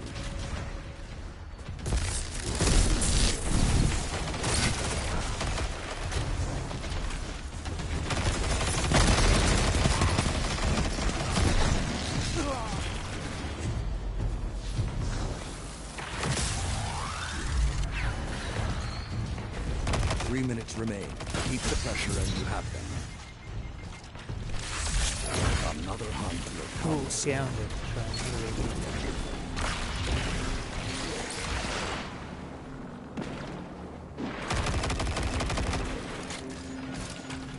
Zone B captured.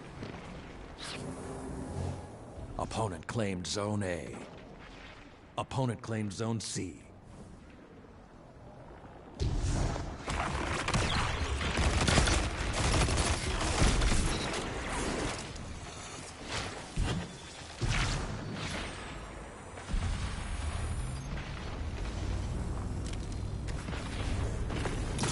Victory is yours for the taking. Seize it.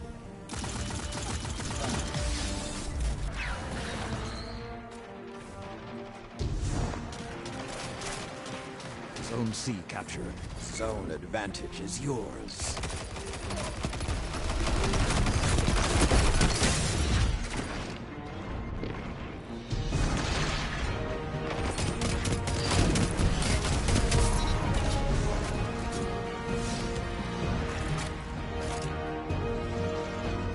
Undeniable.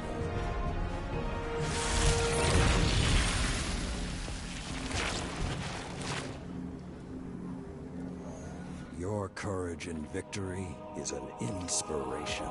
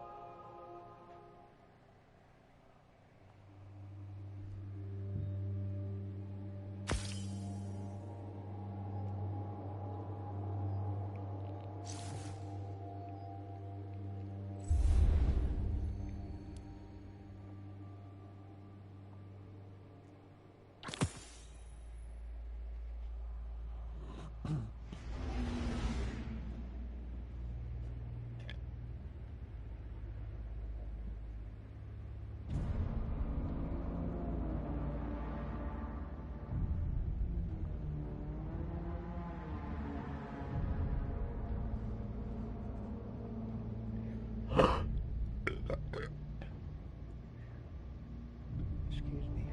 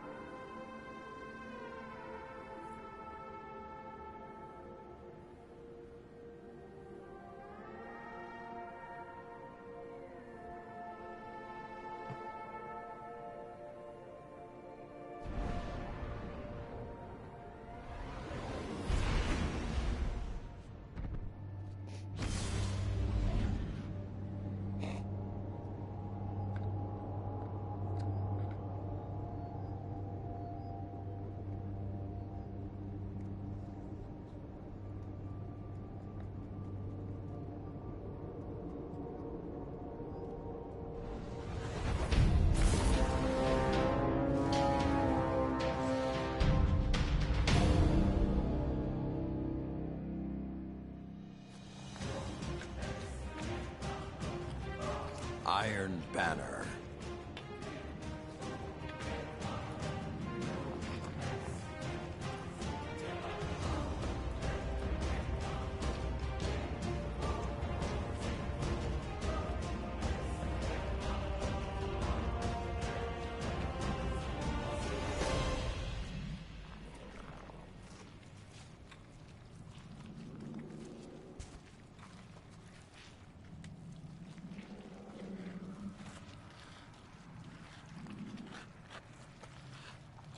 Use everything in your power. Fight and prevail.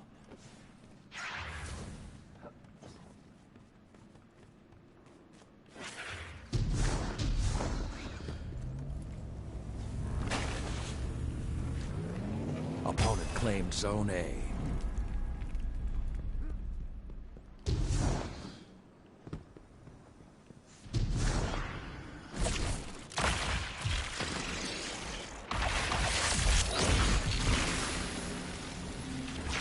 Zone B captured. Zone advantage is yours.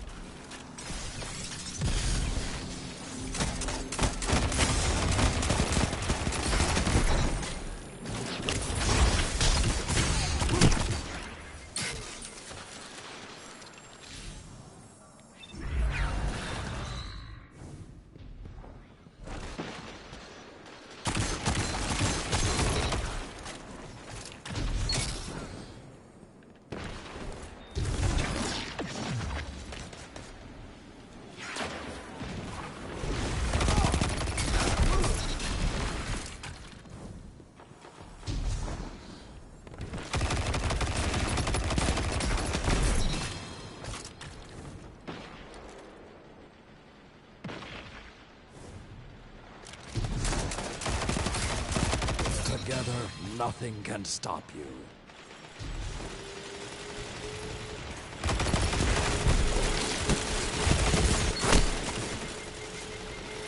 Zone B lost.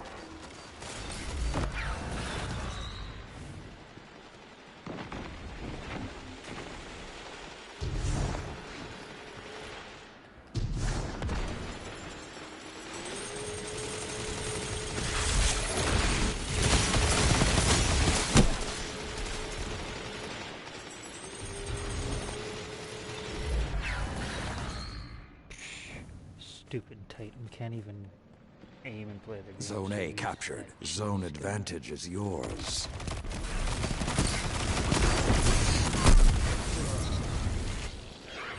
Zone A lost.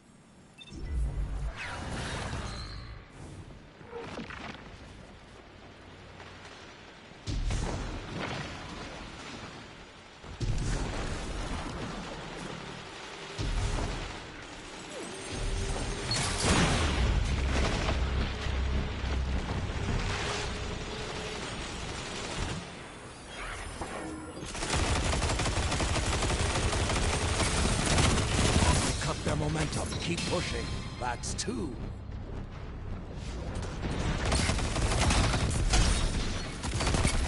That's 2. You captured Zone B. 2 zones are yours. Zone C lost.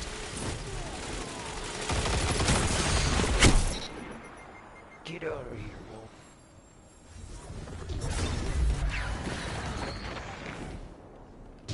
Zone C captured. 2 zones are yours.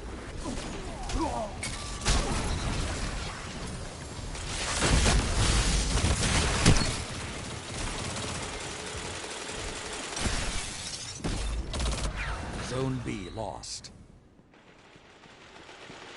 Zone A captured. Zone advantage is yours.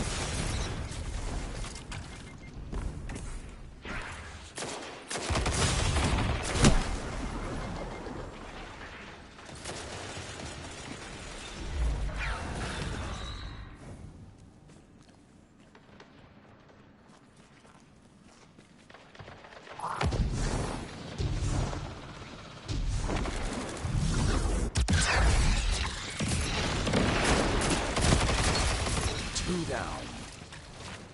Come, Elise. The flames have ignited. Let the wolves hunt. Zone B captured.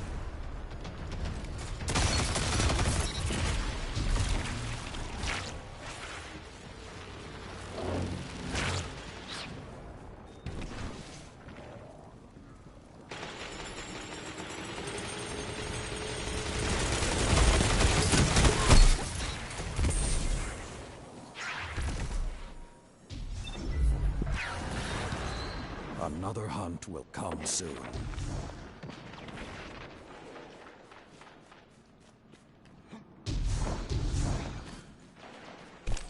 Help as soon as you can to A. 5 Help minutes as soon as you left. can to A. Sound tactics so far. Zone B captured. Opponent claims Zone C.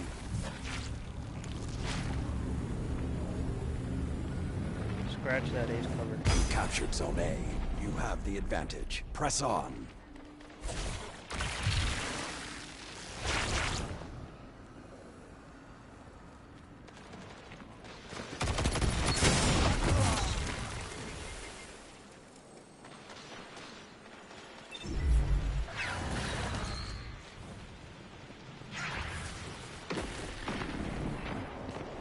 Oh, we're going in one for all. Let's go, team.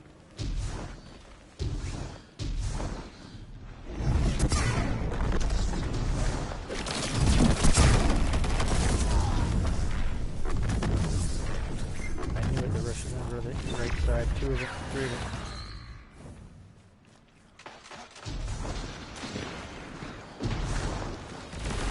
Slowly there, slowly.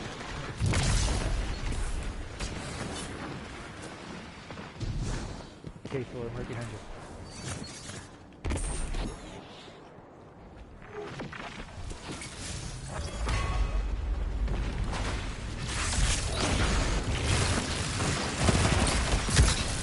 Stall the Coven Guardian. Finish this. Nice cat, baby.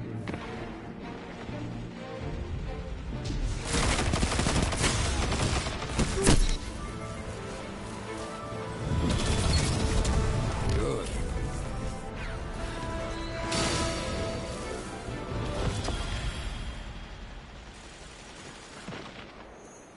The end has come, and here you stand, a battle worthy of the Iron Lords.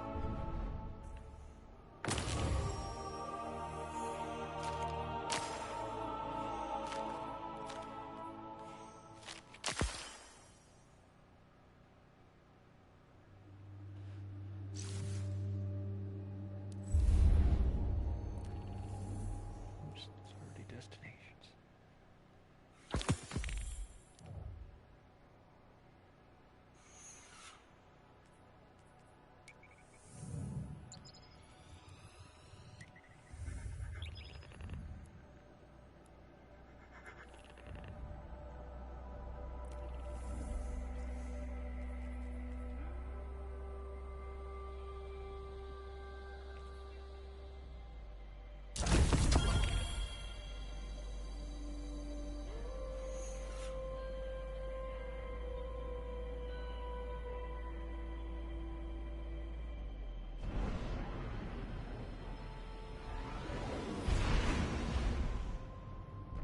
I have a bunch of firearms, and I need 3 of them to turn into, I think it's gloves to complete the set for one of them and complete one of my triumphs.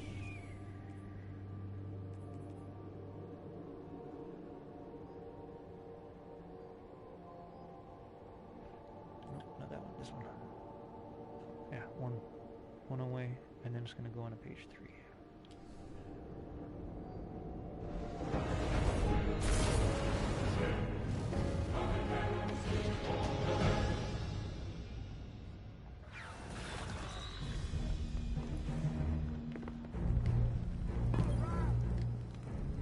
It's time to fight. A gift from the old traditions. Oops, I'm not focusing, lazy.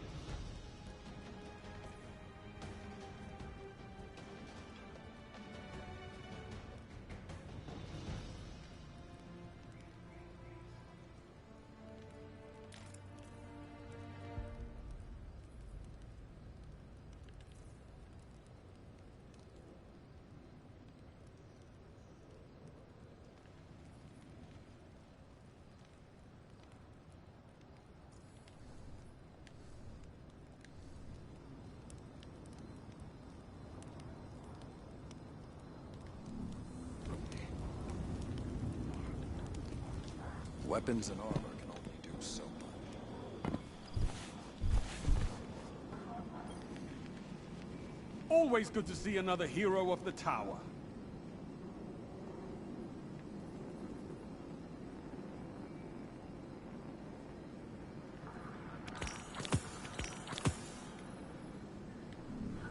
All battles are just a lesson, Guardian. Oh yeah, that's Discovery.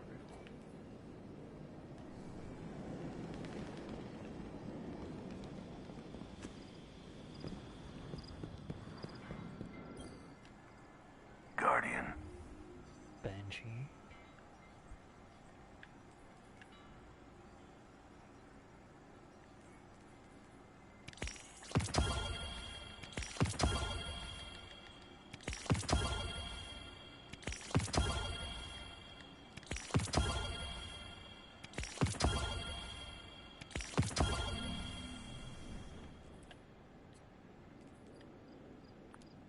Did you? No. You've been there a while. Yeah.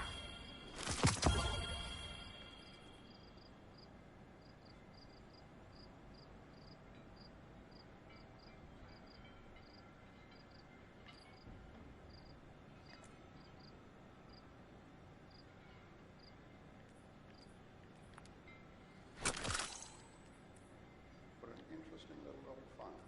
Not any encryption at all. We'll investigate later.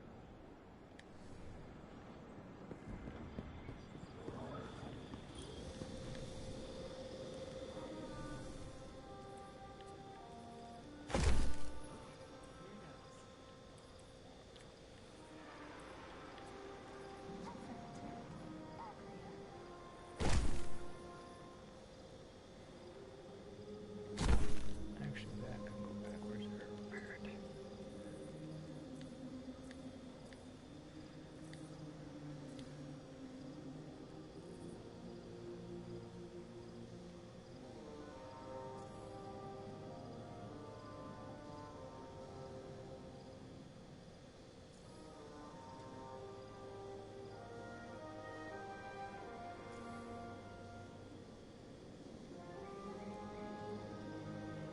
I lost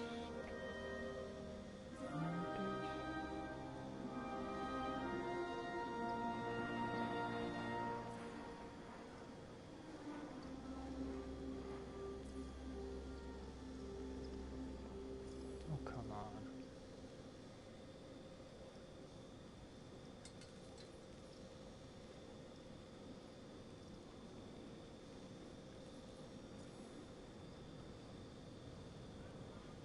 Ah, there it is.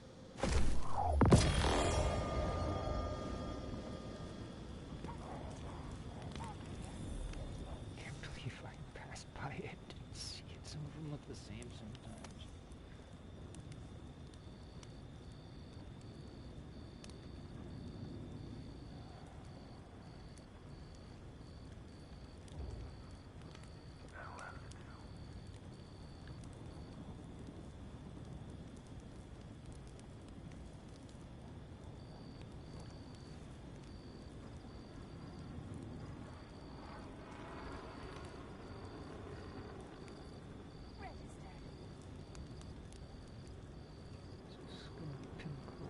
Lucid Hive. Risen by the Traveler.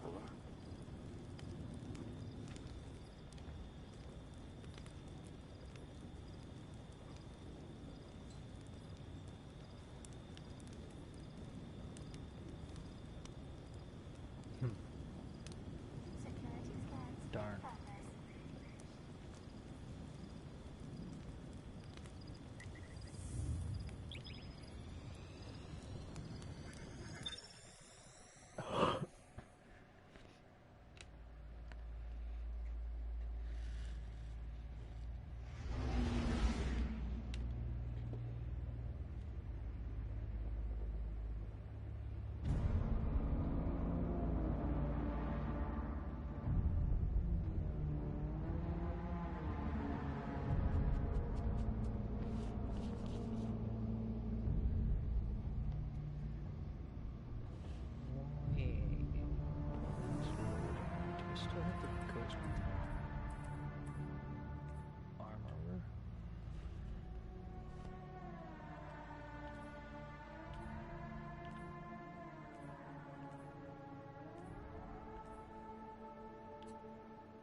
Gambit.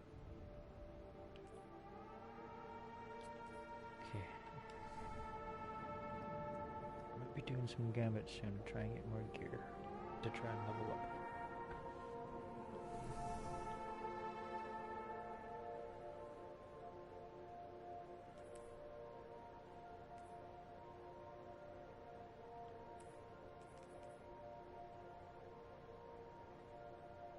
$1810's the power cap right now, and I'm so close. This is my highest gun, and then my highest armor.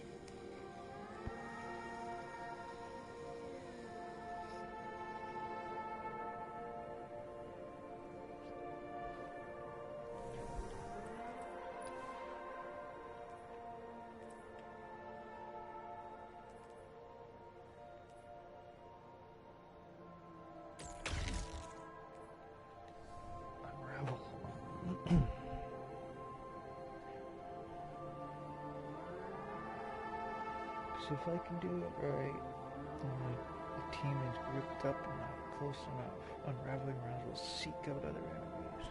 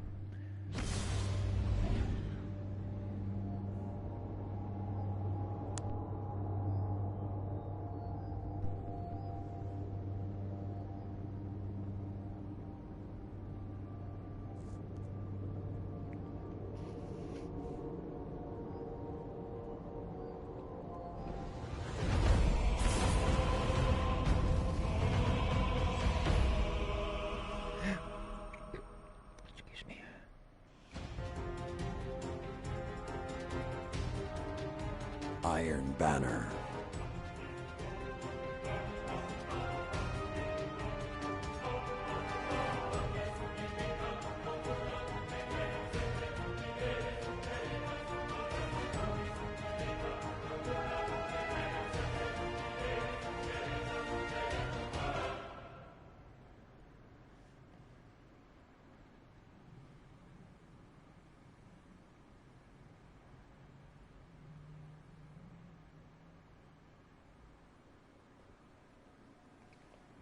And now, fight! You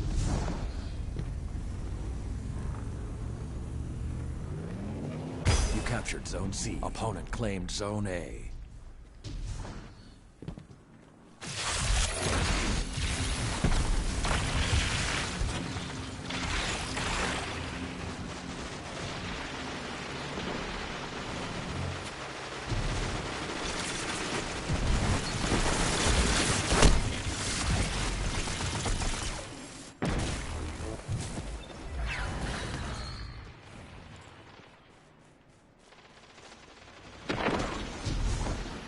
Opponent claimed Zone B.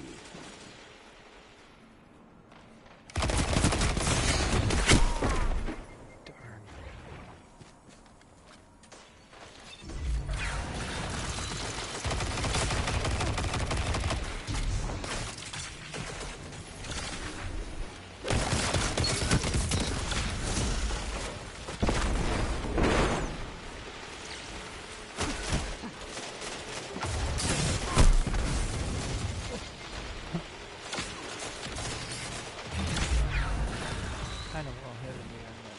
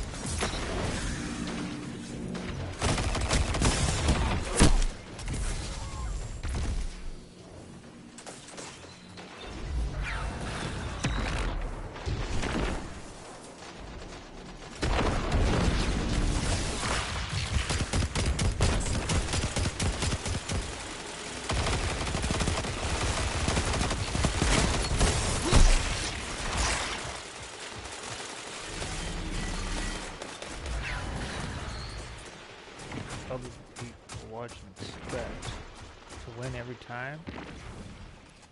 Teams can't win when enemies are using cheese and skills.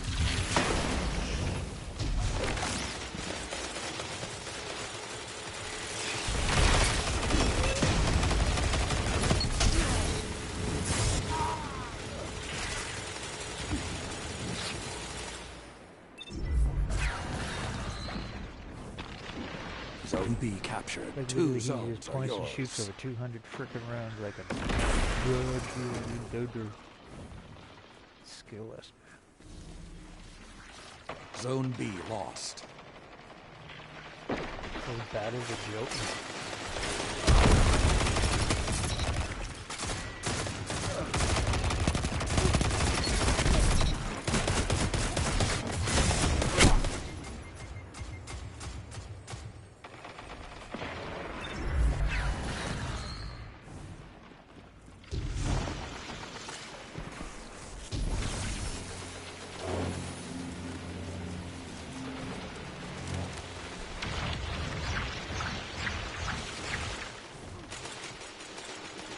I'm calling it 10 seconds.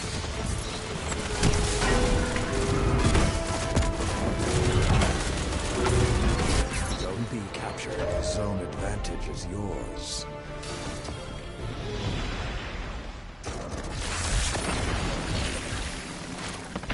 There is nobility in defeat. Come back stronger.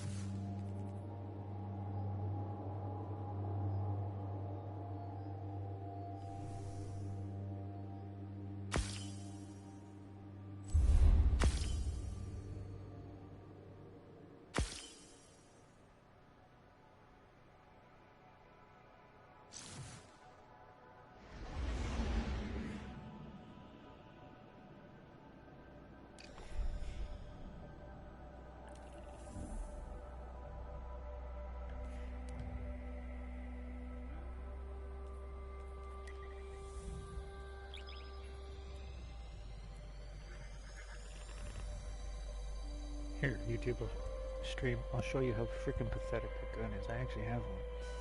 It's not even powered up and I'll still prove a freaking point. Point and click. Have no skill.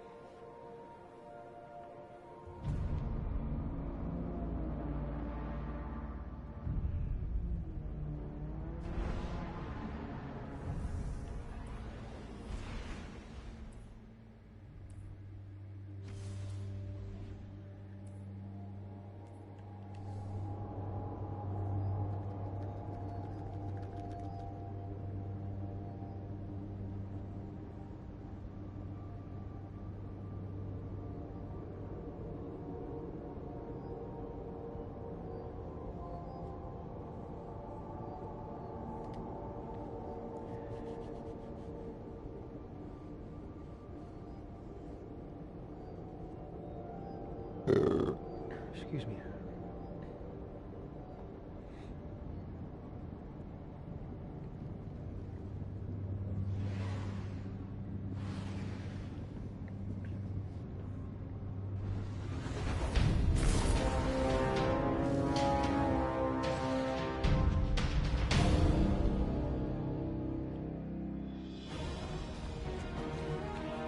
Oh yeah, this is perfect match. Iron Banner. True.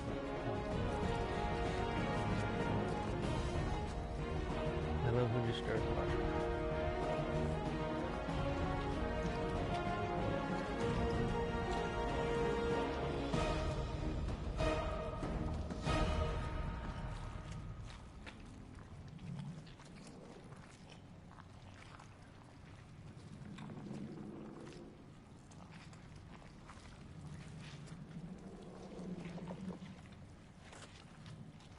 Kaido's gladiators whisper about you between matches.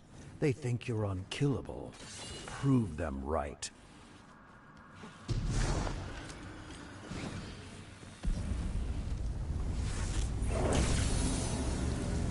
Opponent claimed Zone A. You captured Zone C.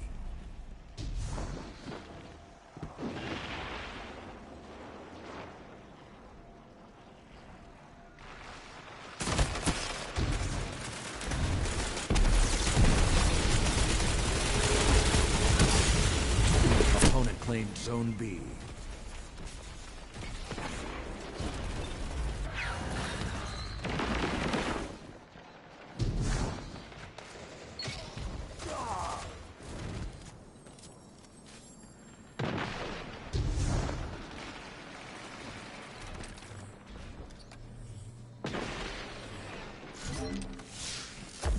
Their end approaches.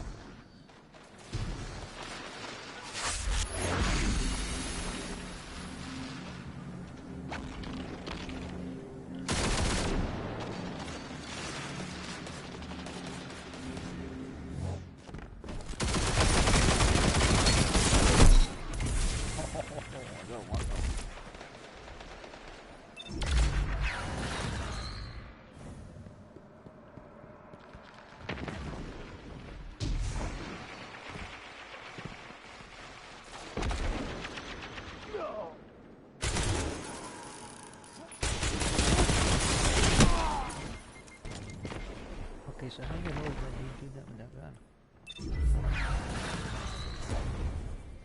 Zone A captured. Zone advantage is yours.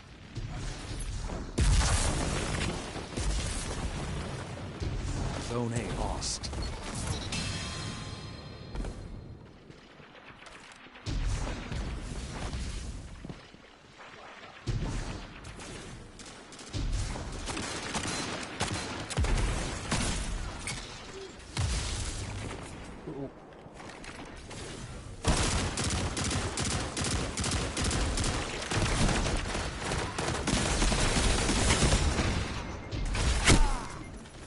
Oh, he was up there. I thought he was on the lower side of the stairs.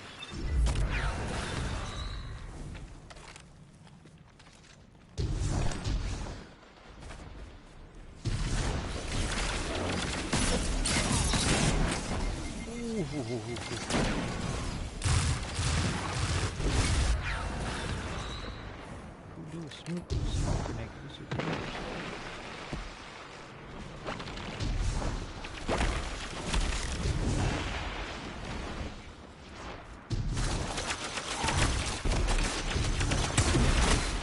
That shut them down.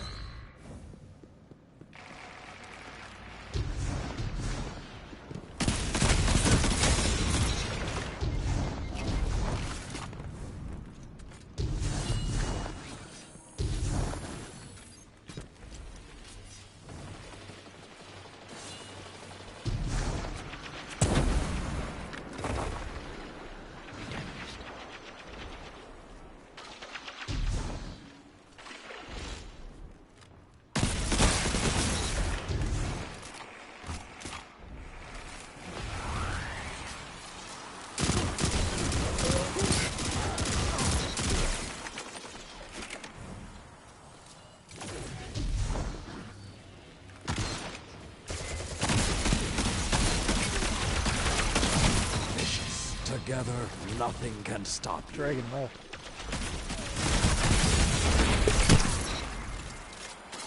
Zone C lost. The wolf's howl may be the last thing you hear. Stick together, team.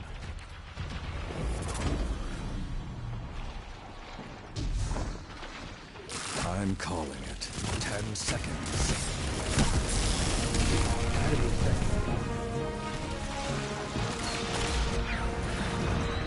Learn from this defeat.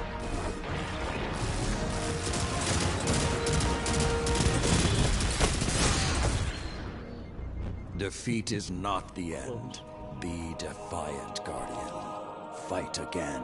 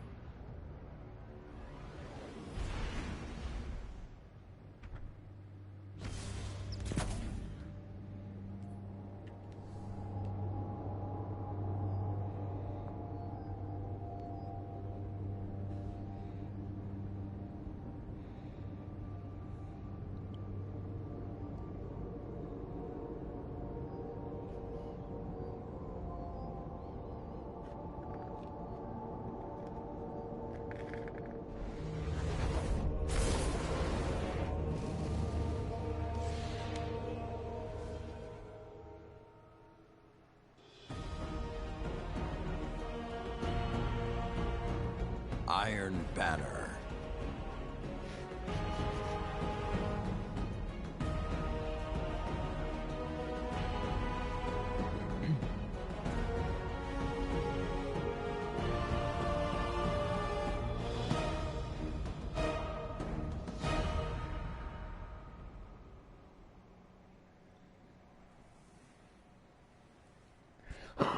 Excuse me.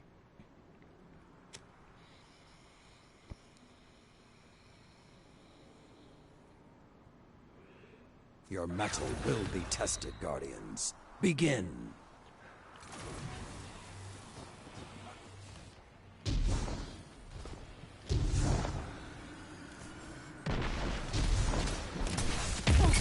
Opponent claims Zone C. Zone A captured.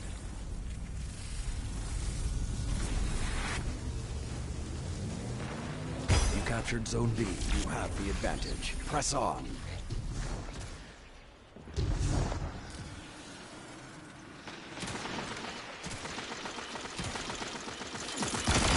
Zone A lost.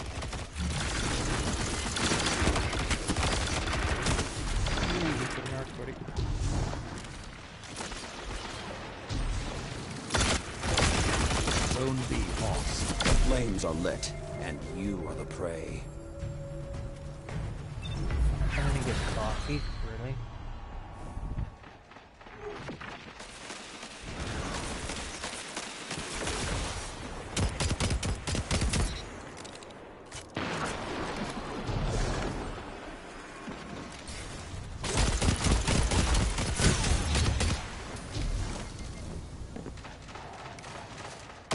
The hunt has ended.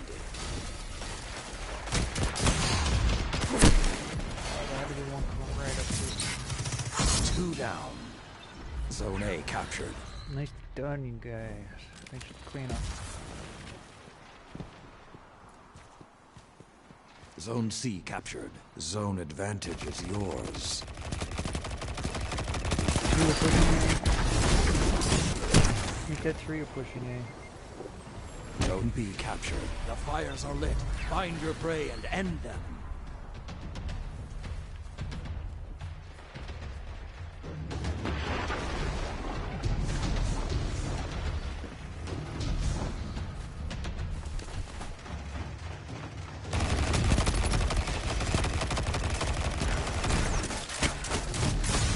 Damn it.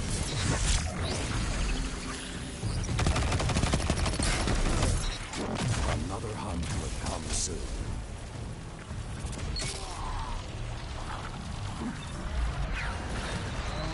Hit him with choke, oh god. You captured Zone A.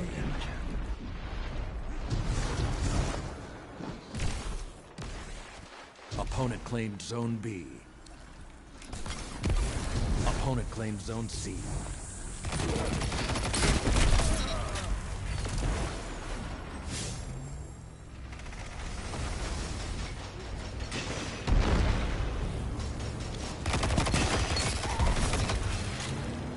You captured Zone B. You have the advantage. Press on.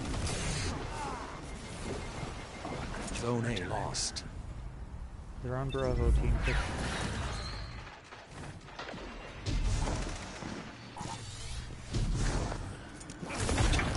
Two on Bravo, I need help. You get 3.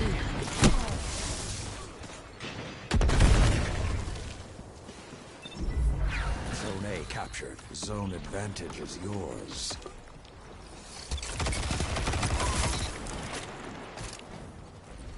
Thank you for that. There's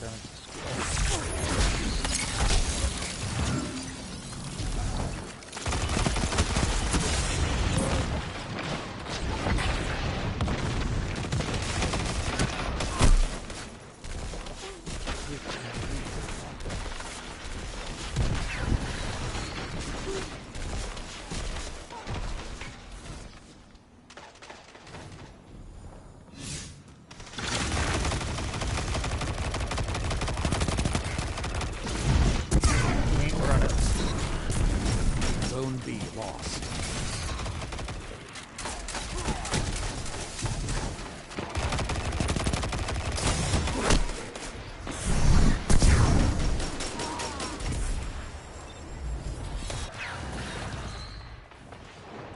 anybody close to B, push it with me now.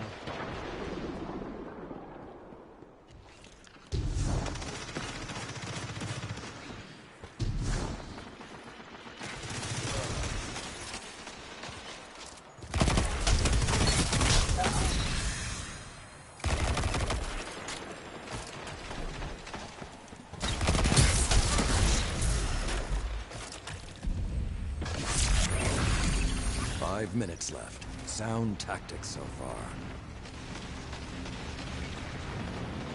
You captured Zone B. You have the advantage. Press on.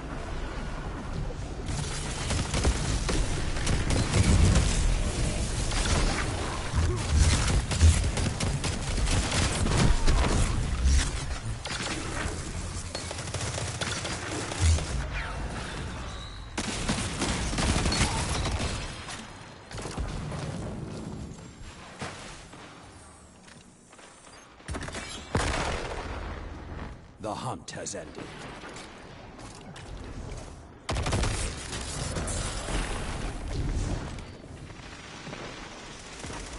Opponent claimed Zone A.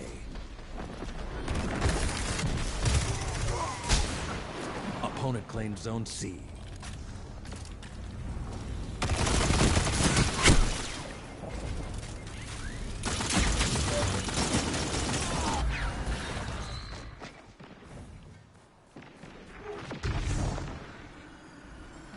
Zone B captured.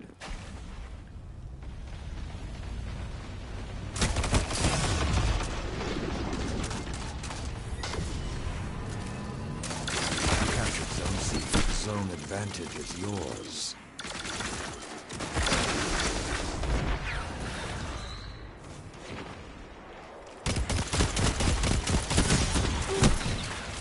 Zone C lost.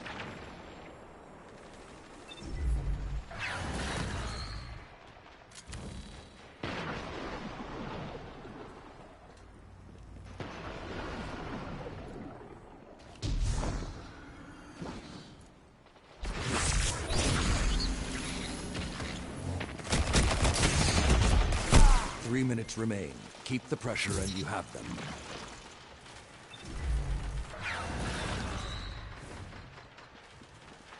Zone advantage is yours. Zone C captured.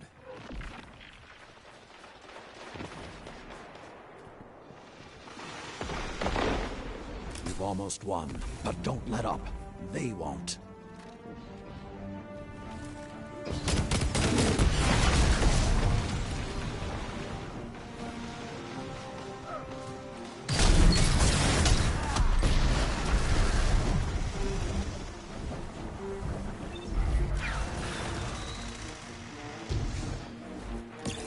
Zone B lost.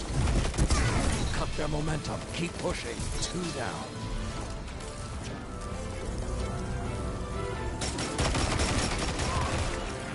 You captured Zone B. 2 zones are yours. Enough.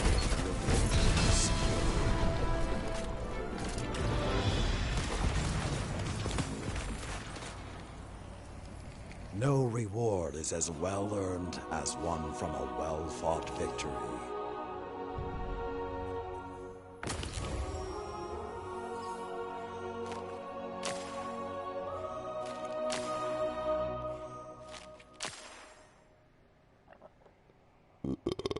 Excuse me.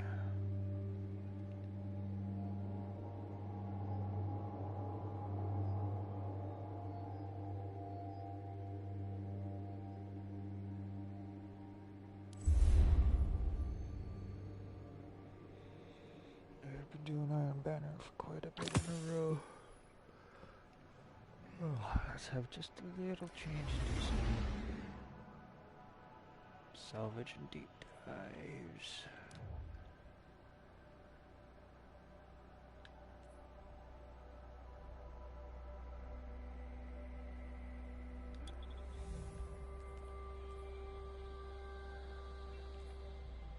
Wait, what? Activates at midnight. Okay.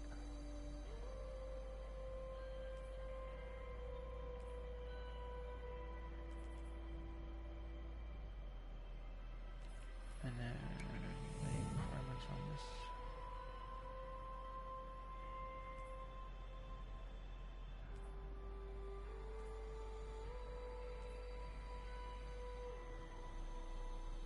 Bonus void stasis, huh? I mean, void arc and stasis.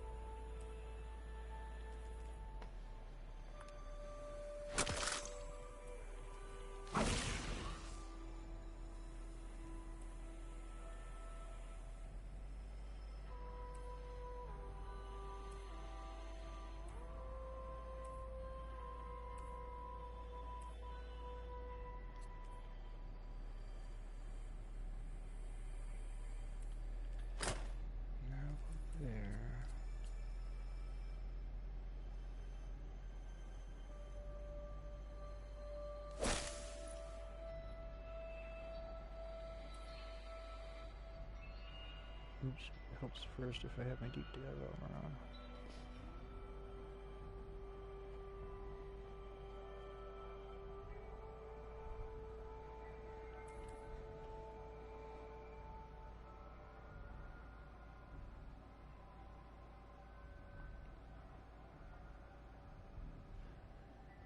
Actually,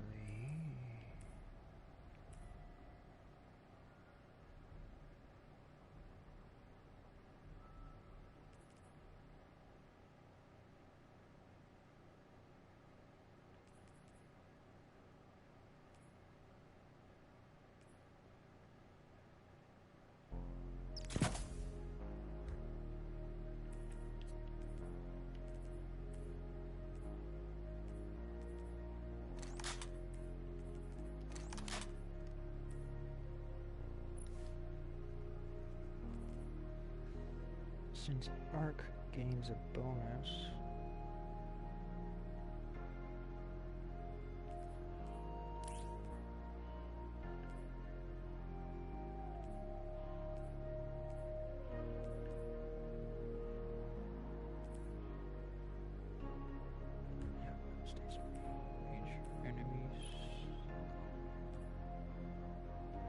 I've noticed that this kill tracker doesn't really count while you're not actually active on it.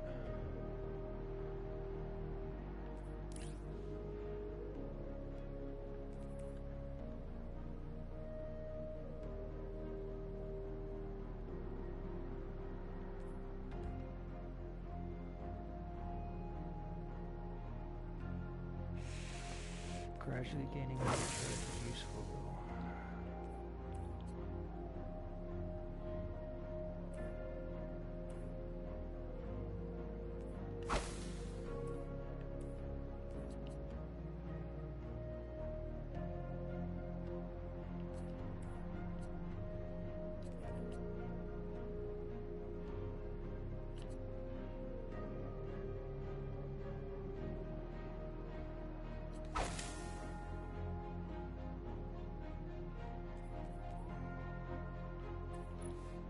Oh yeah, I think I still have plenty of grenades.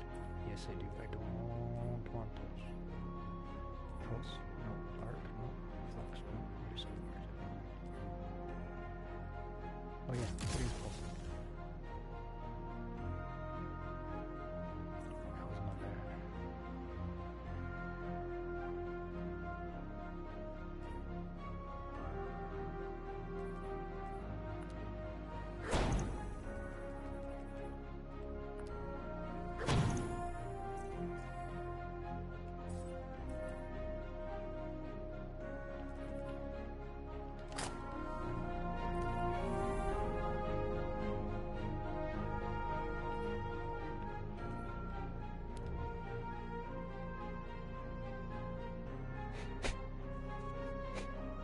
Shoot, fine. Go find Noah.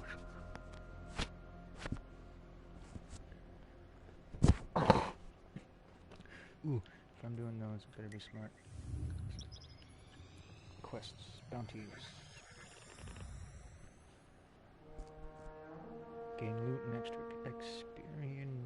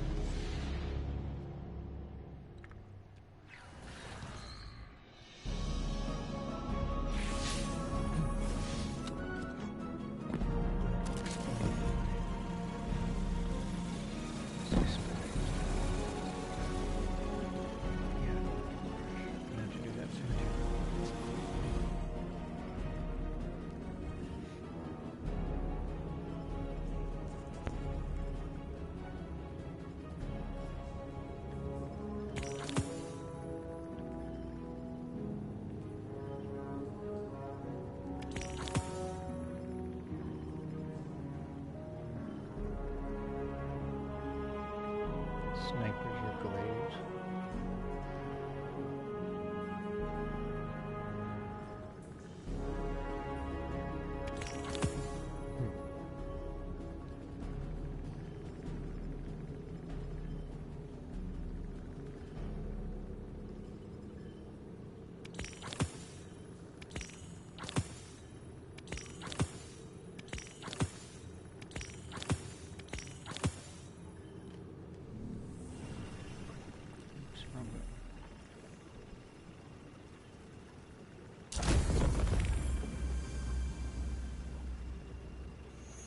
Sidearms, really?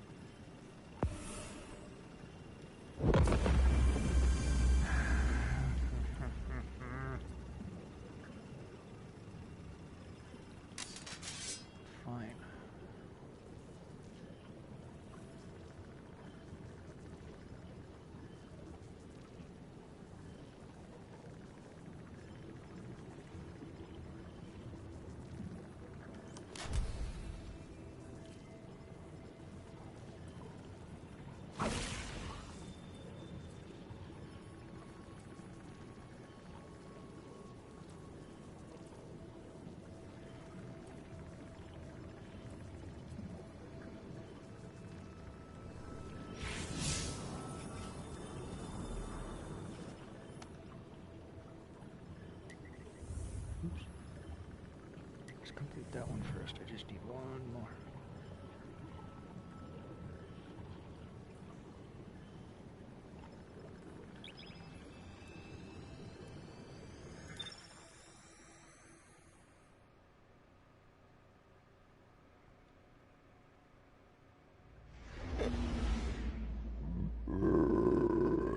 Excuse me.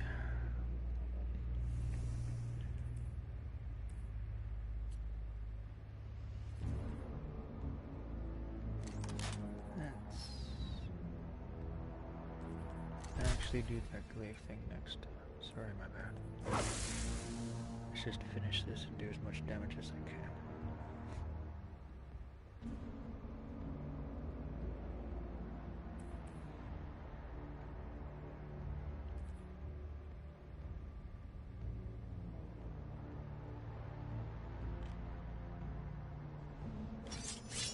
And it said void did more damage, so put that on.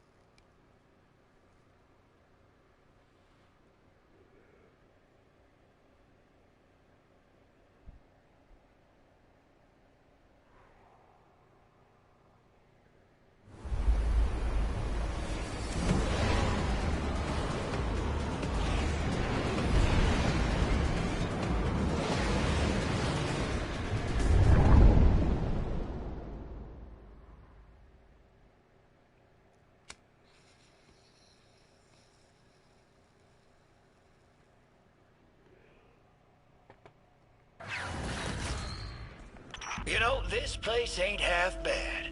Put up some string lights, invite some pals over, get some music going. It's got a vibe.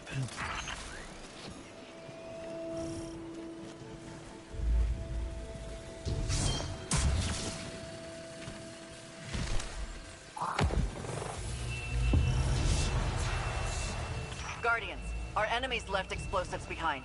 We need to dismantle them before they damage the arcology.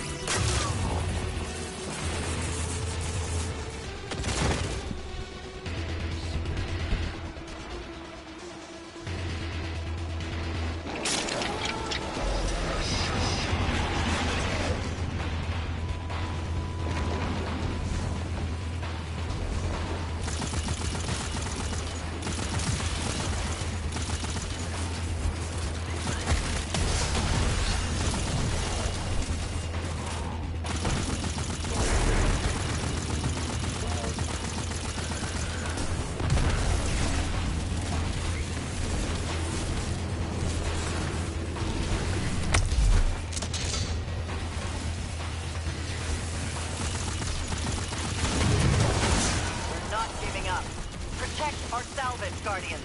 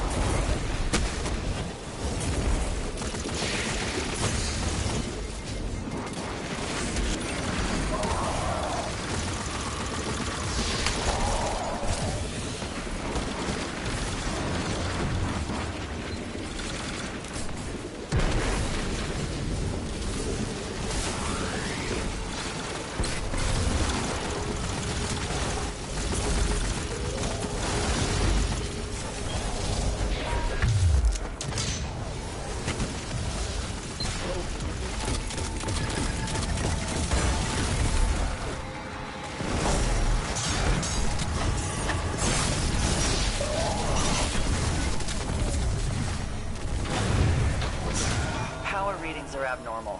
The invasion must have damaged some of the arc relay fuses. They need to be replaced.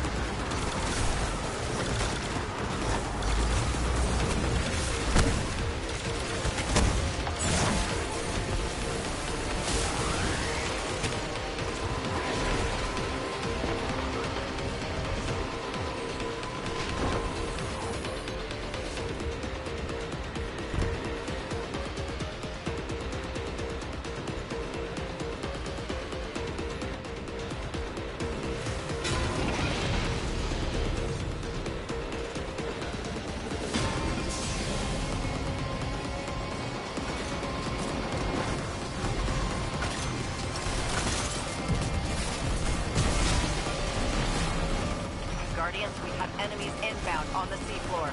Brace yourselves. Transmat firing.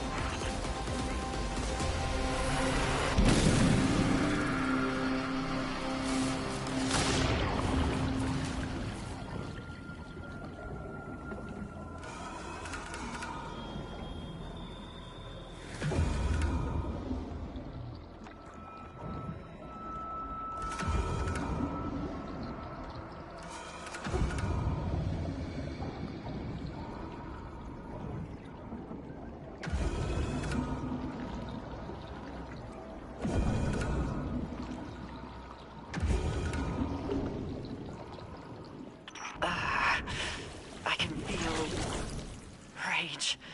Guardian, something's near.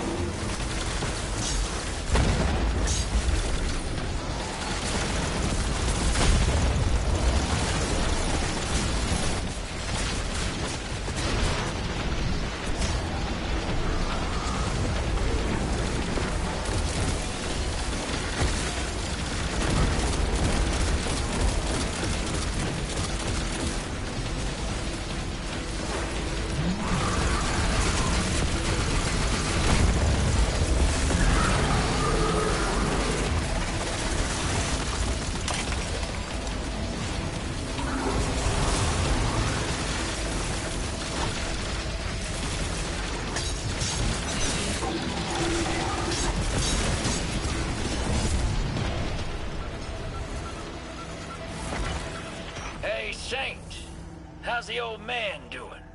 Ah, it is kind of you to ask. Osiris is well. Better than well, actually. I think he found what he was looking for on Neptune. And what was that, anyway? The city Neomuna? No, he found a purpose. Learning, teaching, mentoring. What he was always good at, but always walked away from. Yeah, sounds like a nice run of luck for you two these days. About time.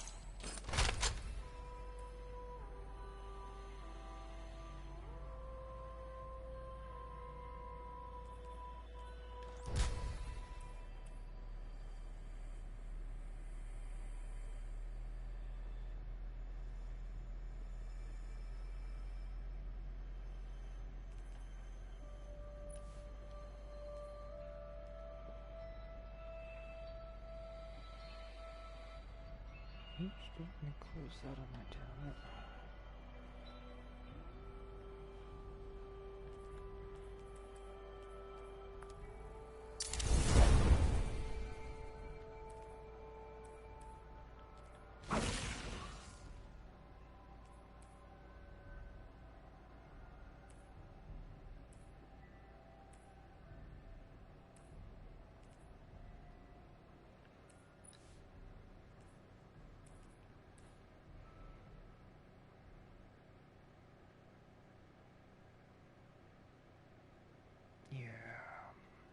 Stick with that, especially for this.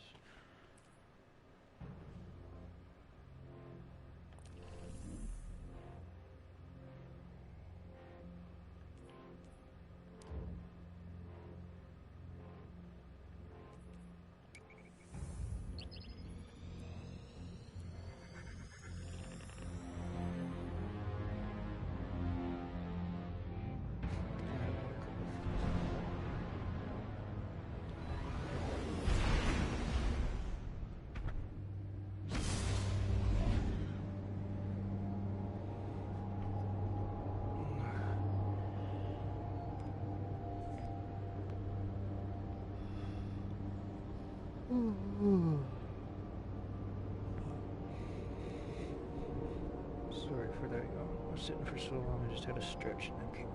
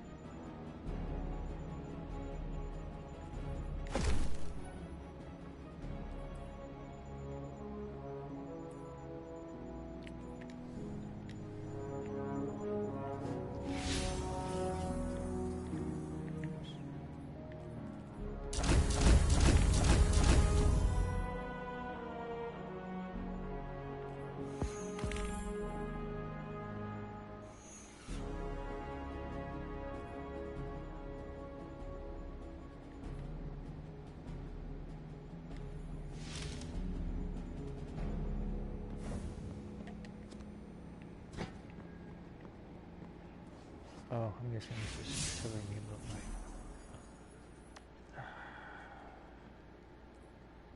things I can pick up.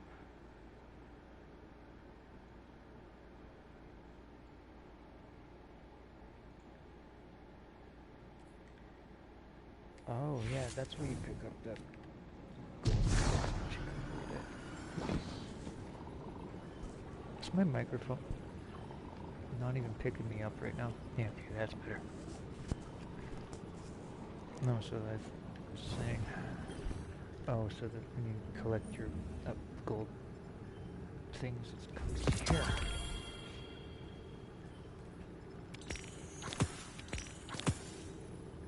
I at first was thinking it was all of these.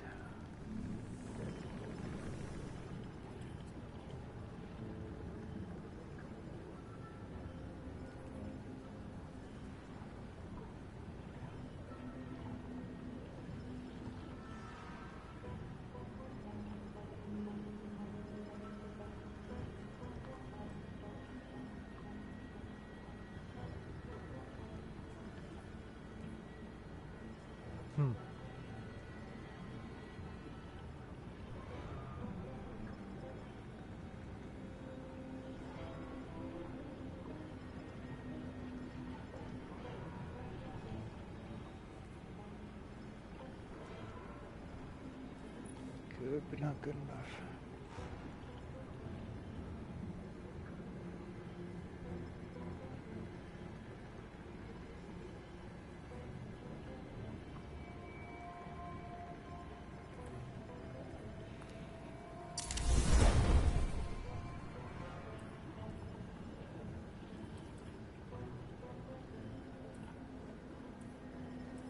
Oh yeah, it's the helmet for the ammo perks. That'll be useful.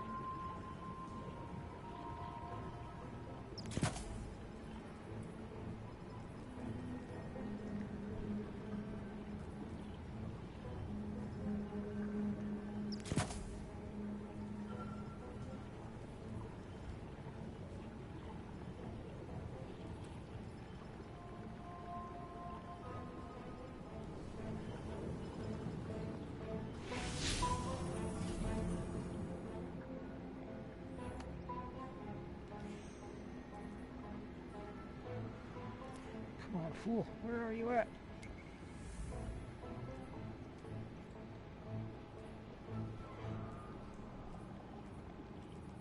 Yeah, this is the one that didn't really matter. That's why I was wanting to use the glaive in this one. That's right.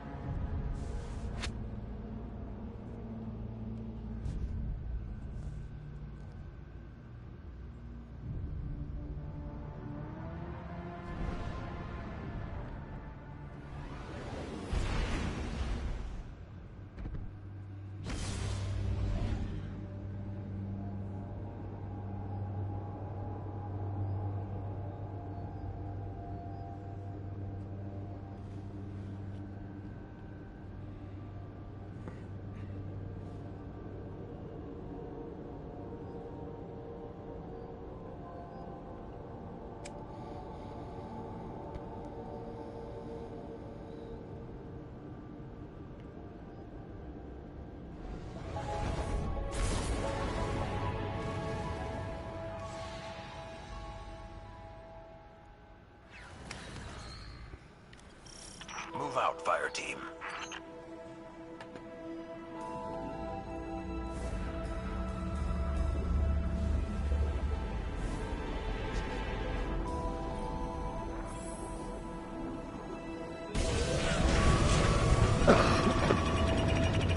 Fire team, we've located a high concentration of egregore coral behind newly drawn enemy lines. Same stuff, different day.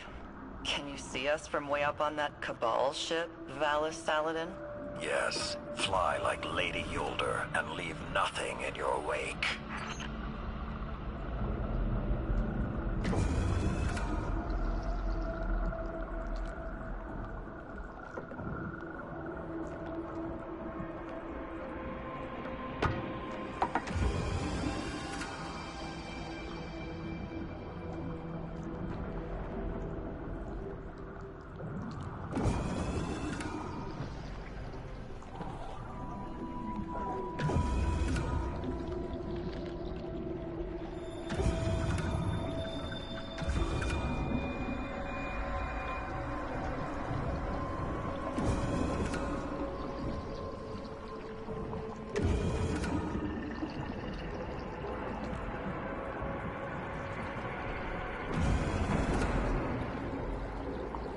You're on site, Guardian. I'll draw away their commander while you get the job done.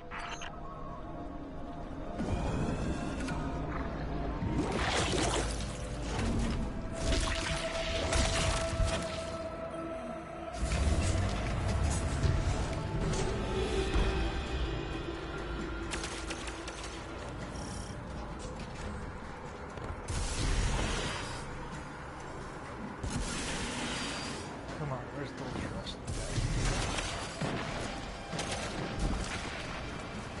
Thank you, I was looking for Robo Lord, please, I know you can hear me. Come over to me now, please. Let's get us as much points as possible. Come on, dude.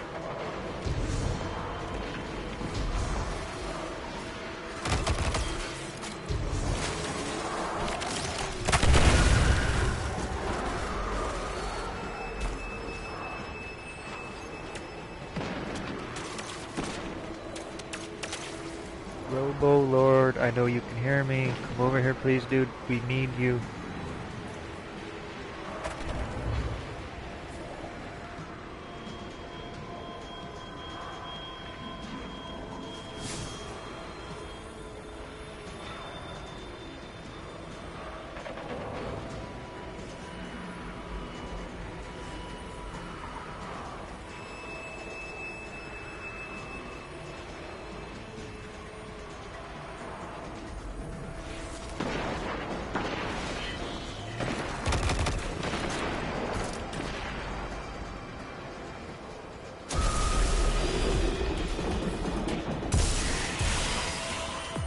Mutated Dynasty.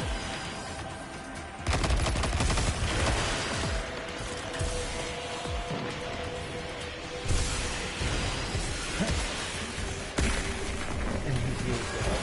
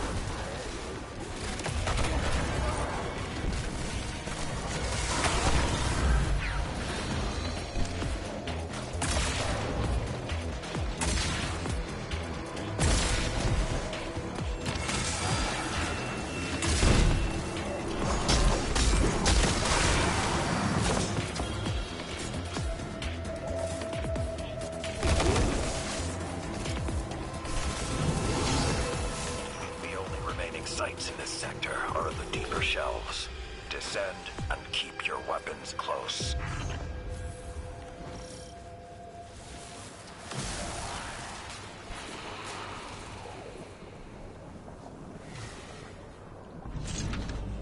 Saladin, what shifted your opinion on the Cabal?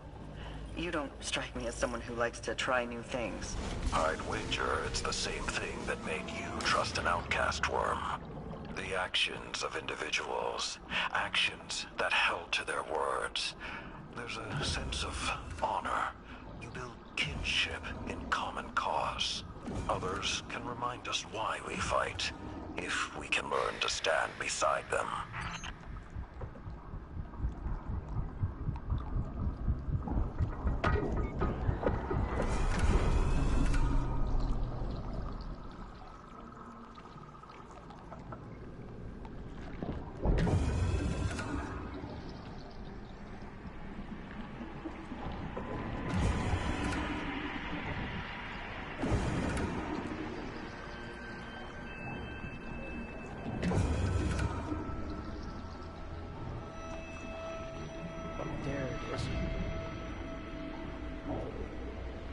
Missed it.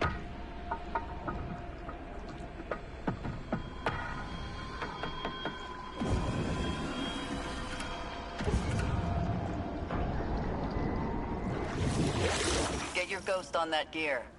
Let's see how they like a little sabotage.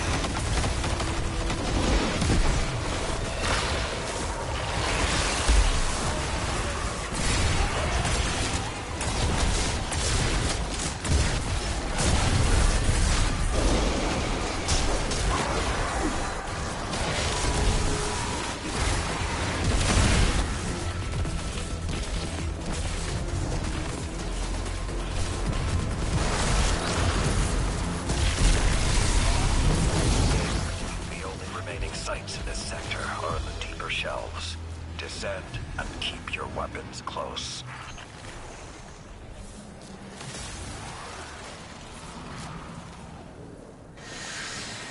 Egregore samples accounted for. Guardian, we're clear to engage their commander.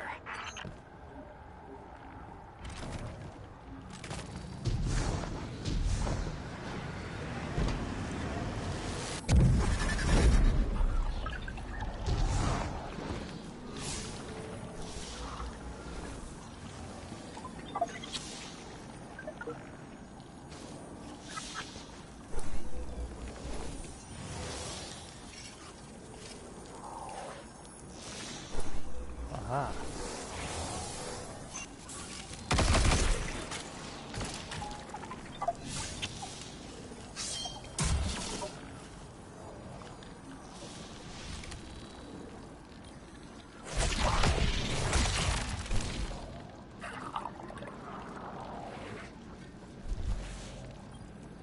Kulazad, bound by war, conquered from trickery, I invoke your death!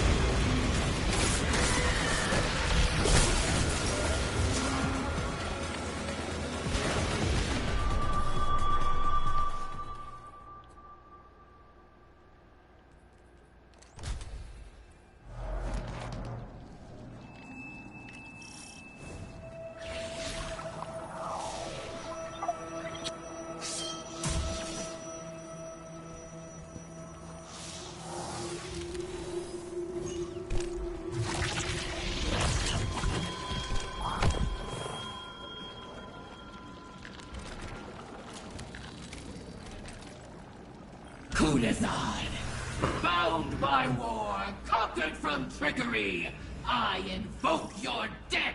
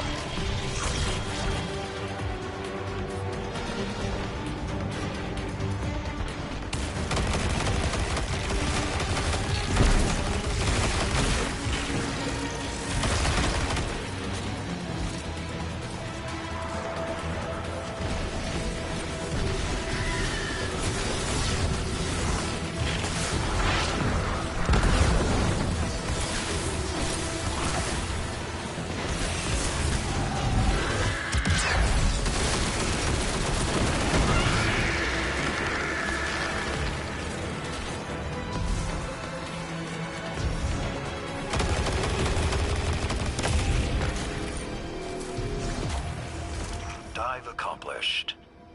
Sloan, settle a bet for me. You fought in Twilight Gap, did you not? And helped build the wall with Shaxx and Saint before that.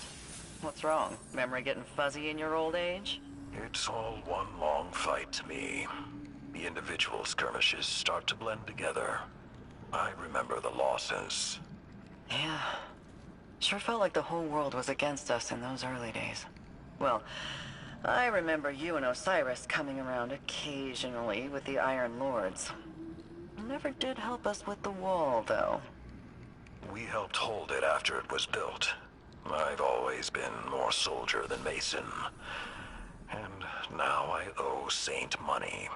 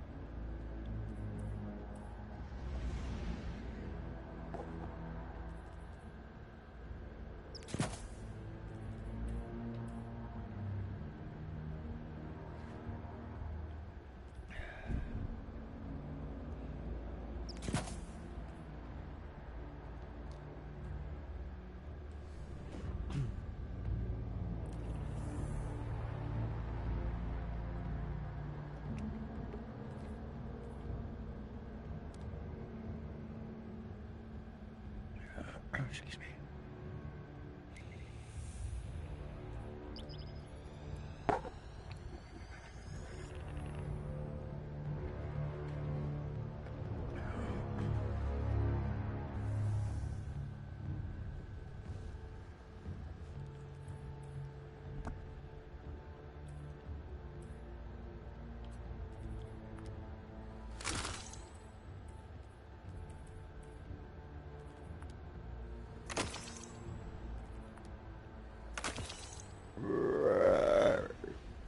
Excuse me.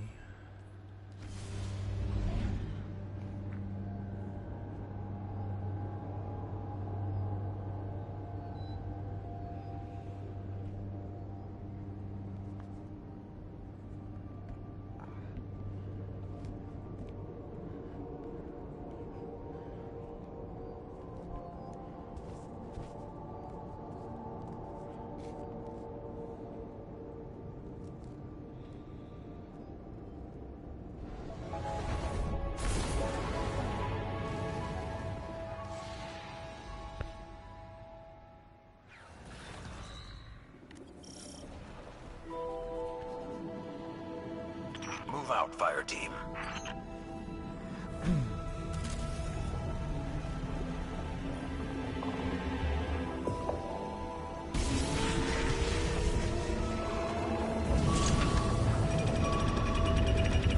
The bulk of Zeborath's forces flood into Titan to keep us from cementing a meaningful foothold. Your mission is to push into enemy lines, recover and secure as much egregore coral as you can at this depth, and then cripple the occupying force. Roger that. Guardian, you go left, I go right. If we hit at the same time, they won't know where to focus a counterattack.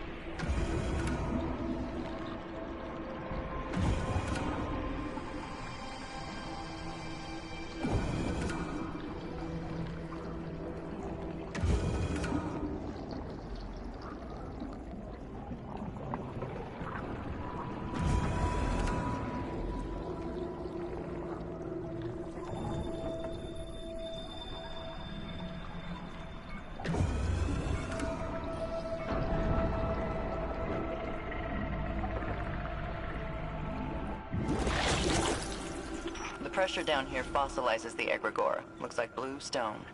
Harvest what you can, and I'll keep their main guns off your back.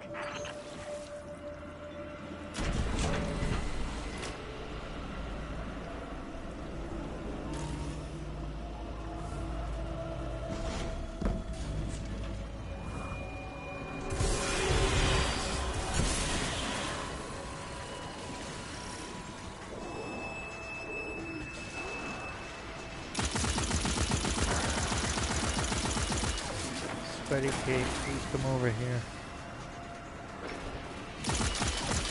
Sweaty Kate.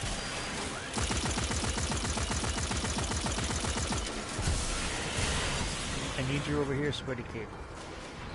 Activate this.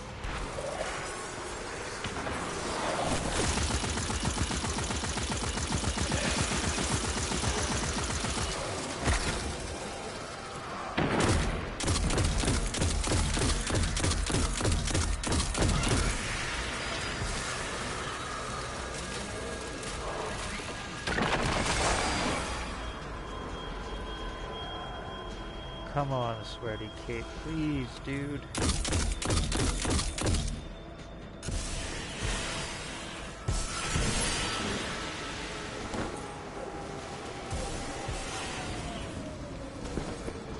Sweaty, come on.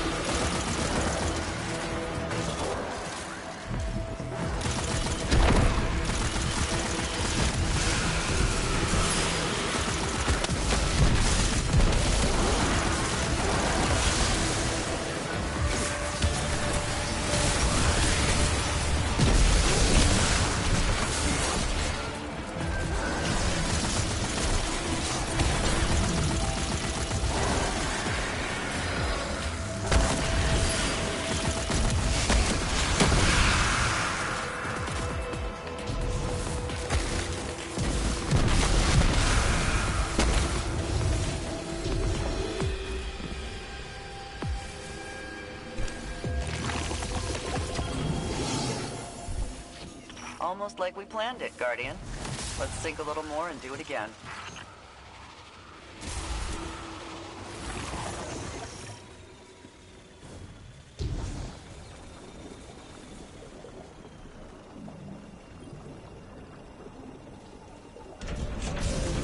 Glad to have you back in our ranks, Deputy.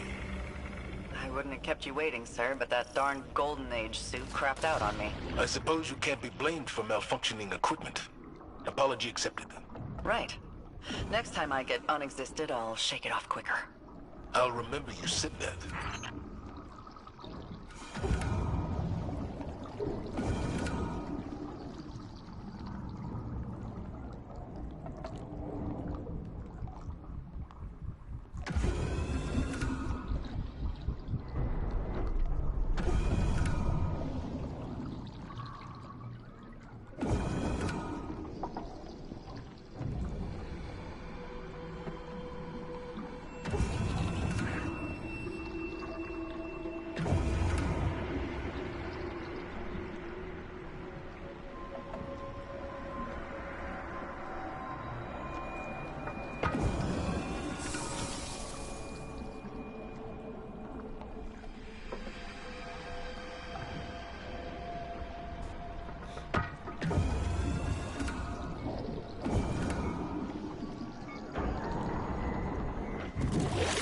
Get your ghost on that gear. Let's see how they like a little sabotage.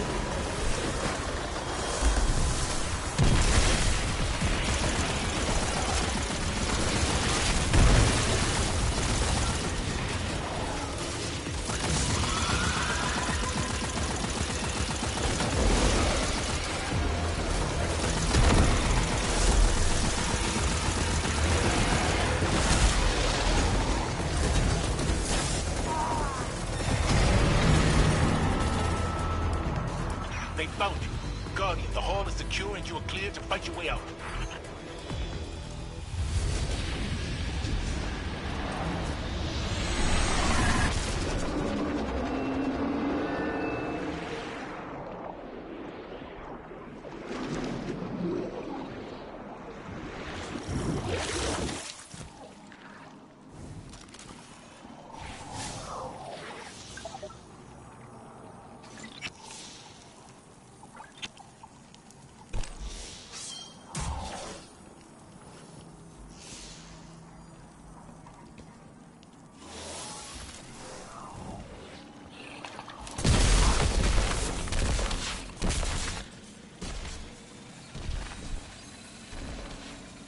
Kunazad, bound by war, conquered from trickery, I invoke your debt!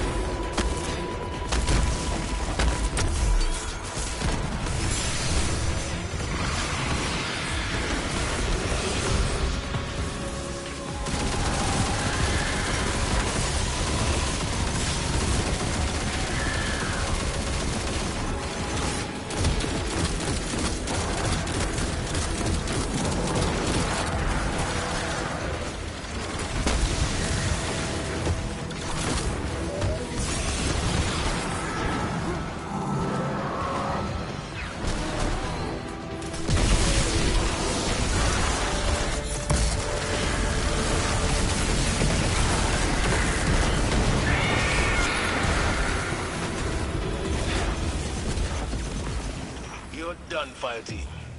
All objectives secure and all targets eliminated. Establishing transmit relay. You've got a good team on this, sir. Even the Drifter. I agree.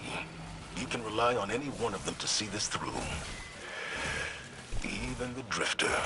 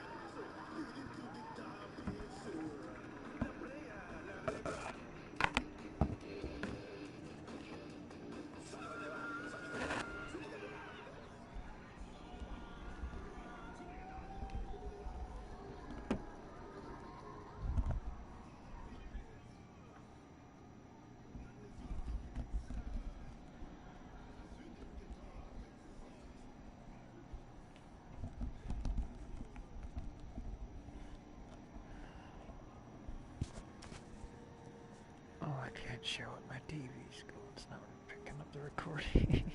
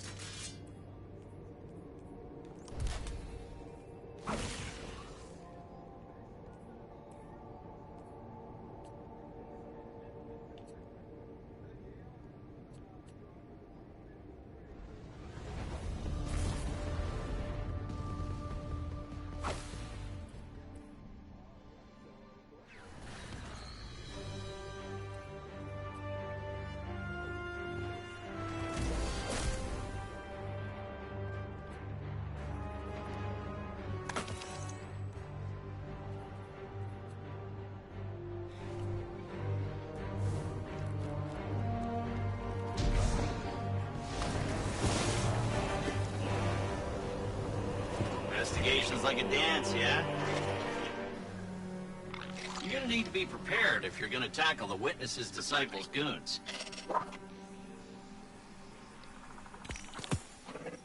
Oh, that'll be fun.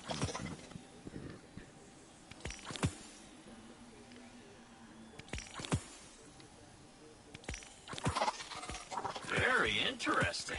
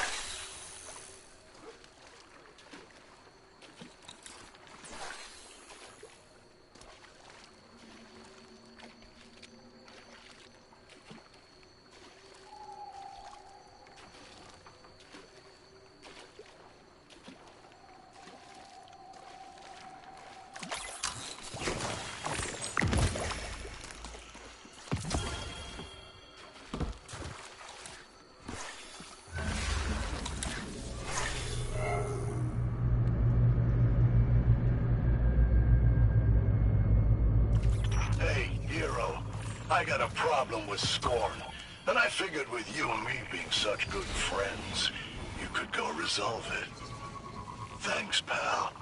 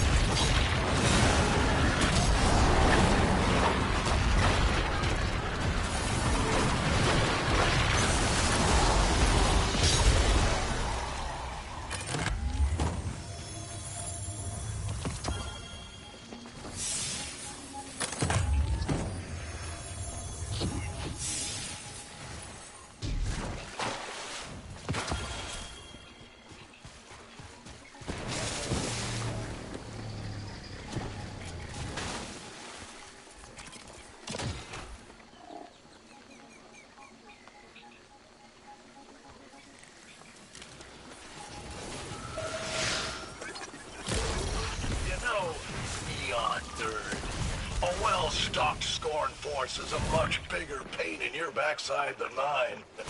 Be good dogs and go fetch.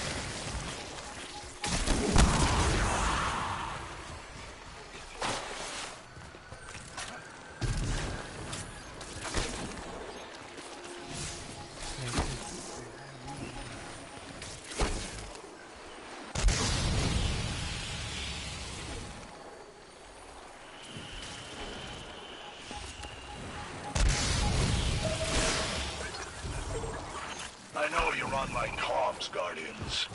Make yourself useful and clear out some scorn for me. Unless you think they'll listen to reason.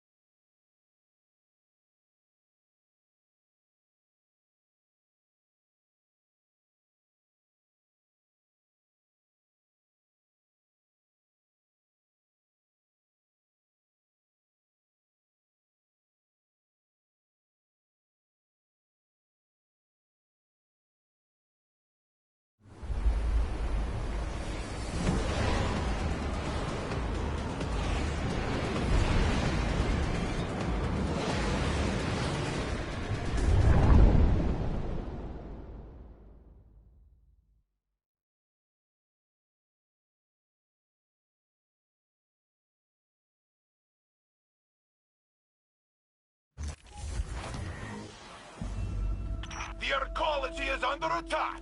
Repel the invaders.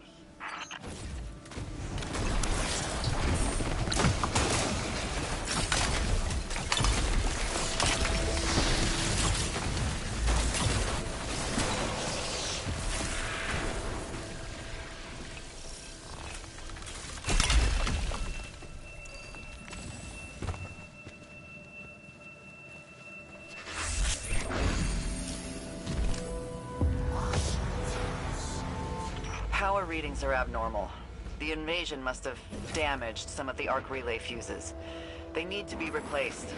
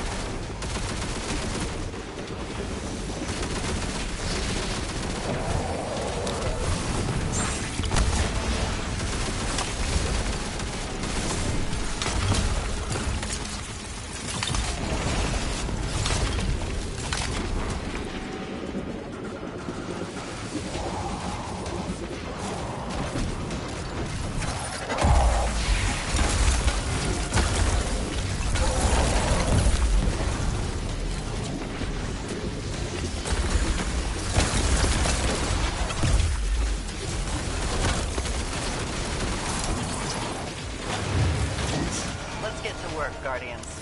Stronger together.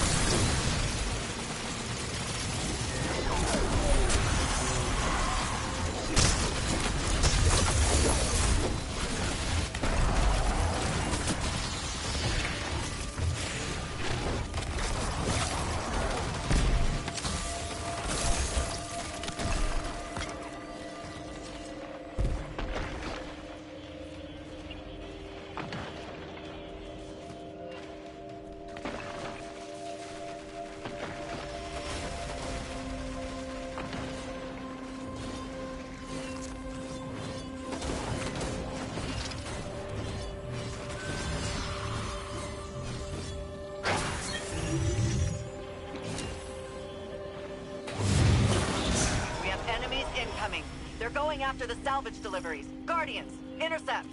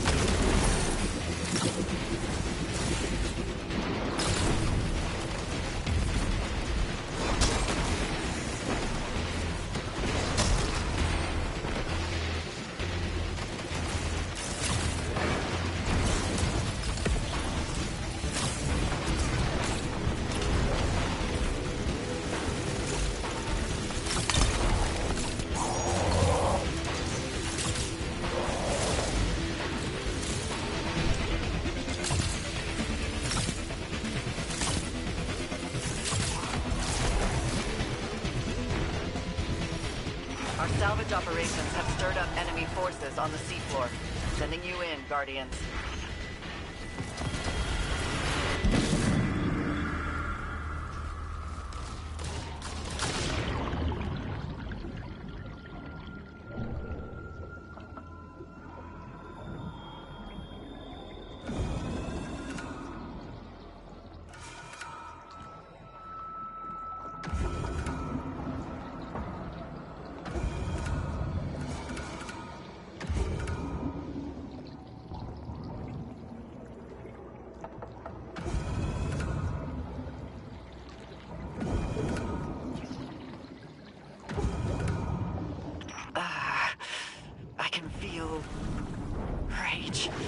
Guardian, something's near.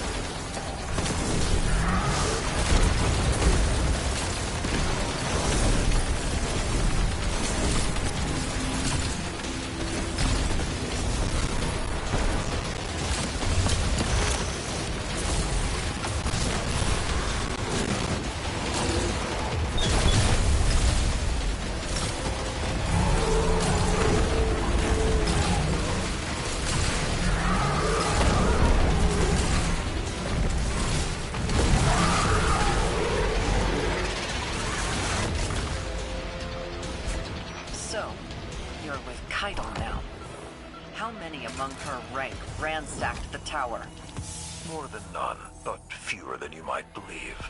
You've missed a lot since you were gone. It feels like yesterday to me, Saladin. We were alone, scattered, lightless. I was ready to fight until my body broke.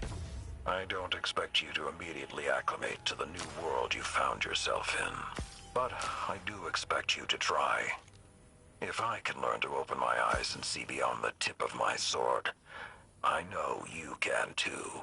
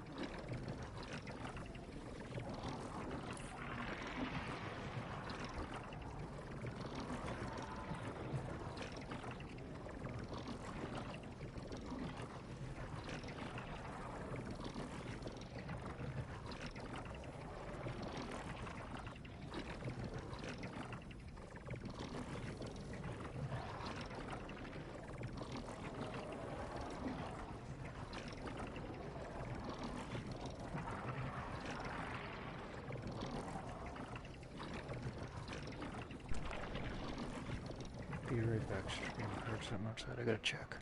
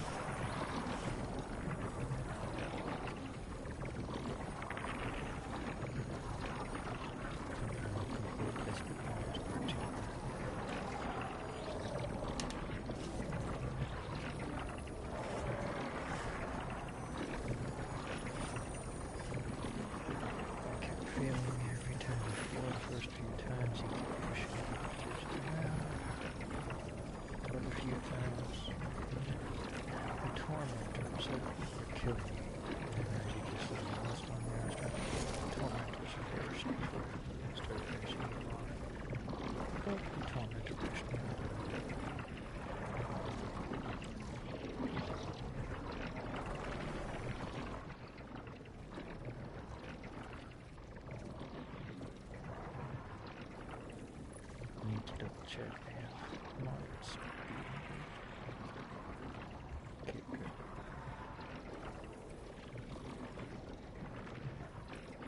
Oh. That might save me.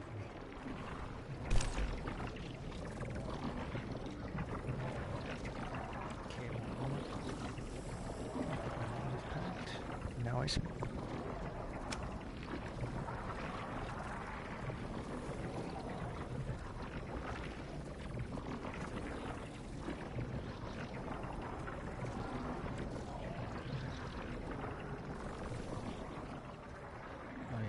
Trying this with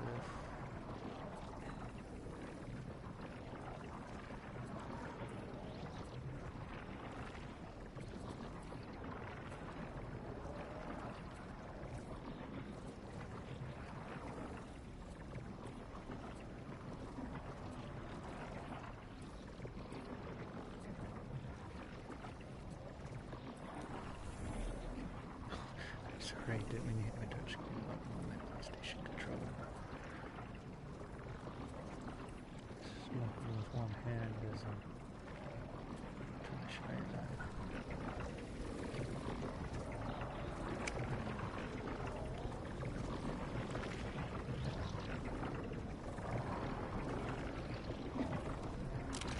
Okay, kills you.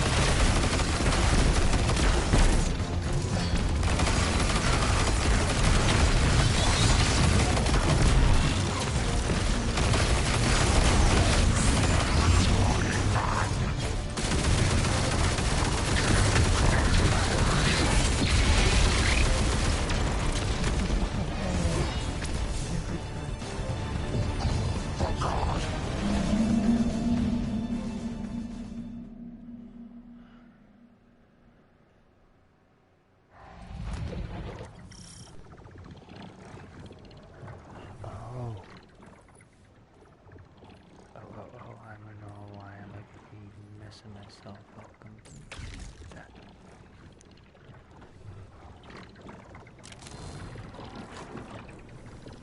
Actually, screw this. I need something to do.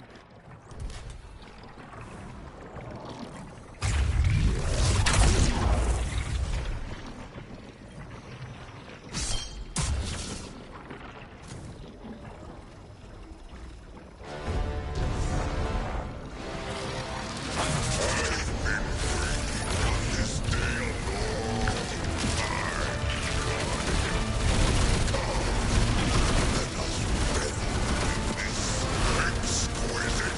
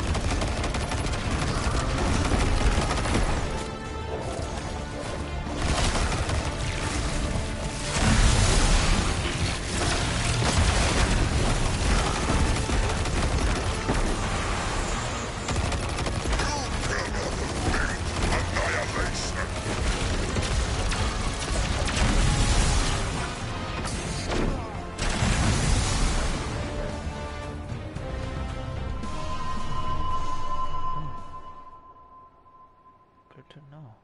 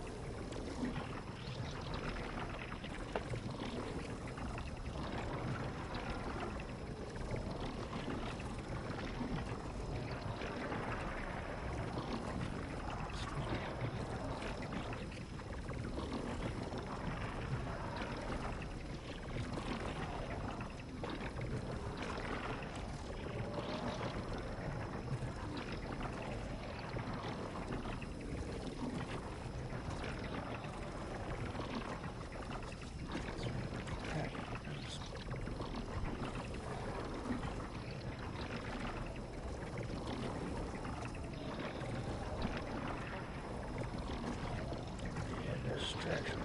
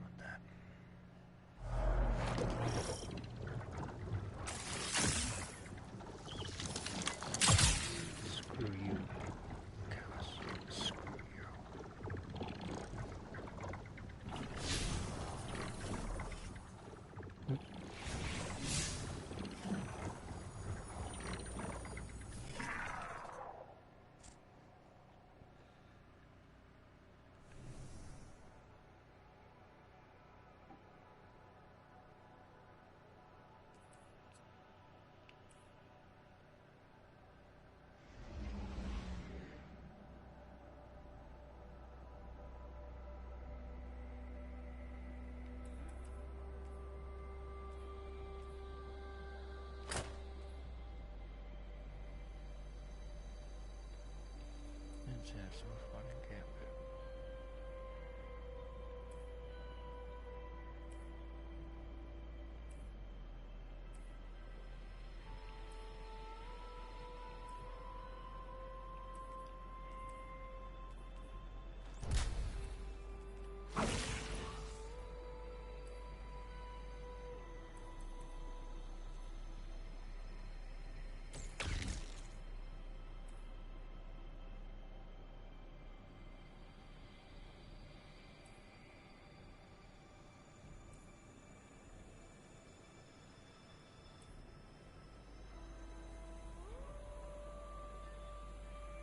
Yeah, server burst.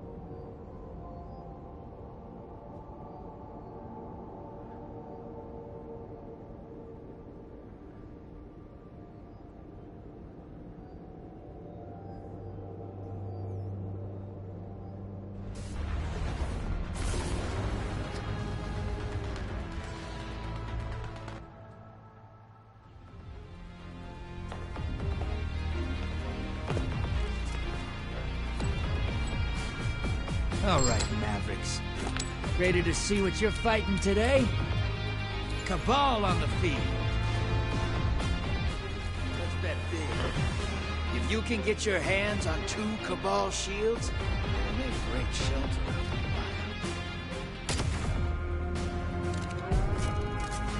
Hold on to your ghosts. Drop those targets, take the moats, and bank them. Don't tell me he's got the wrong one. Oh, yeah, it does. You're the last living member.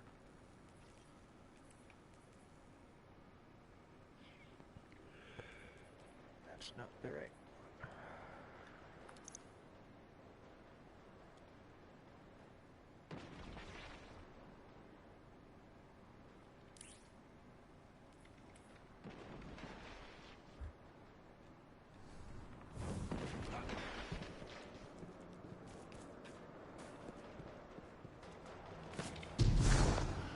Hostiles incoming at the depot!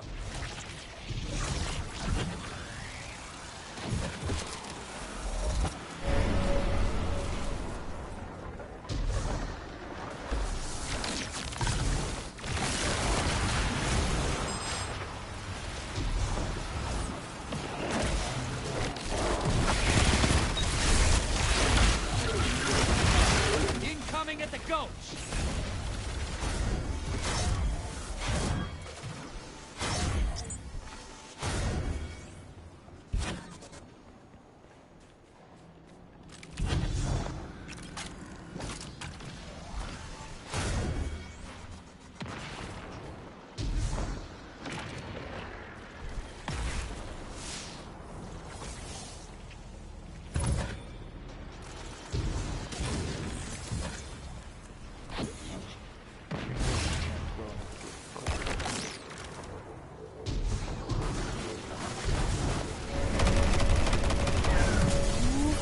Hey, you're losing moats! Ice the blockers! Hostiles incoming at the cavern!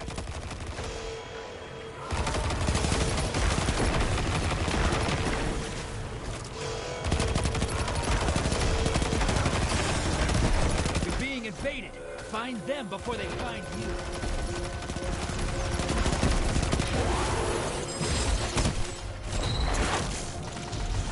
Take and run popping up on the enemy side. Good. High value target. Burn it down. Enemy invader down. You can relax. Thanks for the revive. Portal's up. Go take them out.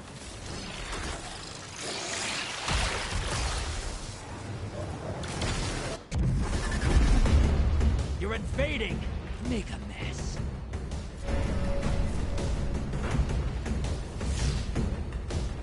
Woo! High value target is down. You just robbed that Guardian blind. 10 seconds left.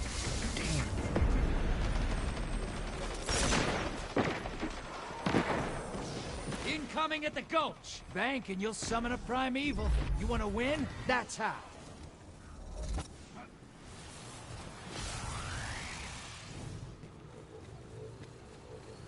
Primeval's up. Kill it to win.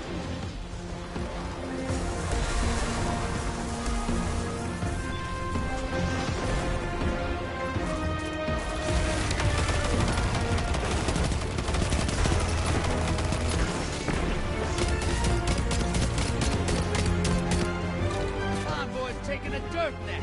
Primeval time.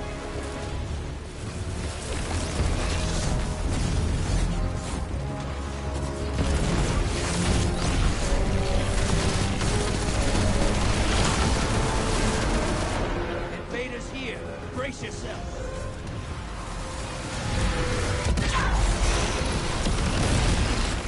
Convoys 8. Now devour that primeval. What did they ever do to you? Just kidding. Enemy invader down. Hey, you can't blame them for trying.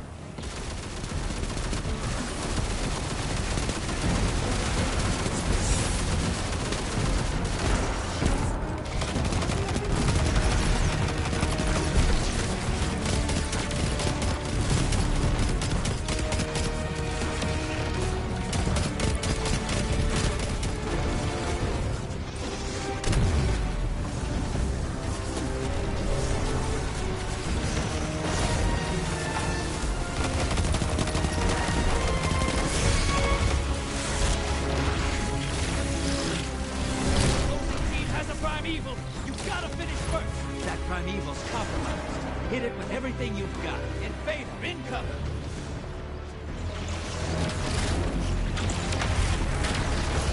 That primeval's not long to this world. Burn it down and take this game. Yes, sir. That's what I call hunting.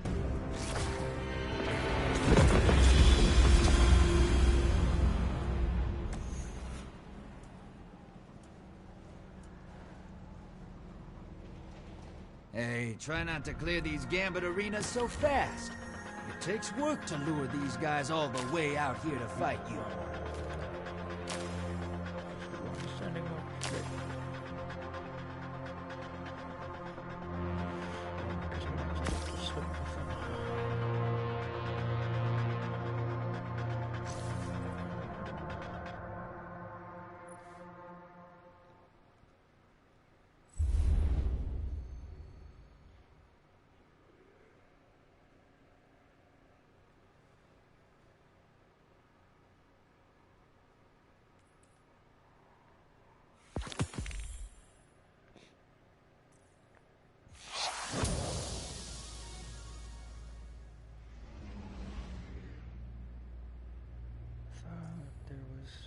Reload somewhere for one.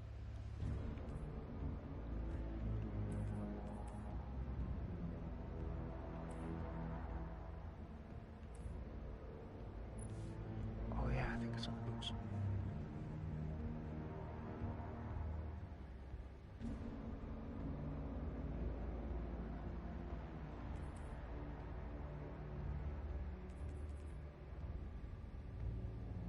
Aha.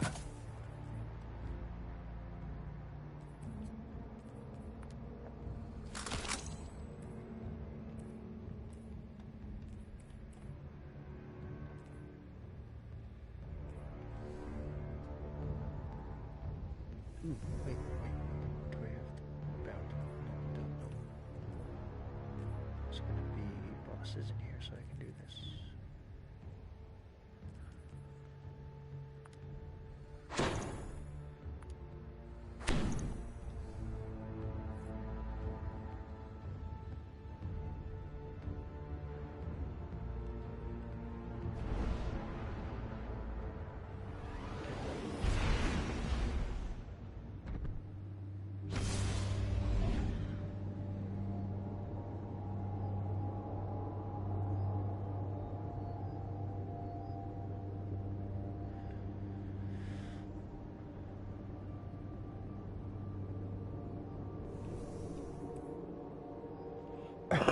Excuse me.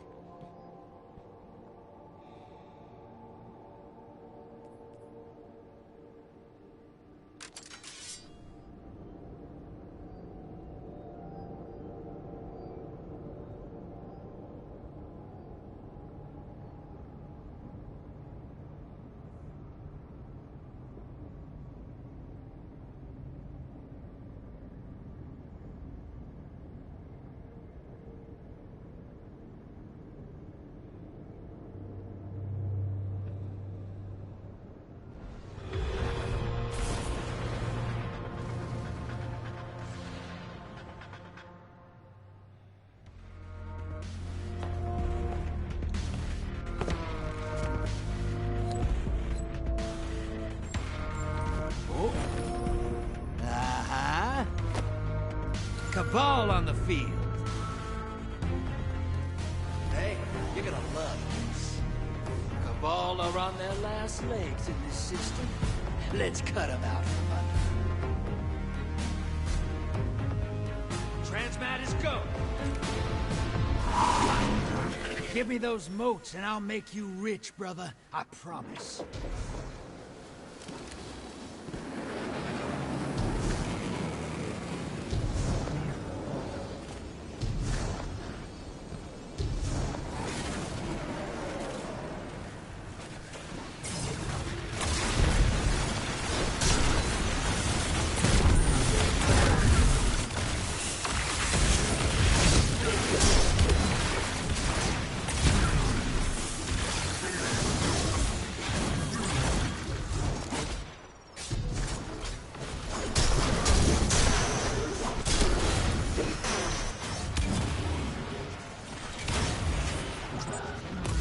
Wait, at the drill.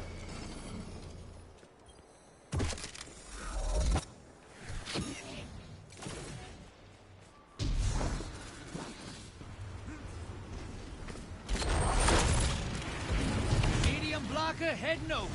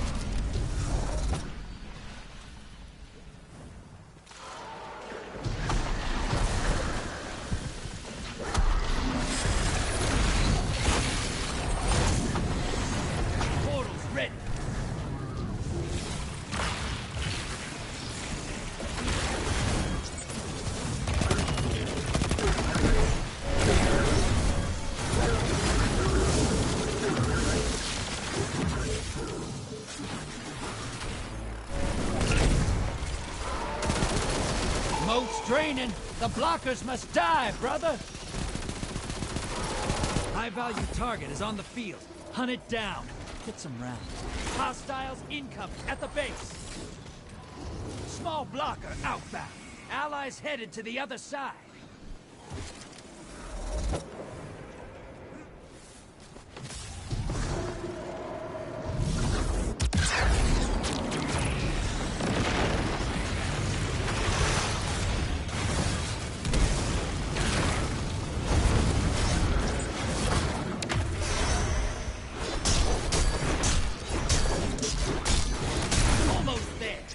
The bank to summon a primeval. Your allies back with one kill.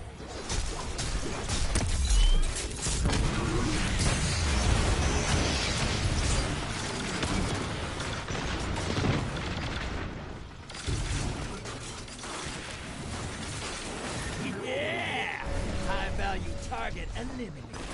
Portal's up. Go take him out. Incoming wave at the drill. Allies headed to the other side.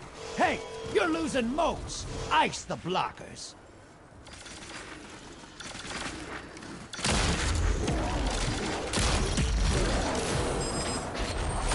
Primeval's here.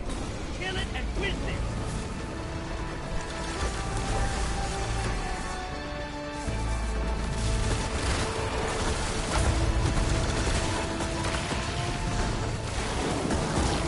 Invaders back, and they killed 4 guardians. You want to be a bad guy? That's how.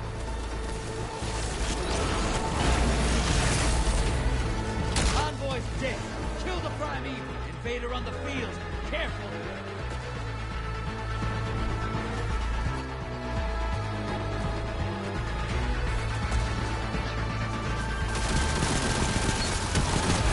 Hey, easy there. You got him.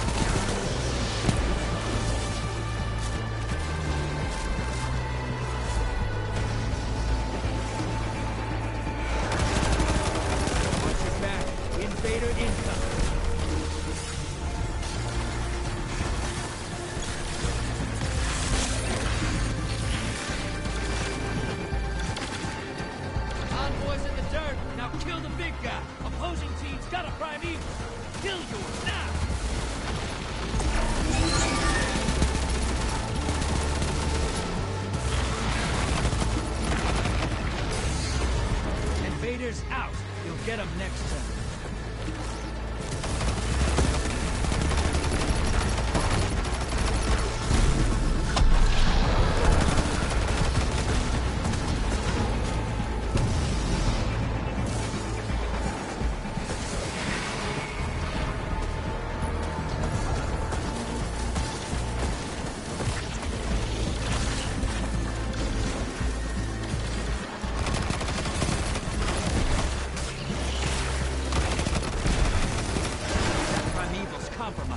Hit it with everything you've got. Invaders here. Brace yourself.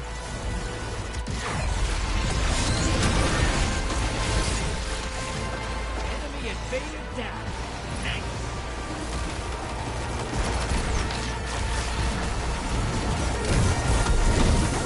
That primeval's nearly dead.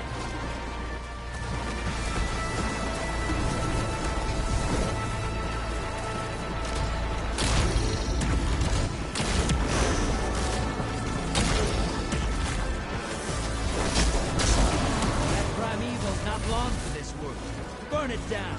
Take this game. Primeval compromised. Take it out. Brother, you've got some move.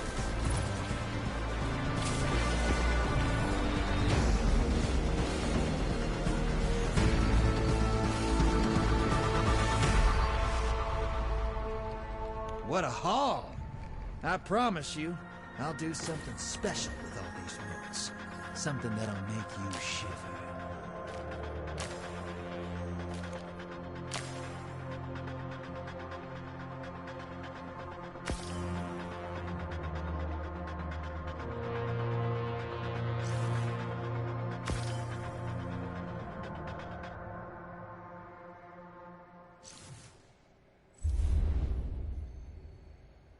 Jeez.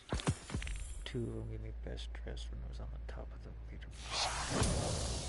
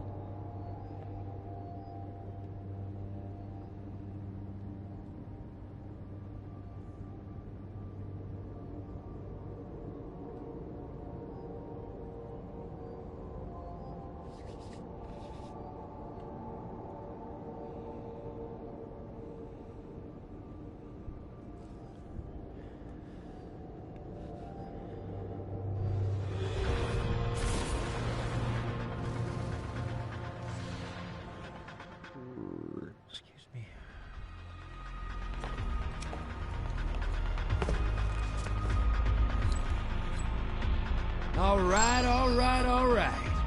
Let's see what we've got. Fallen on the horizon. How you living? Yeah, I was at Twilight, yeah. My grandma, too. Who was it? Shoot some Fallen.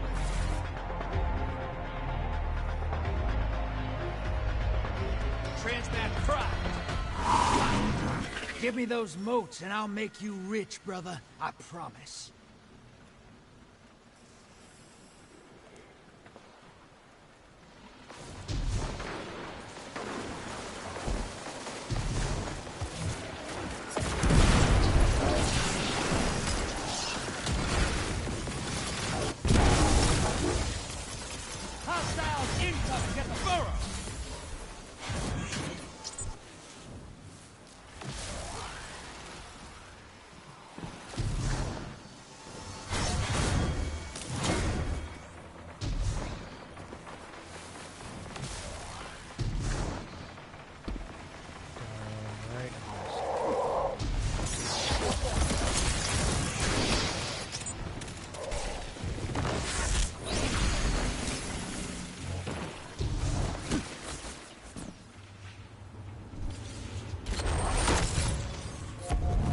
Blocker en route to the enemy. Feels good to be a bad guy, right? Incoming hostiles at the ring.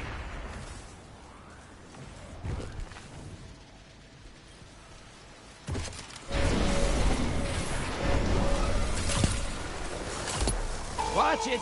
You're shedding motes! Kill the blockers!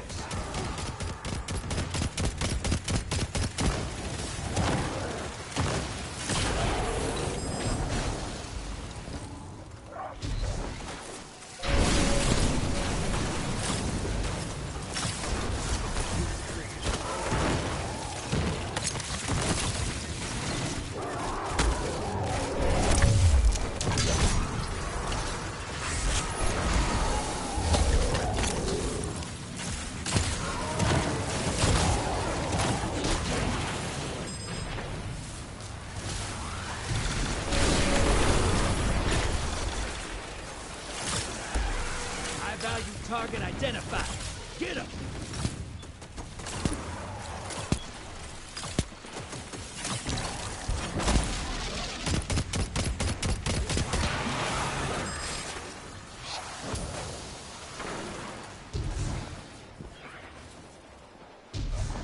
Portal's ready. Grab your gun. Hostiles incoming at command. Hey, you're losing motes. Ice the blockers. Opposing team summon the prime evil. If they kill it, they win this.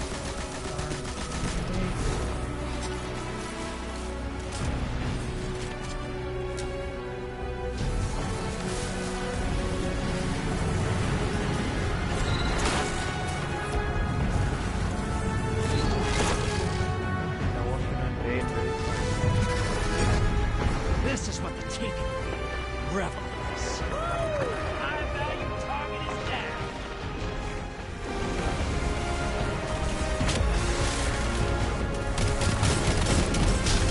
One down. 10 seconds and I pull you back.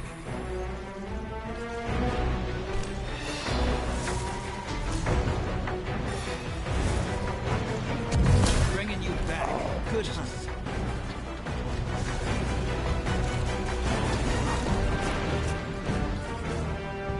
Almost there. Fill the bank to summon a prime evil.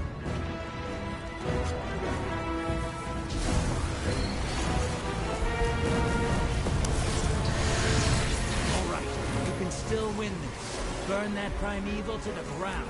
Portal is primed. Lock it. Your ally's dead. Sending him back. Envoys terminated. Now, bring the house down. Vader inbound.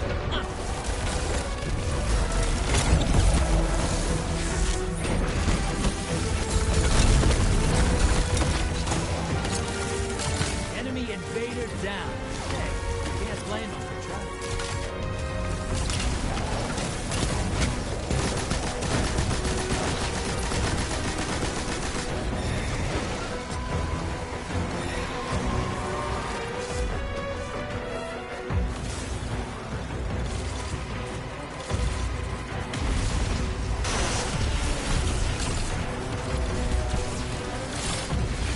Opposing team's about to win. Primeval compromised. Take it out. Fight's over. Opposing team killed their Primeval.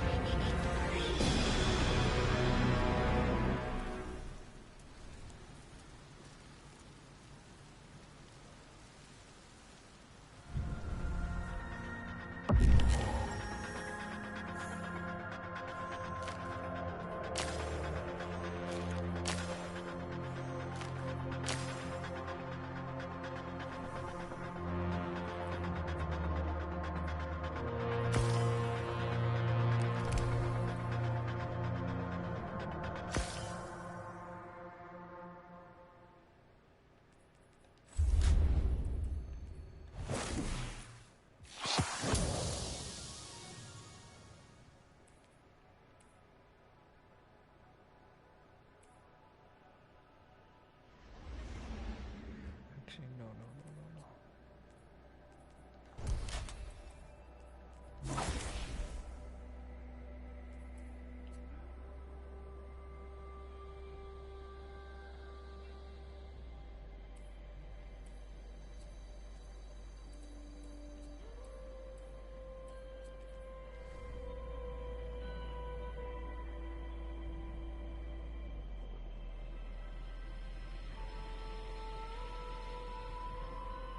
This is going to be my last match. I've been streaming for 10 hours straight and it's already 5 in the morning.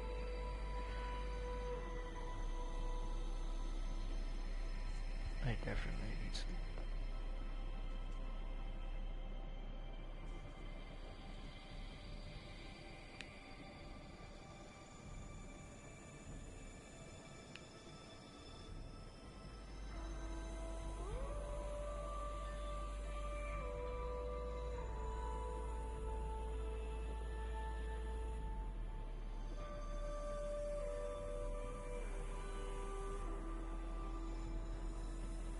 Oh yeah.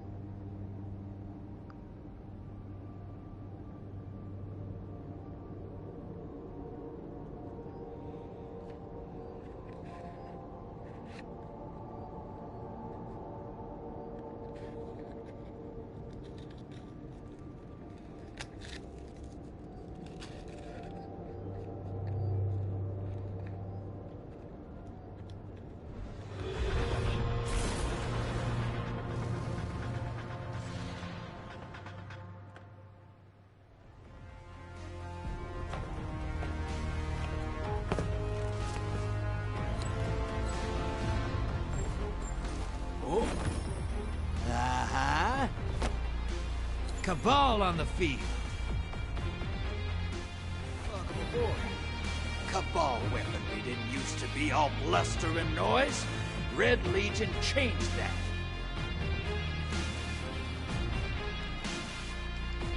Get ready for transmat. Get ready for a firefight, brother, and drop those motes in the bank.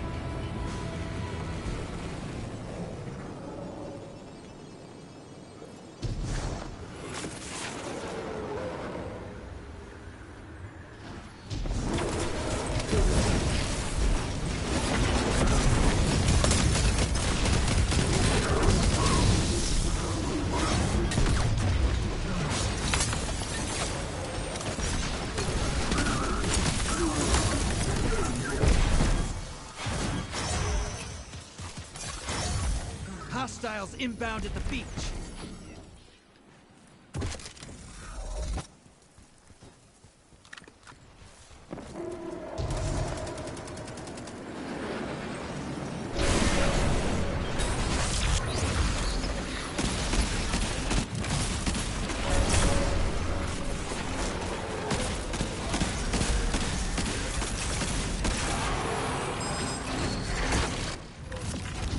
And run popping up on the enemy side. Good.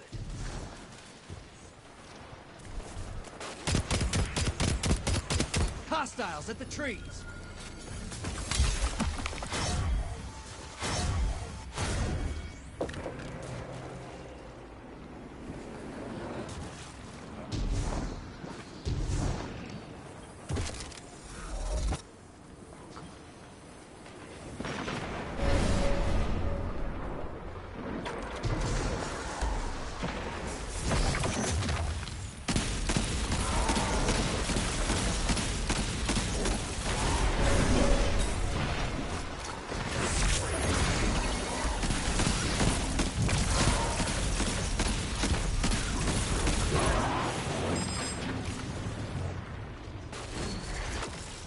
Got eyes on a high-value target. Wow, Track it dude. down. Incoming wave is the ruins. And you're just letting most disappear. No wonder why. Portal is prime. Lock it. Your allies invading. High-value target neutralized.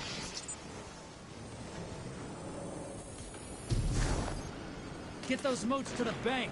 It's time for a prime evil. You just sicked a large blocker on fellow Guardian. I can hear him scream. Prime evil's up. Kill it to win. Your invaders down, but they scored 2 kills. Not bad.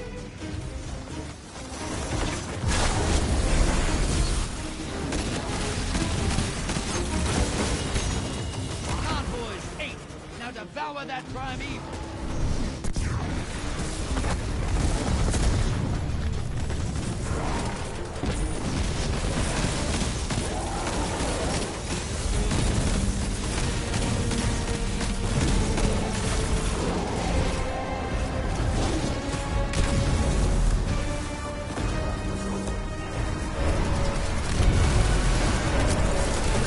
Vader inbound.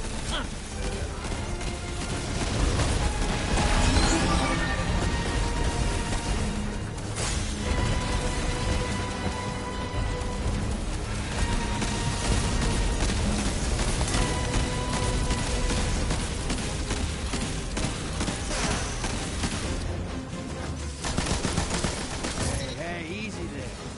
You got him.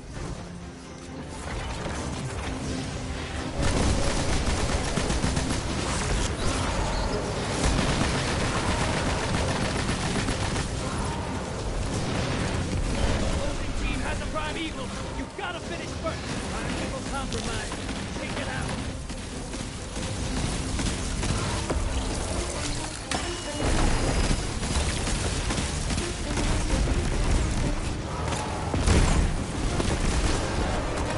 Vader inbound. Hunt. Embrace the darkness. Take out those Guardians.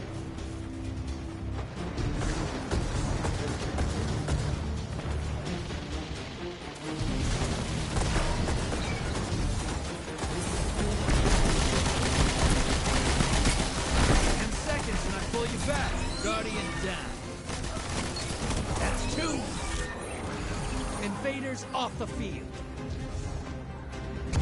Bringing you back. Good hunt.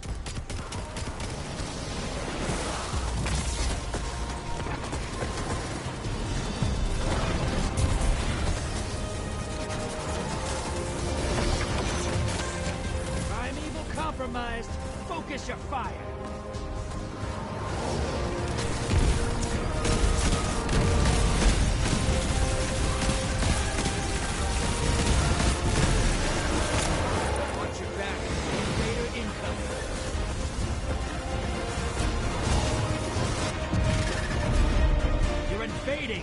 Make a mess. One down.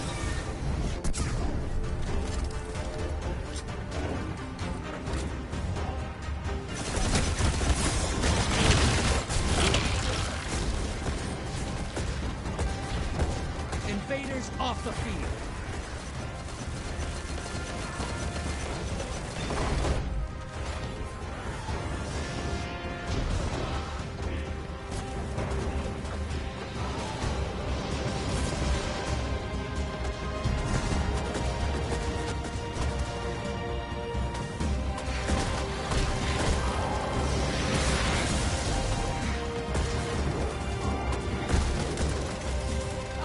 Taking a dirt nap.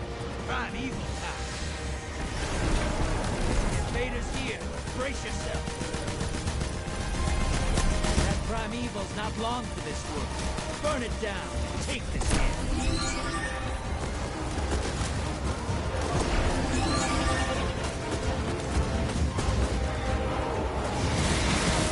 Allies headed to the other side.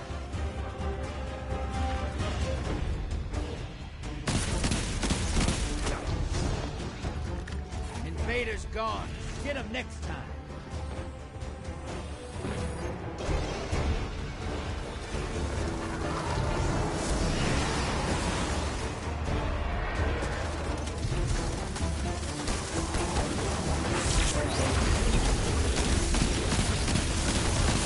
Your allies back. Score to kill. Envoys in the dirt. Now kill the big guy. Primeval's not long for this world. Burn it down. Take this game.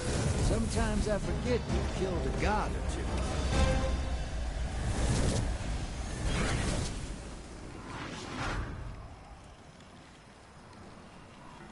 Hey, try not to clear these Gambit arenas so fast. It takes work to lure these guys all the way out here to fight you.